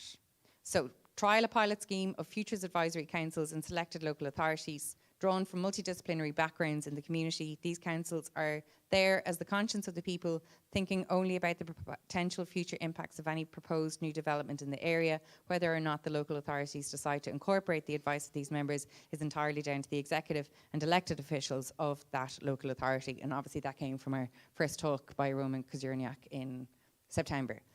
So would the member who proposed it like to speak to it? I'm going to, if I can, cover off 2 elements in that. Apologies again for talking. But I think in terms of when we go back, we knew from the very beginning that this wasn't going to be a straight line answer. It was going to be complex. It was going to be a tapestry. And one can only assume that anybody who came to talk to us was invited on the basis that they were relevant to our terms of reference. So, I mean, in that we had Roman Krasnarek and Kate Rayworth, both of who were very fresh thinkers. I mean, in terms of the, we've identified over time that there was a lot of common themes coming up in terms of the problems that we were facing. In terms of implementation of existing legislation, we'd be doing well. If there was properly resourced funding in existing bodies, we'd be doing well. And if there's political will to focus on the priorities, we'd be doing well. So we identified those as common blocks. So there are common blocks in terms of, you know, things that are stopping the progress from actually happening, right? So the lack of long-term thinking and the lack of commitment and constraint by electoral cycles seems to be a block to some of the issues that we are being asked to look at. Now, in terms of the I would argue strongly that you're saying that it's not within the terms of reference for 2 proposals. The first one being that the state should appoint an Irish Commission and Commissioner for Future Generations, and the second one being that the state should trial pilot schemes of future advisory councils at local level. I don't agree that they're outside terms of reference, right? And I'll tell you why. I mean, in terms of the terms of reference, the first thing is inter alia. If the terms of reference had stated inter alia biodiversity, it would mean that we're to consider all ecosystems, but it doesn't. It just states inter alia, which means, among other things, not constrained or limited to suggestions. So I'm going to stop you there, Keith, because the terms of reference are specific here to... Can I finish? You can, but Yeah. if you can make it brief. Yeah. Okay, so we know what the main drivers to biodiversity loss and impacts are. We've been asked to look at opportunities to develop greater policy coherence and strategic synergies, and we've been asked to opportunities to improve the state's response to the challenge. I think that the lack of long-term thinking, the lack of inter-authority synergy, the lack of policy implementation, and the lack of body charge with long-term thinking is one of those problems. So one of the main pillars is that of the Assembly is that it's up to the members to decide. So I'm proposing that we look at an Irish Commission and Commissioner for Future Generations, which is in practice in Wales and working exceptionally well, because it's their responsibility to take all bodies who are involved in any planning for the future to make sure that all those bodies talk to each other and that they all engage with each other. And likewise, like in terms of the well-being goals that we can set, this is very new thinking in terms of trying to make sure that we look after the future generations, we look after our environment for the future, and that we put a process in place so future generations are protected, and we start to introduce a whole new way of thinking in terms of, like, you know, making sure that all these authorities work together for the best good. Okay, thank you, Keith, for that. Okay, then, so you've dealt with A and B, thank you. The government and state ensure, if we look at C, in law, that any power generated offshore be available to meet the needs of the country first, and that the state have a stake in it on behalf of the people of Ireland. Does the person who suggested that want to speak to that? In coming years, Ireland will be attracting a lot of foreign investment in wind power. Now, you might say that what's down here have nothing to do with biodiversity, but my argument is if we're using wind power, we have a cleaner environment, we have less emissions, so that's helpful to biodiversity. And what I'm afraid of is that we'll be using fossil fuels to power ourselves here, but our wind power that's generated offshore by some vulture funds or some crowd that lease the plot and generate the power, that power will be going to some other country and we will be bypassed. So that was my take on it. I stood over it because clean energy is helping biodiversity, whereas if we're burning gas or fossil fuel, we're not. So the point is that if the wind off this shore is producing electricity, we should have access to it, we should have a right to it, and I'm bringing it up because in 5 or 10 years' time, I can say, right, when the lights go out in Ireland, I can say, well, and some crowd have the power going to Norway, Spain, or France, or some other way, I can say, well, I stood up and I spoke for it. So that's my take on it. Okay, thank you, Stephen. I'm not sure that if other countries were to do that to us right now, we'd be in a very good position. So that's just one take on it. But I do also think that EU law won't allow us to do that, but I'll refer to experts in that area.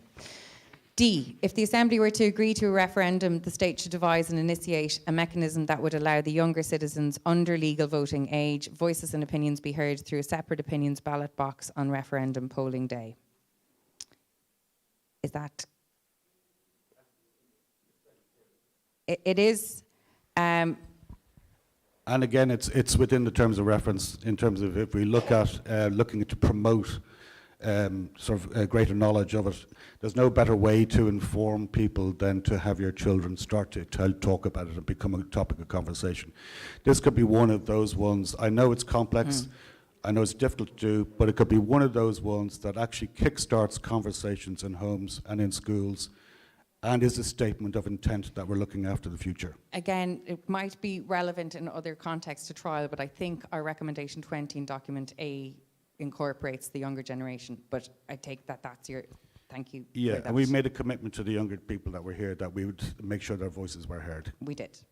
Okay, and E, the Citizens' Assembly have devoted their time on the request of the Department of Taoiseach to addressing the issues of biodiversity loss and have come up with recommendations. As implementation issues and accountability are key concerns raised during this process, we look for the Taoiseach to lead by example and reconvene the Citizens' Assembly in 6 months' time to personally present to the members of the Assembly the response to the recommendations as agreed in the Houses of Oireachtas. Would the member who suggested this like to speak to it? Yeah, thank you. That was me. I'm not sure if I have the energy at this stage of the evening for this, but my intention here really is, and I mean, to be clear, I'm not asking the Taoiseach to report to the Citizens' Assembly because that's not how this works, and I totally understand that. It's more that throughout everything and every sector and everything we've looked at here, the same thing keeps coming back: accountability, responsibility, you know, a lack of implementation of all these plans that are published, and that's consistent throughout everything we've discussed over the past number of weeks. And it's more, I'm looking for a symbolic gesture from the Taoiseach to say, I said 6-12 months time, the timeline I'm not caught up on, that's up to the Oireachtas work, but to come back in a symbolic way and say to us, look, as a Citizens' Assembly and as a process, I stand in front of you today. I say the Oireachtas has taken on board your recommendations. This is what they're doing with it, or whatever. And it's more a symbolic thing to lead from the front and say we need to acknowledge the work as a Citizens' Assembly and how it will be implemented and delivered. And it is just to reinforce the accountability and responsibility, because I strongly feel that if we don't do really good work in that specific regard, all of these recommendations just don't have as much weight. Well, I would say to that, Hilary, that we have done good work. And I think Oh no, I know we have. I totally agree we've done good work. That's not, I know we've done good work, but I just want to make sure that there's momentum behind it. And if you have somebody that has to come back in 12 months and say, we've looked at it, it creates a whole other dynamic. Okay. And I know it's a big ask, and I know everybody in the government will be going, that ain't going to happen. But you know what? It can't stop us asking. I would argue that our recommendation on having a standalone Oireachtas committee to report back on the recommendations will do that. And unfortunately, because I hate to say it, unfortunately this group won't be reconvened by the Oireachtas. This is unfortunately our last meeting. I know that's terrible, and some people would love this to go on forever, but this will be the last time that we're convened. However, if somebody would like to collect all of the details and have a reunion party, you know, maybe I won't look at the steering group, but you know, it's something that, but this will be our last time together as a cohort like this. So, now, just to reiterate, I do think that all the recommendations that we have now, we can stand over. I do think they're of a high standard.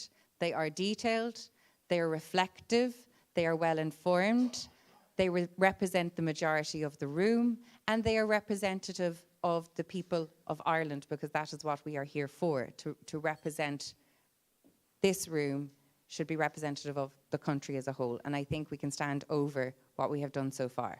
Now, I'm putting this to you, and I don't want this to be, this isn't personal, but we'll put it now as votes, whether you want to include A, B, C, D, or E in your ballot. And if you vote yes to that, it will go into the ballot for document B, and you will vote on that during the week, and the outcome will be what it will be. But I wanted to put that with you, having done, having made the deliberations and decisions on it, but now providing that to the room because it was requested specifically. So with that, all those in favour of including A in our ballot paper, please raise your hand. And all those against? Okay. All those, so it's not included. All those in favour of including B on the ballot, please raise your hand. And all those against? Okay, it's not included. All those in favour of including C on the ballot, please raise your hand. And all those against, please raise your hand. Okay. Not included. All those in favour of recommendation D, please raise your, of including recommendation D in your ballot, please raise your hand. Okay, and all those against including D, please raise your hand. Okay, that's not included. All those in favour of including E on the ballot, please raise your hand. And all those in favour of not including E, please raise your hand. Okay, they are not included, but that does not negate the really important contributions that people have made previously and all of the work that we have done as a collective to put together this very comprehensive set of recommendations dealing with this very complex issue in the breadth and the depth that you have done all of this work on. So I still think with this, we are presenting something really coherent to the Oireachtas, and we'll have a report like this in a few weeks' time that we'll have to stand over and present to the Oireachtas. So with that, I just want to say thank you to everybody for your contributions and for the proposals. Thank you for everyone for considering everything so carefully. Thank you for working so well, so collegially today, specifically as well. We're a little bit over time, but not hugely. And with that, let's take a break, and we're going to ask you to do your feedback surveys, and then we can have a little bit of a chill and have a last word, voices of the Assembly, and just share some thoughts going forward, or share your experiences. And not to jump on your parade, Nessa, but stories like your story this morning, where yourself and Nicole went for a swim, and other swimmers met you and said, thank you for giving up your time to do this work on behalf of us in the Assembly. Like, that is just spectacular. So we'll just share our reflections in a couple of minutes after we do our evaluation forms. So thank you, everybody. Please give a warm round of applause to yourselves.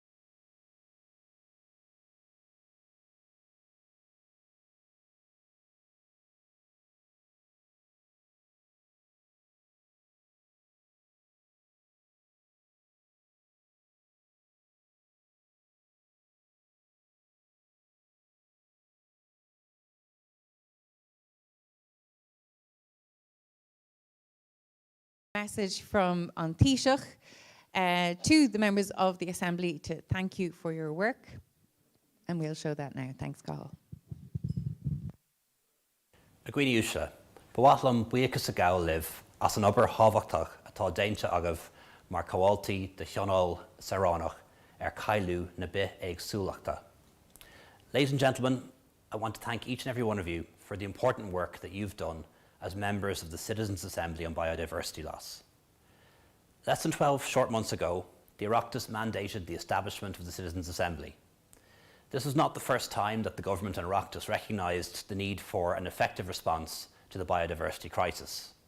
However, as we know, getting from high-level political recognition of a problem to identifying practical solutions and actions is not an easy task.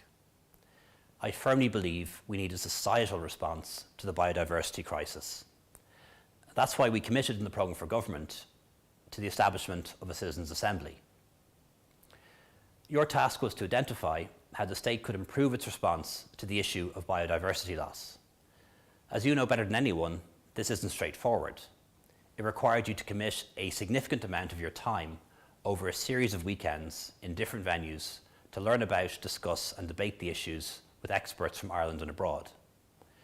Most importantly, it required that you operate to the highest standards as a forum for deliberative democracy. I believe that the Citizens' Assembly on Biodiversity Loss was a highly innovative one. As you know, members were recruited using a new method that has ensured unprecedented levels of diversity among the membership. And I understand that you broke new ground in becoming the first Citizens' Assembly to undertake field trips to see for yourselves the issues on the ground. You've listened to all sides of the story: ecologists and biodiversity experts, farmers, economists, policymakers, turf cutters, fishermen, business representatives, NGOs, members of the public, and of course young people. Most importantly though, you've listened to each other. Your hard work and perseverance means that the Citizens' Assembly has now arrived at a conclusion. And over the next short while, your votes will be counted, your recommendations will be determined, and your report will be submitted to the Oireachtas. It will then be incumbent on the government and the Oireachtas to provide a comprehensive and reasoned response to your recommendations. As members of the Assembly, you've made an important civic contribution that I expect will lead to transformative changes in the design, coordination and implementation of policy. This will benefit not just the people of Ireland, but the entire ecosystem that we all depend on. So I want to pay tribute to you, the members of the Assembly, to your families who've supported your participation, and I want to thank in particular the chairperson of the Assembly, Dr. Evie Nahulawine, who I know has dedicated extraordinary time to this process. I also want to acknowledge and thank the members of the Expert Advisory Group and all of the speakers and panellists who contributed over the course of your work. So thank you all, and congratulations on reaching the finishing post, and best wishes for the future. Gurv Míl Magav, agus gachra arv Duntauchi.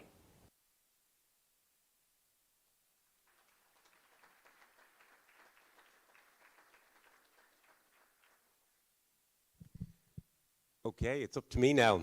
I'm not sure how I can follow that, but I'd just like to say a couple of words before we open it up to the floor, and some personal thoughts, perhaps. 10 years ago tomorrow, I sat in this exact spot and gazed into a sea of 100 blank faces for the first time.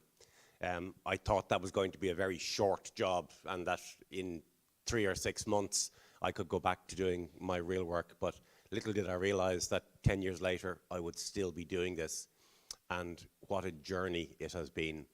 The greatest privilege of my life. I've been very fortunate in my life to have had a whole series of very cool jobs. Citizens' Assembly, working with ordinary, everyday people has been the thrill of my life as a civil servant. I am a man in a grey suit and a comb over, and I expected when I joined the civil service that I'd spend my time opening post and shuffling files from one desk to another. Nothing could have been further from the truth. Can I just say just a special thank you? In those 10 years, there are a couple of people who have been with me for all of that time. And some of them are in the room today. Mr. Matthew Ryan, the owner of the Grand Hotel, who has been here all the way along. And understands what it is to have a room full of 100 people and how to get the best from you. He understands this like nobody else I know. So thank you and congratulations to Mr. Ryan.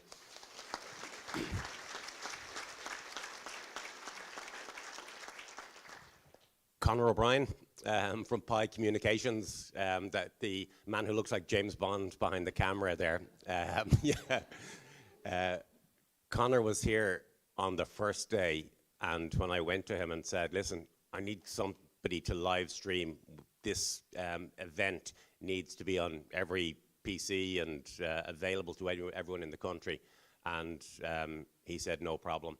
And he's been saying no problem ever since. This year, he's been up and down the country with Tim, shooting beautiful films, and he did the field trip for us and the whole work. So he's one of those extraordinary people where the answer to the question is always yes, and when do you need it? So thank you to Conor and to Joe, actually, who was here on the first day as well. And finally, Martin Mackin from Q4. Q4 have been with us from the Word Go. Lorna is here this evening, and Ronan. Martin has been here from the Word Go as well, telling the story of the Citizens' Assembly, trying to reach into public consciousness. So I just wanted to say a special thank you to those three people who have been on this 10-year journey with me. If you'll indulge me for a minute, just maybe to talk about the staff, the Secretariat, who have been involved this year. We ran 2 Citizens' Assemblies this year simultaneously. We've had 13 weekend meetings in 7 calendar months. It will never, ever be repeated again. And not because it's a bad idea, because it's just simply too hard, you know. And what this small team has achieved in since April, has been nothing short of extraordinary. And it has been a great privilege for me to lead this team. I won't name you all. You know who you are. So thank you from the bottom of my heart.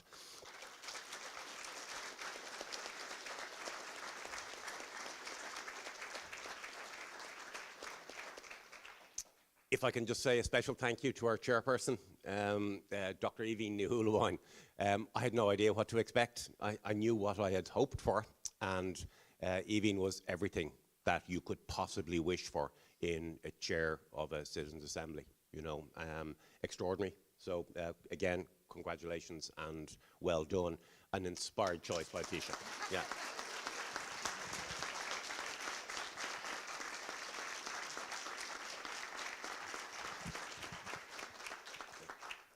And finally, to you, the members, I've met hundreds of people in Citizens' Assemblies over the last 10 years. I couldn't have wished for a better group to go out on. So thank you. Thank you.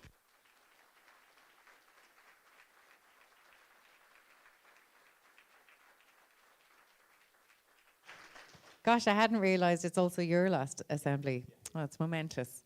Okay, I'll take over the mic at the end to say my own thank yous, but let's throw it to the floor now, and this is your opportunity to just share your thoughts and reflections before we break and cease, and we'll probably follow each other at some point and find each other in another point, but just if you want to share your reflections for today. And thank you, Kenneth, for getting the ball rolling. It's more of a legal question before we... No. You're always working, Kenneth. Fair play. Okay, it's just when we get the report and we go and hound our politicians to make sure it's implemented, do we need to register with the lobby that we don't get in trouble? I'm just... It's a super question. Art? No, you're not a lobbyist or anything like that, but you have been a participant in an extraordinary process, and it is incumbent on you to talk to whoever you can to spread the good news of what's in the report and the importance of implementation. So you have spoken, I've listened to you for the last 7 months about this. You know, as a country, we often fail in the implementation phase of issues, and accountability has been so important. So it is expected of you and citizens' assemblies all over the world do exactly this as well. They have fire in their belly and a lot of knowledge now in relation to these issues. So speak to whoever you want. Tell all your friends. So would anyone else like to share? If we just pass around the microphones. Thank you, Hilary.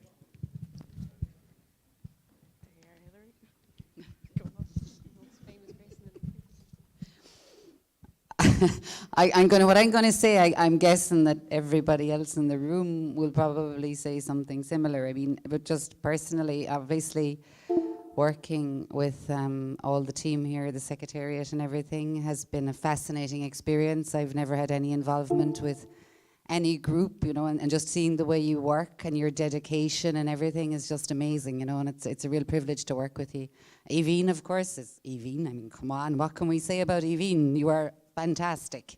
You're just inspirational in your approach to everything. You're so reasonable, so fair. And we've had our rows, like, but we get over it, you know?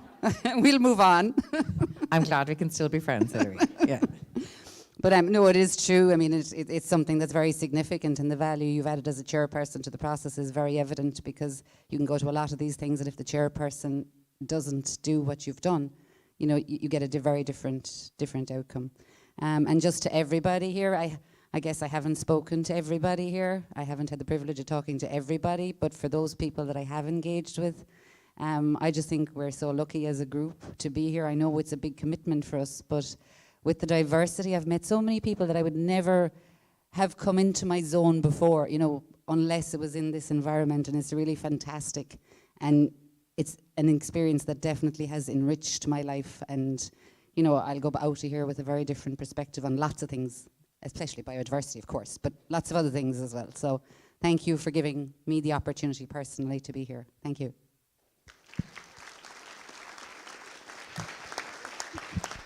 Thank you, Hilary. Thank you for that. Liam.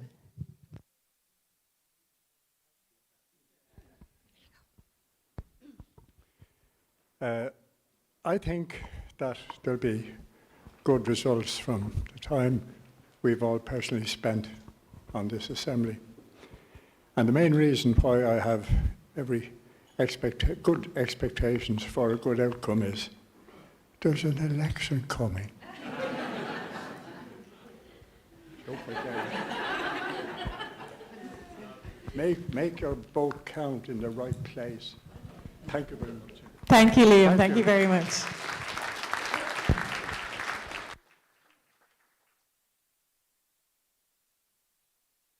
Rena?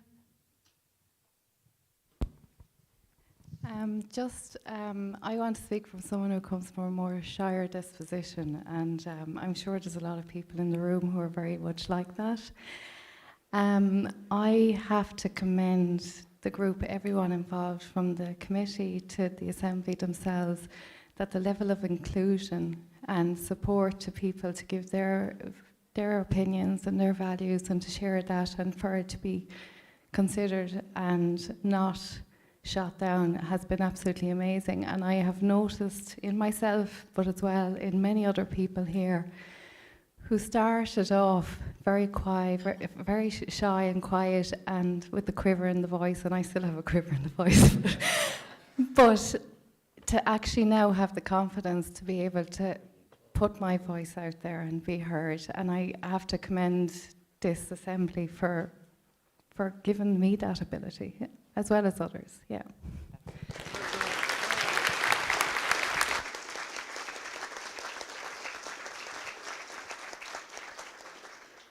Sabrina, I'm delighted that you mentioned that, because it's a feature of every assembly, you know, and the empowerment of everyday citizens, you know, finding that you have a voice and you can stand up and express an opinion in a respectful environment is the cornerstone, the fundamental cornerstone of every citizens' assembly. And I know from speaking to some of you privately that you're not great at standing up and you don't want to do the public, but we understand the work that you have done at round tables, you know, and the contribution that you have made that wasn't very visible in the public sessions, but it didn't go unnoticed. So don't feel as if you need to be standing up and taking the microphone all the time to have played your part in this Citizens' Assembly. You haven't. It has been a journey for all of you. One thing I would say, and again, born out of experience, that don't leave the room today thinking you'd like to say something, but you just can't force yourself to. Use this opportunity in a very informal way to take the microphone and just tell us how you feel. Just in case any of you are thinking that, oh, there's a moment here, will I or won't I? Do it. Thank you.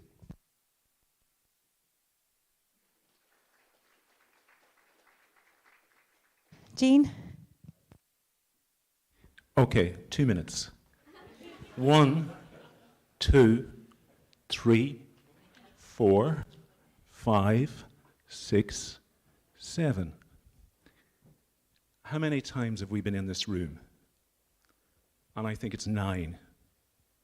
And now we're in the last minutes of the Citizens' Assembly, our Citizens' Assembly, and I am the first and only citizen to speak from the top table of our Citizens' Assembly.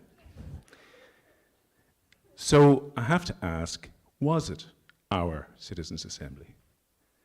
Did we agree or decide the format of these meetings? Did we agree the agenda? Did we agree the topics discussed at the table, at the tables? Did we decide where to sit? To me, in some ways, it was a bit like at school, except school has like a 20 or 30 pupil-teacher ratio. But here, we have a 3-to-1 pupil-teacher ratio. We have 6 citizens and then a note-taker and facilitator. So we spent, as you know, a lot of time in open debate on the wording, but relatively little on the substantive issues. Largely, we rubber-stamped pretty much every proposal. And the proposals, originally they came in, the citizens didn't decide what went into the ballot papers. That was decided by the facilitators and note-takers. But then later on, everything was added by emails. But then once we got to the voting stages, it was open debate on the wording, but everything went in. I think there was one proposal that didn't make it. So I suppose that just seems strange. And that includes the wording, the technical wording of the referendum, which went in. And this is the human and substantive stuff. We didn't change that wording because, truthfully, nobody understood it. And I don't think anybody outside, you know, regular citizens, including us, really understand the wording of that constitutional amendment. So I suppose my fear is that, and my little concern is that, I mean, are we just providing political cover for that referendum? That's number one. And the other, now we have an awful lot of proposals, but are they just going to end up in a filing cabinet? So, thank you. I know it's slightly negative, some might say, but that's what I wanted to say. Thank you.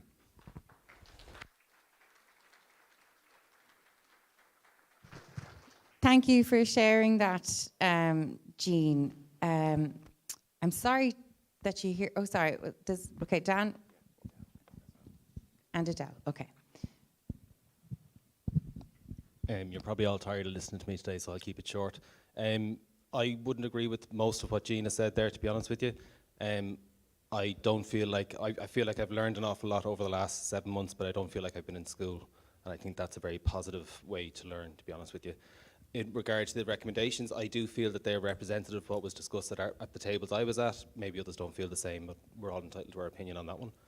And with regard to the arrangements for the meetings, as a member of the steering group, we have been involved in that aspect of it, maybe not to the degree at times that we might have liked to have been, but we were definitely included and we were consulted on the way things are run. So I do think this has definitely been our assembly. That's my opinion on it.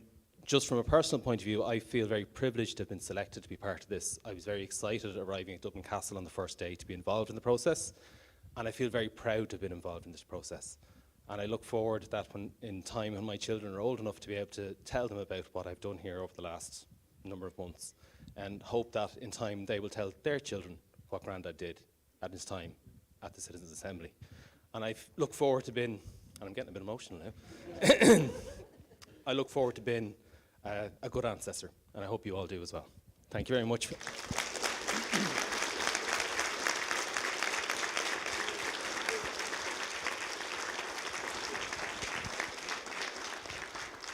It's been wonderful to meet you all and to work with you over the past month, so thank you all for that. I've spoken to the Secretariat about trying to put together a list of names and contact details, and as a member of the steering group, I'm happy enough to coordinate that. So I think you're going to be getting an email at some stage over the next couple of weeks, and I'll collate contact details for those who want to stay in touch, and I'll forward them out. And again, if you don't want to stay in touch, I won't take it personally. That's absolutely fine. Thank you all very much. Thank you, Dan. Thank you for sharing that. And look, you're making other people cry now, for God's sake. It's supposed to be a nice thing. I didn't get to respond to Jean, but Jean, I'm very happy for us to have a chat. But just to share that won't necessarily be the technical wording of the referendum. The policymakers will decide that. This is just a suggestion to make to them that we are doing. And the drafts, sharing all of the drafts of the recommendations from the very first very long documents was something we specifically made a decision on to share on the members area. If there's elements of that we can improve on other people can improve on for next citizens' assemblies, let's have a chat about it, because I think there's always learnings from every assembly to improve for the next round and to improve for the next set of members. So just we can have a chat about all those things. Now, put it back to the floor. So there's loads of hands up. So Adele had her hand up, and then Louise and Keith. So let's just keep the microphones going round. Yeah, I have it here. Well, who's live? I'm live. Hold on. Adele had it first, Robert. No. Sorry, Robert. Yeah. Well, I'll tell you what, we'll do. A different voice how about now, John sorry. Travolta, Olivia Newton-John? You kick it off. I heard there's a karaoke machine later. Is that correct? No? Oh, I'm going now. Okay. Over to you. Am I okay? Yeah, go ahead. Okay, thanks, Robert. My legs are actually shaking a bit now. I wouldn't be doing this if it wasn't for Sabrina. I think she's brilliant, and I just want to thank her first of all, because she said that. I'm going to cry now too.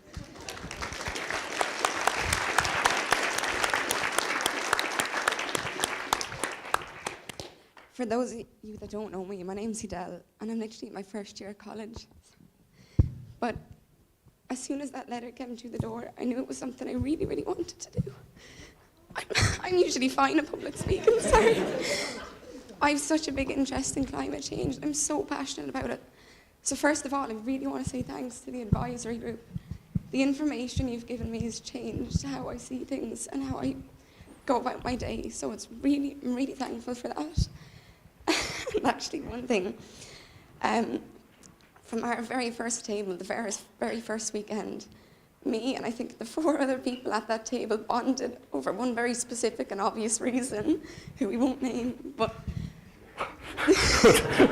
sorry. To those 4 people, they're people I'll keep for the rest of my life. Like I said, I'm at the start of my career. I'm only young, and I've made connections and networks that I'm going to keep for the rest of my career. And to those of you who I haven't spoke to, listening to you has been monumental. I've changed my perspectives on things, and it's genuinely something I'm going to keep for a long, long time. So to all of you, thank you.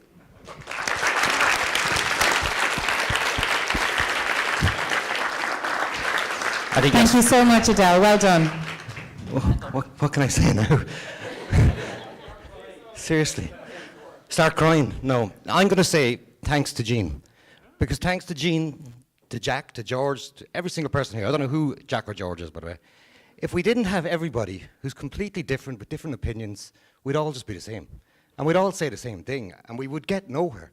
So, I mean, I'm not going to get emotional over Jean, right? But I'm sorry, right?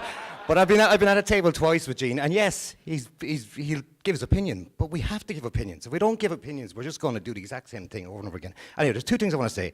I often ask myself, how did I end up being here, right? And I remember when the letter came in the box, and I actually put it in the bin first, and went, junk mail, next. And then I looked at it again, but no, it's not junk mail. Maybe I'm interested in doing something because it might make a difference, whatever that is. And then, as a few people probably know, I became a granddad in the middle of this. Well, actually in the middle, at the very beginning of it. And only last night as I was coming in, I have a video, if you want to see it later on, I'll show you. My grandchild took her first steps. As I walked in the door, my son sent me the video. And she took her first steps as I was walking in this door. And I thought, that's exactly why we're here. Honestly, well, for me, it is exactly why we're here. This might make a difference in our lifetime, but really, it's going to make a difference in future lifetimes. And if we don't do something today, we may not regret it, but our children might regret it, and our children's children will look back, and they'll blame us, because we can make a difference. And I honestly do believe, this will make a difference. And I've seen it happen. I've said it to some people.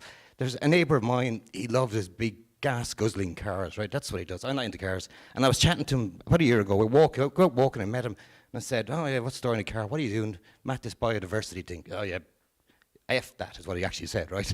And then later on, last year, he changed his car to an electric car. And he didn't change it because he's interested in biodiversity. He changed it because of money. That's why he changed it. And I do believe it's money that will make the difference in the end. Because, sorry, Matt, I was going to say something really emotional. I'm forgetting it. Damn it. I have to finish on an emotional thing. But basically, I think money is what's going to change the thing. But we, as consumers, have the power, I think, to do that. Because we go out and we will make a decision when we purchase something. I love the fact that we got the labelling thing into this. I know it's way down it, but I love the fact that it's in it. It's one of my things I pushed in for.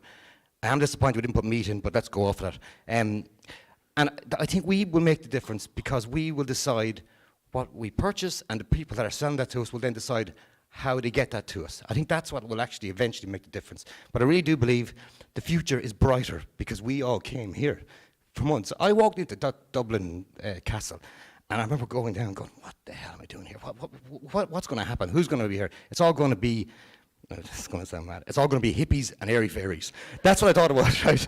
And again, I don't mean that in a bad way, but that's what it felt like. And it wasn't. It's real people. It's 100 real people, 99 real people, and one slightly special person, right? But it's 100 real people, and I really do believe we've represented our country and our future generations really well. And thank you to all, including Jean, because without us all, no, I really, really mean this. The other, sorry, I'm going to finish up, I will. The other 18,000 people who did not respond to that card, we are representing them, even though they don't know we represent them. We really do. Last story, right? Yeah? Okay, last one. My mother is a complete skeptical of this thing. When I started, she was very, and I told some people this. She says, what are you doing? You're going to biodiversity. What the hell is that about? Oh, it's about saving the planet, blah, blah, blah. It's about connecting the plants to the trees, to the birds, etc., etc. Just, you're wasting your time. And then about, after the third or fourth one, I went to her one Sunday. We always go on a Sunday and visit her. And she says to me, that hedge at the back, I think I'll let that grow. We used to have strawberries there once. She lives in a house, been there nearly 100 odd years. We used to have strawberries there, and we used to have potatoes. I think I'll put some of them back in. And she did, and I asked her why. She said, well, why not, she said. And that changed her a tiny, tiny, tiny bit. But that's all we need to do. Change each other a tiny bit, and the future will be much brighter. Thanks very much. I'll shut up now. Thank you, Robert. Absolutely. Now, we'll go to Louise, and Keith had her hand up, and Liam will come back to you because you already had one go. So we'll just see if other people want a first go first. Hello. I just wanted to speak to opinions. So I think obviously opinions are really important, and that's what Robert said, and that's why we're here. Because when we got that letter, we all had a really strong opinion about something, and we decided that we might voice it. And I think that you reflected that in your behaviour during the weekends. Like every Saturday night, I know not everyone stayed for dinner, but I did. And every Saturday night, there was someone different from the secretariat at my table. Tim was there a couple of times, but usually someone different. And because they were there, they heard our opinions and we heard theirs, and they took on board what we might have thought of that day. And then that were changed the day after and the following weekends. So although some people mightn't agree with me, I'd like to thank you for being receptive and kind of responsive to what we were saying. And also thank you to everyone who decided to have a sing-song with me in the bar every night after dinner, because that was probably my favourite part of the whole Citizens' Assembly. So thank you, and I don't know who to give this to. Thanks, Louise. Thank you very much. There'll be no sing-songs tonight.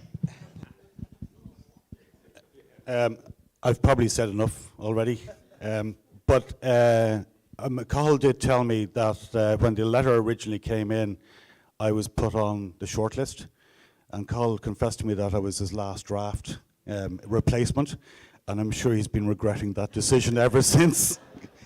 But I just have to say that we have a room full of like 100 really motivated, really educated people here now who have done basically a master's crash course in biodiversity. It'd be an awful shame to let it disappear into the ether. Be nice to find a way to utilize all that.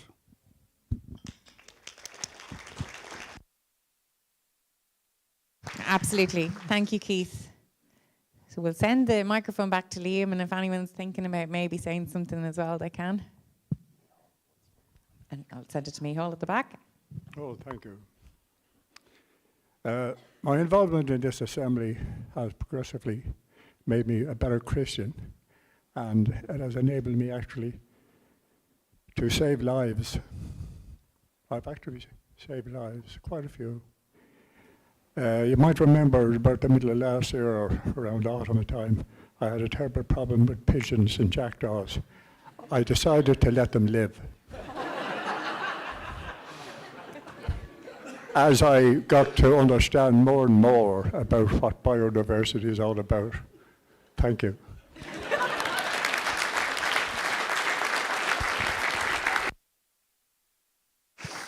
Thank you very much, Liam. We'll get the microphone to Nicole after Micheál at the back, and then we'll go to David.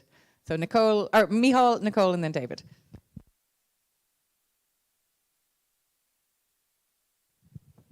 Sorry, I'm prompted to respond to that kind of, we'll call it critique of the process of was it really ours? And fair play to Jean for putting the question. They're good questions. And I would say that in as far as it could possibly be, that I think genuinely it was and is yours, but also, you know, as member of the expert advisory group, to some extent also ours. In other words, that I think that, as people have said, there was a lot of interaction. But what you had was massive amount of presentations by 80 plus different speakers, a lot then of debate and advice and some input from us. And after that then, it's a mystery. It's an act of faith. But actually, it's the power of crowd wisdom that goes to work. What comes out of that in terms of the report from each table. Like, I could never have predicted what it would be. Sometimes we'd be scratching our heads wondering, why was that prioritized and not something else? But it's the actual power of the mechanism that really, that's what fascinated me about the whole thing. And that's what gives me great faith, actually, in this particular process, that you can't predict what it will be. And I would have very good confidence that every word that's in those 160 recommendations was written by yourselves, in the sense that it's written down at tables and spoken by people. And then the tires were kicked over and over again at the plenary sessions, and a lot of good work was done. So I think you should feel very proud that we got a lot of expert knowledge. You then have this massive amount of filtering and sieving. What comes out of that? I think you can really take ownership of it. And the most important thing then, speaking as a former public servant, I think it will have the effect of giving a good kick in the ass to the system. So well done. Thanks, Micheál. Now to Nicole. Hi. About 25 years ago, I was in London. I was working and I was volunteering in a group that brought about 50 Sikh Indian farmers from India to London. They wanted to walk to the Bank of England to stop genetic seeds being used in India. And I remember at the time, like, it was a really big job. We had worked at it for ages, and these fabulous men came and we put them up, and then we walked through the city of London. And afterwards, like sitting down afterwards going, oh my God, they're gone back now, and has anything been done? And no one's voices, you know, I remember city people on the street going, what are you doing? You're just hippies, you know, and I was like, no, I have a regular job, you know, I'm doing it because I believe that, you know, their voice should be heard. So it's a real privilege to, 25 years later, to be sitting here as part of a group that is changing and the future for many people, and we're all regular people, we're all not hippies, and you know, which is so wonderful. It's a great thing, and it's a great thing to hear young people feel that strongly about it. So I'm so privileged to be here. I learned so much from the steering group, and you know, from everything, you know. So thank you very much. Thank you very much, Nicole. David. Hello, yeah. Well, for myself, I'm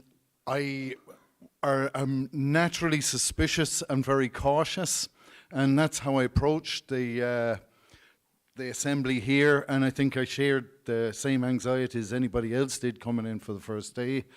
But over time, my trust and confidence grew in the process, you know, and I didn't meet what I expected.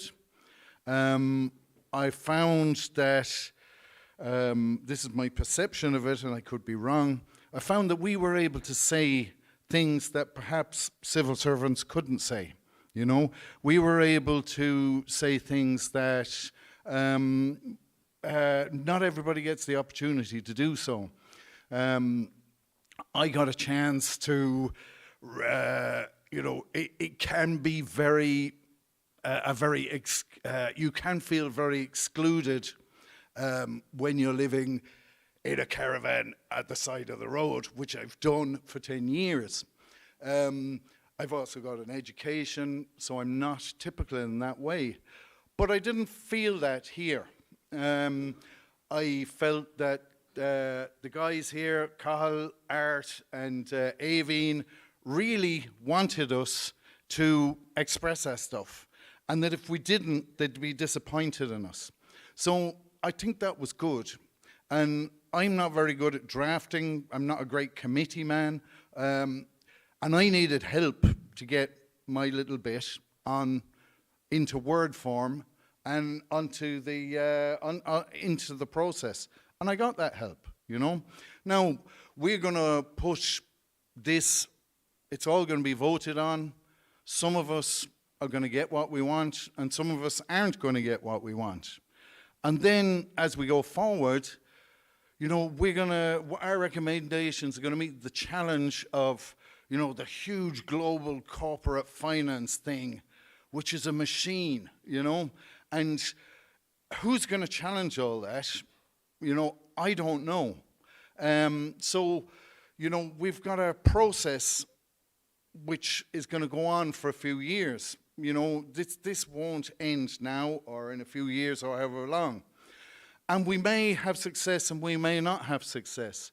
But I'm a big believer that how you deal with failure is as important as how you deal with success, you know.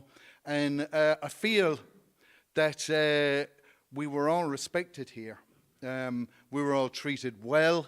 And that's really important. That doesn't happen often, you know, but it happened here. So I'm very grateful to everybody. I'm not going to name any names or anything, but I felt very much part of everybody here and what we did. And I'm very glad to have been part of it. So thanks very much, guys.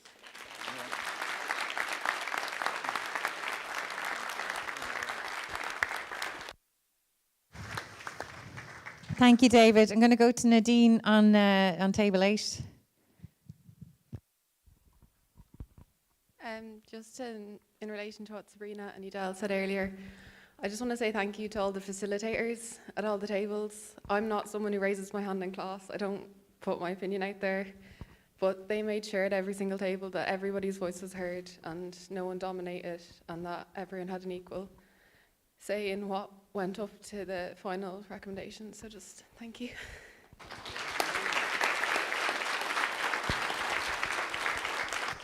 Well said, Nadine. And I was going to thank the team from Quality Matters at the end, but while we're on the subject, because you've opened it, and thank you for doing that, a huge, huge thank you to all of the facilitators and note takers, because this process wouldn't happen without you.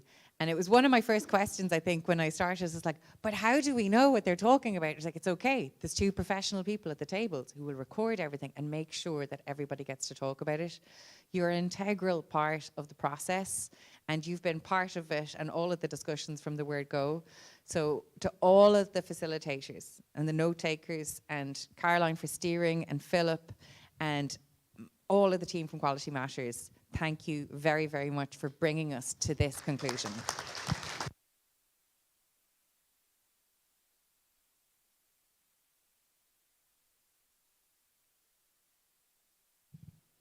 Mary, yeah, sorry.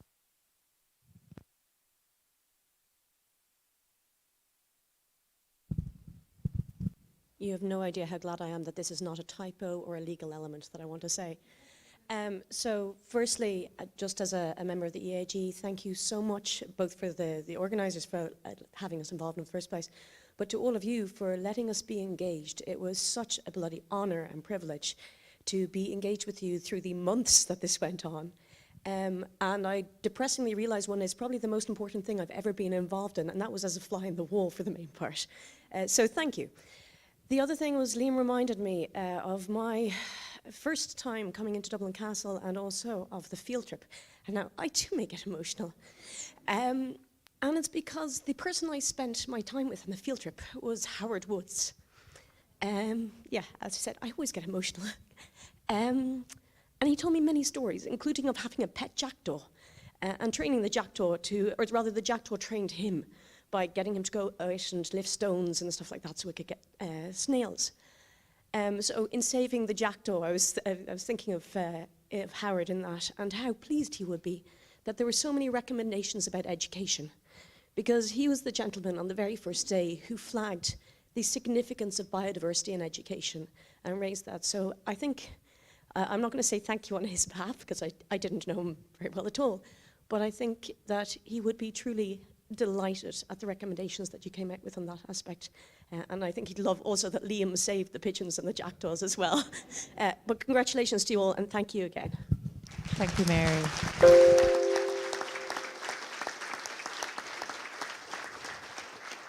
And now we're all going to be crying. But I will tell you that there is a lovely video at the end of...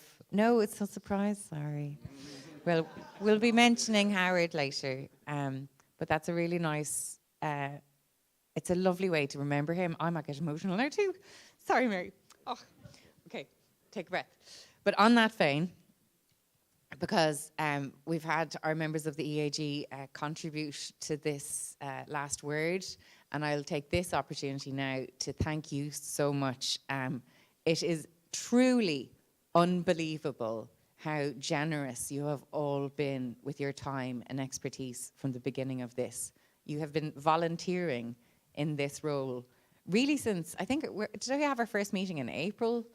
And all the way through, and all of the planning, and all the feedback, and all the proposals, and the WhatsApps over, can you check your email, because we've just got something we need to get back on ASAP. It is phenomenal. So for that, thank you. And part of the EAG role is to guide the work of the chair.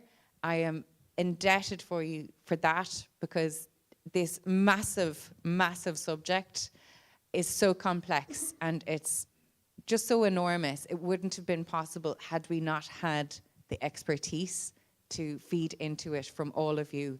And in that, also keeping the deliberative democracy on the line, because when I initially made a plan, I was giving you 15 minutes to talk about a half-an-hour presentation, and Clodagh said, oh, no, this is not how that works at all. You flipped that. So to all of you, I have learned so much, but not half enough.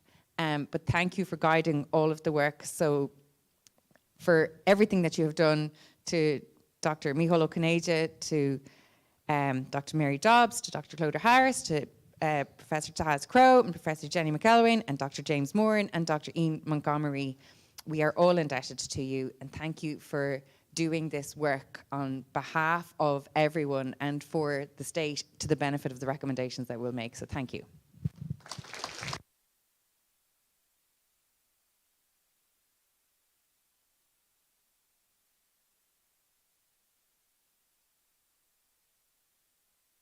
Art? Yeah, just before Evie brings the curtain down, can I just bring you back to the first day in Dublin Castle? I don't know if anyone else remembers the very first question that was asked by a member of the Assembly, and it was Jenny. And Jenny said her question was, what does success look like? I think you've just seen what success looks like, so well done.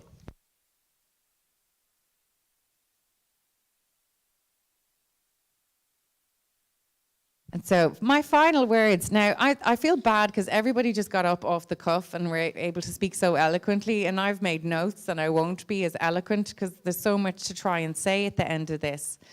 But a couple of things that I think are worth saying, because they're coming up in a lot of the conversations that I am having now, and no doubt that you will be having as you tell your friends and families and colleagues, oh yeah, we finished that work. And they'll go, but we're grand, aren't we? And unfortunately, or Ireland, we have a great reputation for being a country that can be proud of its nature and its environment. And that's the first disappointment of starting this, just like, are you kidding me? Oh no, this is terrible. How did I not know this was in such a bad state? And that's the first learning to come across when you look at biodiversity. Not everyone's going to be happy to hear that because it's really bad news.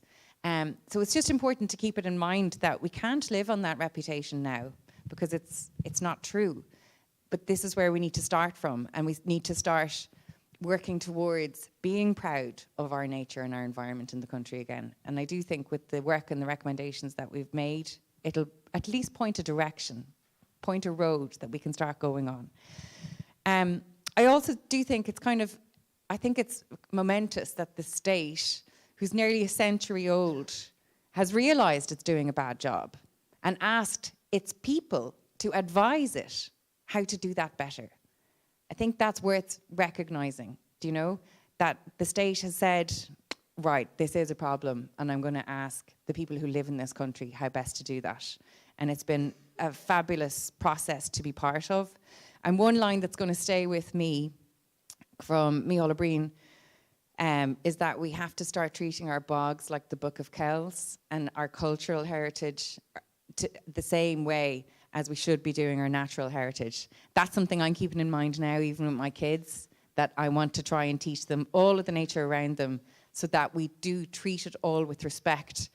And a bee fell out of my notebook a couple of weeks ago, a dead bee, no idea how I got in there. And it was just the weirdest thing. It was just like, oh no, because my first thought was, another bee dead, damn.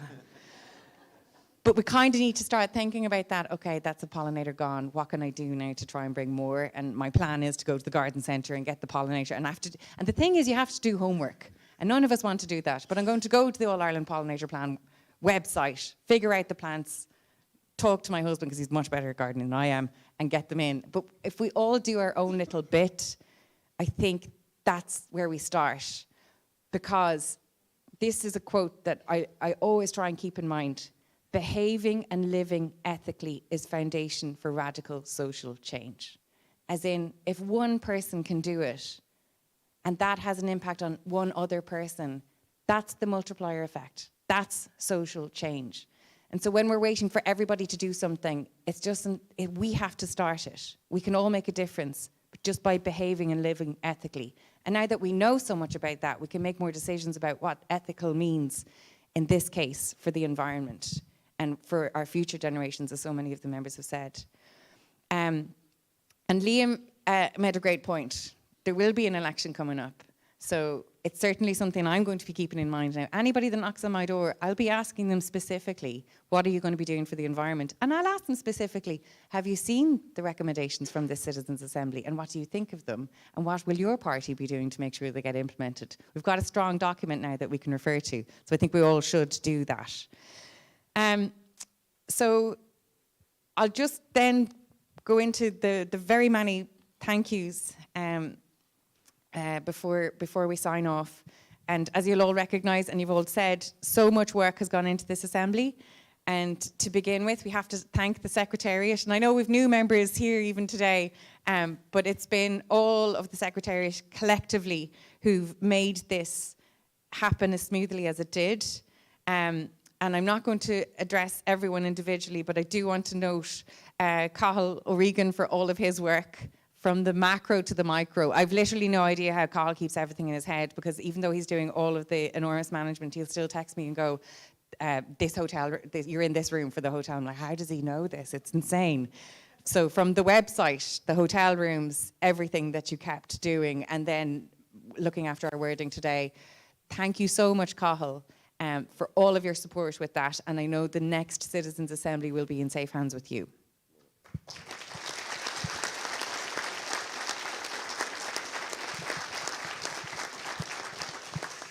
And then to Lorraine Kavanagh for completely, unfailingly having a smile on her face, no matter what crisis or drama was happening. She's like a swan. Nothing is wrong. It will get sorted. I will just give me 10 minutes.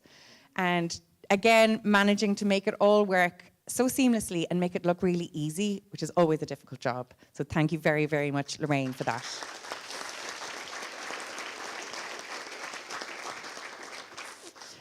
To Conor for documenting everything, recording all of our meetings, and it will be a massive part of our report because we have to document what happened in every session, and a lot happened in our meetings. So thank you to Conor for all of that in advance of the work that we will be working on together. Thank you, Conor.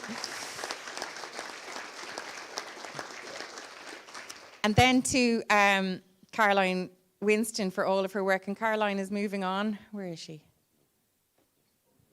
There she is, sorry. Congratulations on your promotion, but thank you for all of your work in this and volunteering to come back this weekend, because it's not in your new job spec, and for all of your work with regards to the submissions and summarising them in a sentence or two. That was no mean feat, so thank you sincerely to Caroline for that.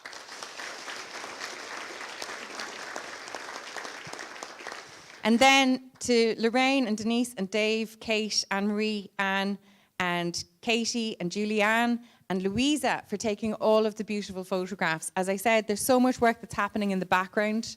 Thank you for all of that. Thank you for making sure everything we needed was ready, for moving the mics, for all of the stuff that that I don't even know the details of. Thank you, because it's hugely important, and the photographs are really stunning as well. So thank you to each of you. Thank you. Sorry, I couldn't find you there for a minute.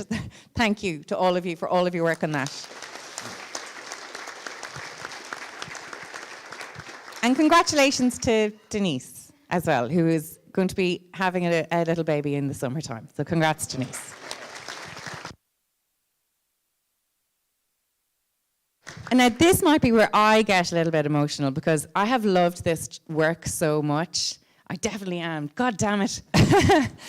I would do this now as a full-time job for sure. Maybe not the plenaries for the recommendations, because that's tough.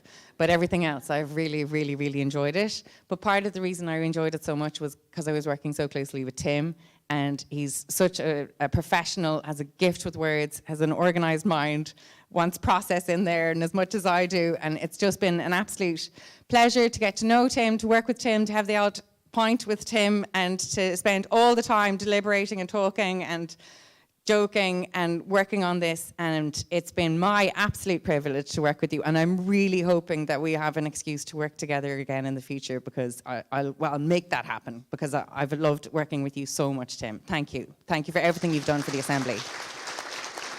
We'll do a hug later.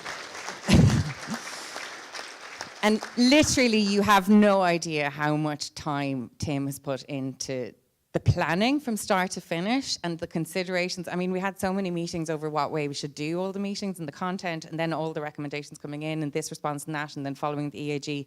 Magnificent. Thank you. And then to Art. And I already said to Art last night, I'm going to be annoying you because I've enjoyed your company too much, and I'm going to be calling you all of the time. Is that okay? So thank you, Art, for that phone call while I was doing my shopping in Duns.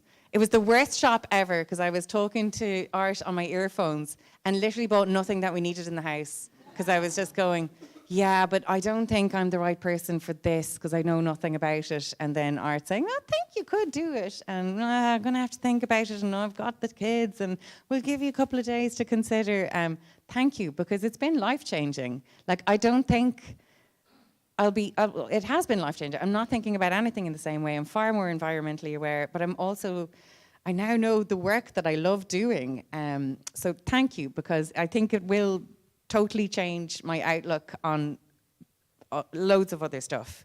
And it's just been a pleasure to work with you, and in the same vein, to learn so much from you and to have the chats and the crack in the middle of it all, even when it was very stressful. And thank you for all your time and for coming to UCD when you've far more things to be worrying about. So I think the Electoral Commission is in very, very safe hands with you and with Tim on the team as well. And thank you for looking after this so well, and I guess providing us all with the knowledge that we could trust that this would get to the end game and this would actually work, even though we're all suspicious of it at the beginning. So thank you, Art. I'll miss this. I really will.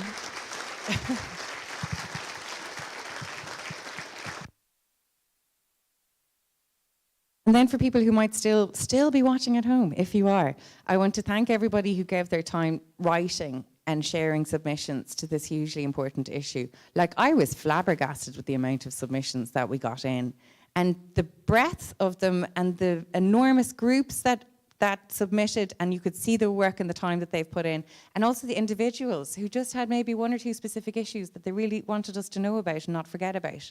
All of the submissions, and it really speaks to this deliberative democracy process, because I do think now the people of Ireland realise and recognise a citizens' assembly is something that I can access, a citizens' assembly is something that I can contribute to even if I'm not in the room.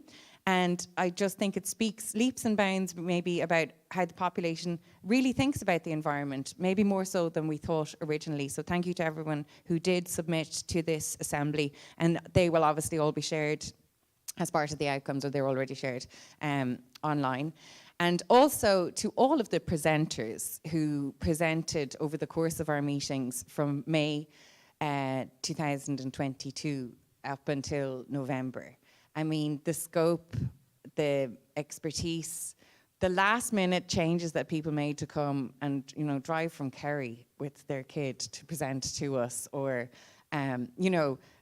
forgo a weekend family trip because it was important to speak with us, or to say, well, if you want me to come back next week, I can give up my weekend for free because I think this is important enough to do.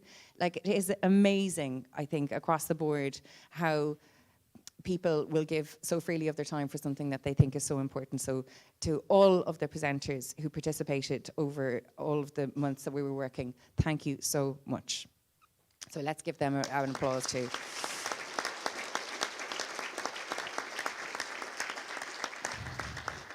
And now we had our sign language, our signers here for the whole time. Thank you to Sarah and Aaron today. We've had, comments on social media from people specifically saying, thank you for signing this because it's been really great that I can access what's happening. So it's just really great that we're able to include that. And thank you to Sarah and Aaron for doing such a great job on that. And sorry, yes, round of applause. And Art already mentioned Conor and Joe, but to mention them again, and Adam and Eddie, it's no mean feat to keep the cameras going and all of us and live streaming it and making sure it's on at the right time and keeping us all going. And then the beautiful videos that we had, which I think really contributed to the work and the conversations that we had. They were spectacular, so thank you to everyone in Pi for that. And also to Jerry on the sound. Because again, just the technical things that you don't think about, they wouldn't happen without all of you guys. So thank you so much for that.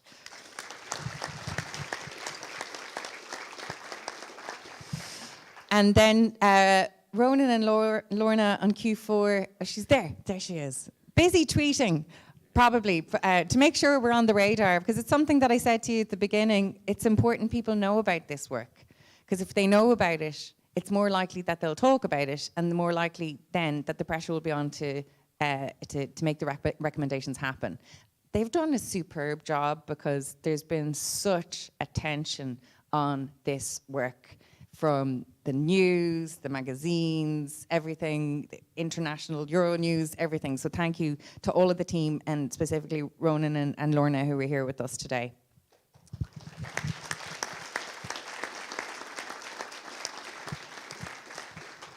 And then finally to Matt and Karine and Tina and all the team here at the Grand Hotel, we will miss you. I'm sure you won't miss us. And you'll have a brand new cohort with you, I'm sure, before long. But thank you for keeping us going when we needed the refreshers and the snacks and the sugar levels up and the caffeine and the healthy drinks and teas and lunches, and always with a warm smile and such fabulous staff to have for all of our stays. So please pass on that appreciation, Matt and Karine, to all of your team from all of us. Thank you.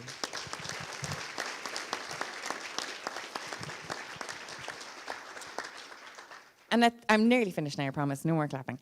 At the very beginning of all of this, I referenced the Citizens' Assembly as a meitheal and as something that I think is the real essence of Irish life. And it sounds twee, but we did have meitheals in Carnacone, where I'm from, and I remember them because the neighbours would say, this is the day we're all going to go, and we all go to this field, and everybody helped, and everybody was just part of it, and you had a job. My job was the lemonade. I had to go to the shop to get the lemonade. But everybody did something for the benefit of the rest of the community. It was lovely. And I really think that's what this is. You gave up something and put so much time and energy into this for the benefit of the rest of the community that happens to be the country of Ireland, for your fellow countrymen. And I just think that that is really fabulous. And it's something that we can all look back on and be proud of, as you were saying, because it's the community and it's the friendships that have been, evolved here, and it's the care for others, and even the others that we don't know, like Robert said, and that NOSC, that connection with people. The room has got that, and it's been a privilege, my privilege, to work with all of you, to meet all these people from all these walks of life that I never even knew about. So thank you all for that. And I'm very confident that this assembly will follow in the traditions of other assemblies in influencing societal change. Already, I think the conversations are changing. There are more conversations happening as a result of the work that you are doing. And I promise that I'm going to continue to ensure that this work isn't ignored. And in that, I'll be talking with as many people as possible and as big as platforms as I can to make sure that people realise this work, this reflection, this learning has happened by all of you.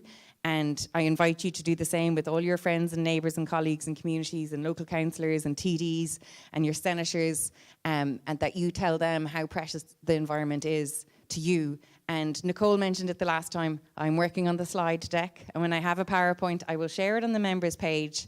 Download it and do with it what you will. If you're going to present to the men's shed or to the local school or to your book club, put in your own photographs, but I'll suggest something that I think might be useful as a starting place to do that. You have all been wonderful representatives of the people of Ireland in this assembly. It's been my pleasure to work with you, and so Gurmahagav Okri, and I wish you well with everything, and maybe our paths will cross again. I hope they will, but just thank you.